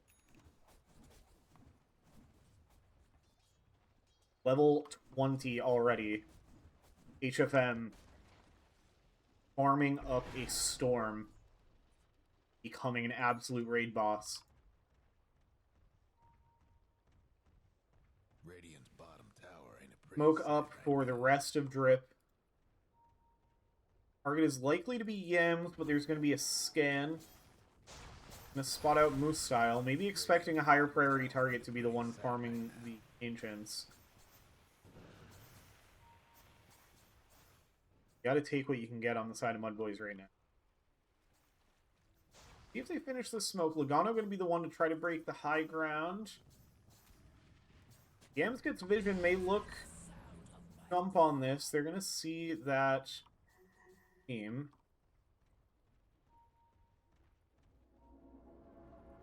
So Yams the one lurking a little close. Hedge Fund Manager making the rotation around. Yams will see HFM clearing out the Plague Wards and back away. MUDBOYS just playing it pretty safe so far. He out farming a little deep. Oh, stop to channel that. And be able to safely escape. Nearly got the full Shiva's Guard on Ape. Into the Roach Pit they go. Could be a rather quick one. Armor reduction. Little Shredder.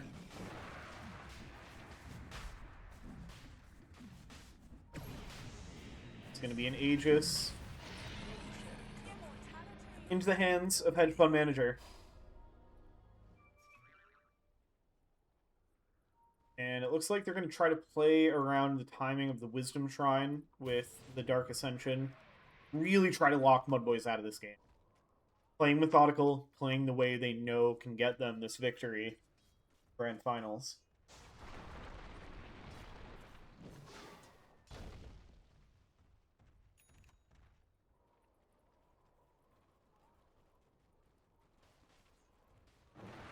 The Dire best do something about that bottom tower.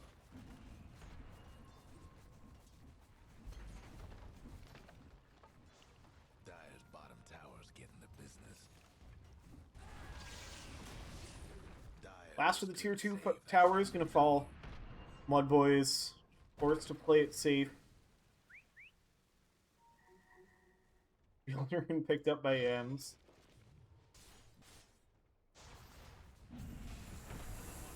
Up the high ground, go Drip. Looking at the first of the tier 3 towers. Got the Serpent Wards going. At the Dire's bottom tower. Have fun trying to bust down Radiant structures now. No breaking through the Dire structures for now. The Dire best Fortify do used. something about that bottom tower. Creeps cleared out. Backdoor activated. But gonna wear right back off as another wave comes in. Gave up a bottom tower. Tier 3 goes down. Now it's a Luna pushing your base. And that base is going to disappear quickly. Dire's bottom ranks is Team Drip, they are ready to go to bed after a long night of Dota. well to the Dire's bottom barracks. 29 minutes in, they take their first set of racks. Continuing to methodically choke out the map.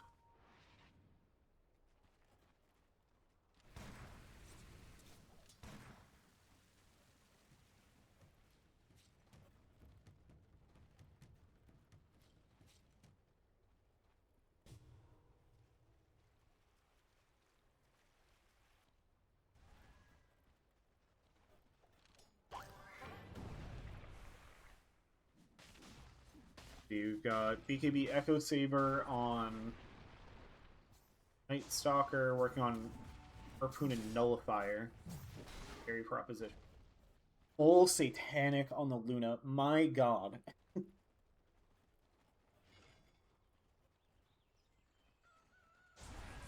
This Luna is too farmed. I don't know how you possibly kill this hero. Cam's going to throw out the Avalanche. Master Salty already on top of it.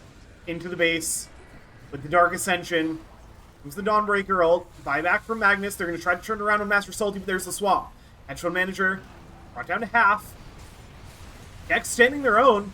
But now here comes the damage from the Eclipse. Hedge Fund Manager isn't going to go down. Explode. There's no buybacks. It's too early. It's going to be another set of racks. They might just be able to end already. They were so close to at least bringing down HFM one time. At least taking off the Aegis, but it just wasn't enough. Wasn't enough in the tank. They're too far behind.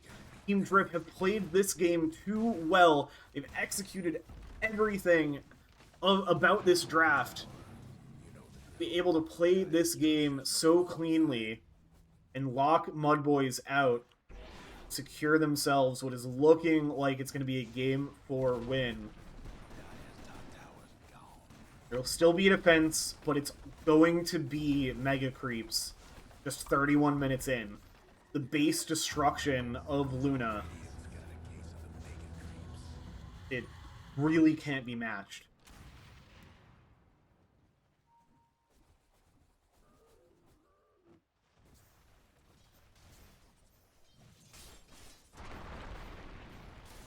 Shadowblade on Yams. Your hope at this point has to be some kind of toss-back play. Shadowblade, I think, is there to help set up. Also got the break, try to reduce some of the damage coming out once you get to the Silver Edge. Ags being worked on by Ziggy G. Certainly help every little bit they can get if they want to try to turn this game around. Down 24k at 32 minutes. MUDBOYS facing an impossible challenge here to try to keep their championship dreams alive.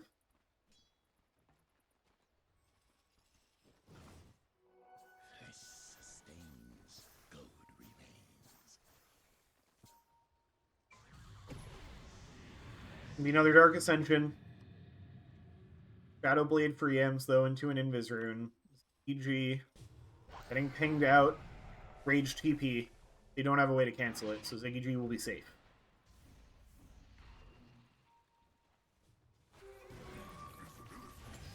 Master Salty in with the BKB. Ziggy G gonna lay in some damage, but he's able to clean up Moose Style, buy back immediately from the Venomancer. The lives are running out. The time is running out. Hedge Fund Manager showing no remorse. Laying into these buildings with the glaives. Yams lurking with the Invis rune. Is there a toss-back play? Tier 4's down. There's the Avalanche with the BKB. There's nowhere near enough to be able to bring down the raid boss. The save with the swap is there. Moose Style down again. Ziggy G falling low. Ancient exposed. 3 dead. Gex has a buyback. But Magnus falls as well. It's just Yams. Yams goes down. There will be no buyback. There will be no Game 5. GG is called. Team Drip are your We Like Dota League 2026 Scepter Division champions. They close it out in Game 4. They wear the crowns once more. For the 3rd time in what was a insane, incredible series. They just close it out, lock it down in the most decisive game of the series by far. If you only watched this game, you don't know how good MUDBOYS are and how impressive this win was. Because the last 3 games were crazy. This was an incredible showing. This was like vintage Team Drip just playing absolute lockout Dota. And what a performance by both of these teams. What an incredible season it's been in the Scepter Division. I want to hand out some like MVPs of the game. I mean, hard to argue with an 8-0 Luna on MVP for hedge fund manager, but the 7-0-13 Snapfire from Ape, also an incredible performance. Support MVP for that game probably got to go to Rise. Like the times that it looked like there was any kind of chance to bring down the Luna in the late game there was always a swap. The swaps were always perfectly executed. It just shut down any chance of it. Kind of exactly how I saw Master Salty's game going as well. Just too easy to get on those backline supports for the Night Stalker. The real risk of running these kind of supports into that hero. And then Logano, solid as a rock all the way through. The control was on point, the blink stuns, the tower push with the serpent wards. It was all part of how they're able to end that game. So like you can't look at Team Drip and say this was the reason they won. They were all the reason they won. Just a really stellar performance from them, a stellar season. Tried to give an MVP for the whole series. Hard with this team. I'd probably lean towards Head Fund Manager. Just how impressive a performance it was across the board on carry. But again, it takes a village. It takes a whole team. Nobody did this alone. So congratulations to Team Drip. Once again, WLDL 2026 Scepter Division champions. Third time they've taken home a WLDL championship, this time in our top division. Excellent season from MUDBOYS. Awesome playing against you guys. Was awesome watching you guys play tonight. You played some incredible Dota. Definitely, like, it's always tough, especially after a long night, a late night. But definitely feel proud of yourselves for this season and look forward to the next. Thank you, everybody, for making this season awesome. The season's not quite over. This ends our season for the Scepter Division. The Shard Division is having a spread out grand finals just due to scheduling. It was a little easier for them to spread the games across a few days. So they played game 1 last night. They played game 1 tonight, or game 1 last night, game 2 tonight. And I think the plan is 2 more games tomorrow night and then a potential 5th game on Monday night. So stay tuned for that. Keep an eye on the Discord, both for more information on when those games are going to get played, where you can watch them for streams. Keep an eye out for when we kick off WLDL 2027. As long as we can keep it going, we're going to keep it going. It's going to be a lot of fun, just like this was. Thanks, everybody. Have a great weekend. Congrats again to Team Drip. See you in the next one.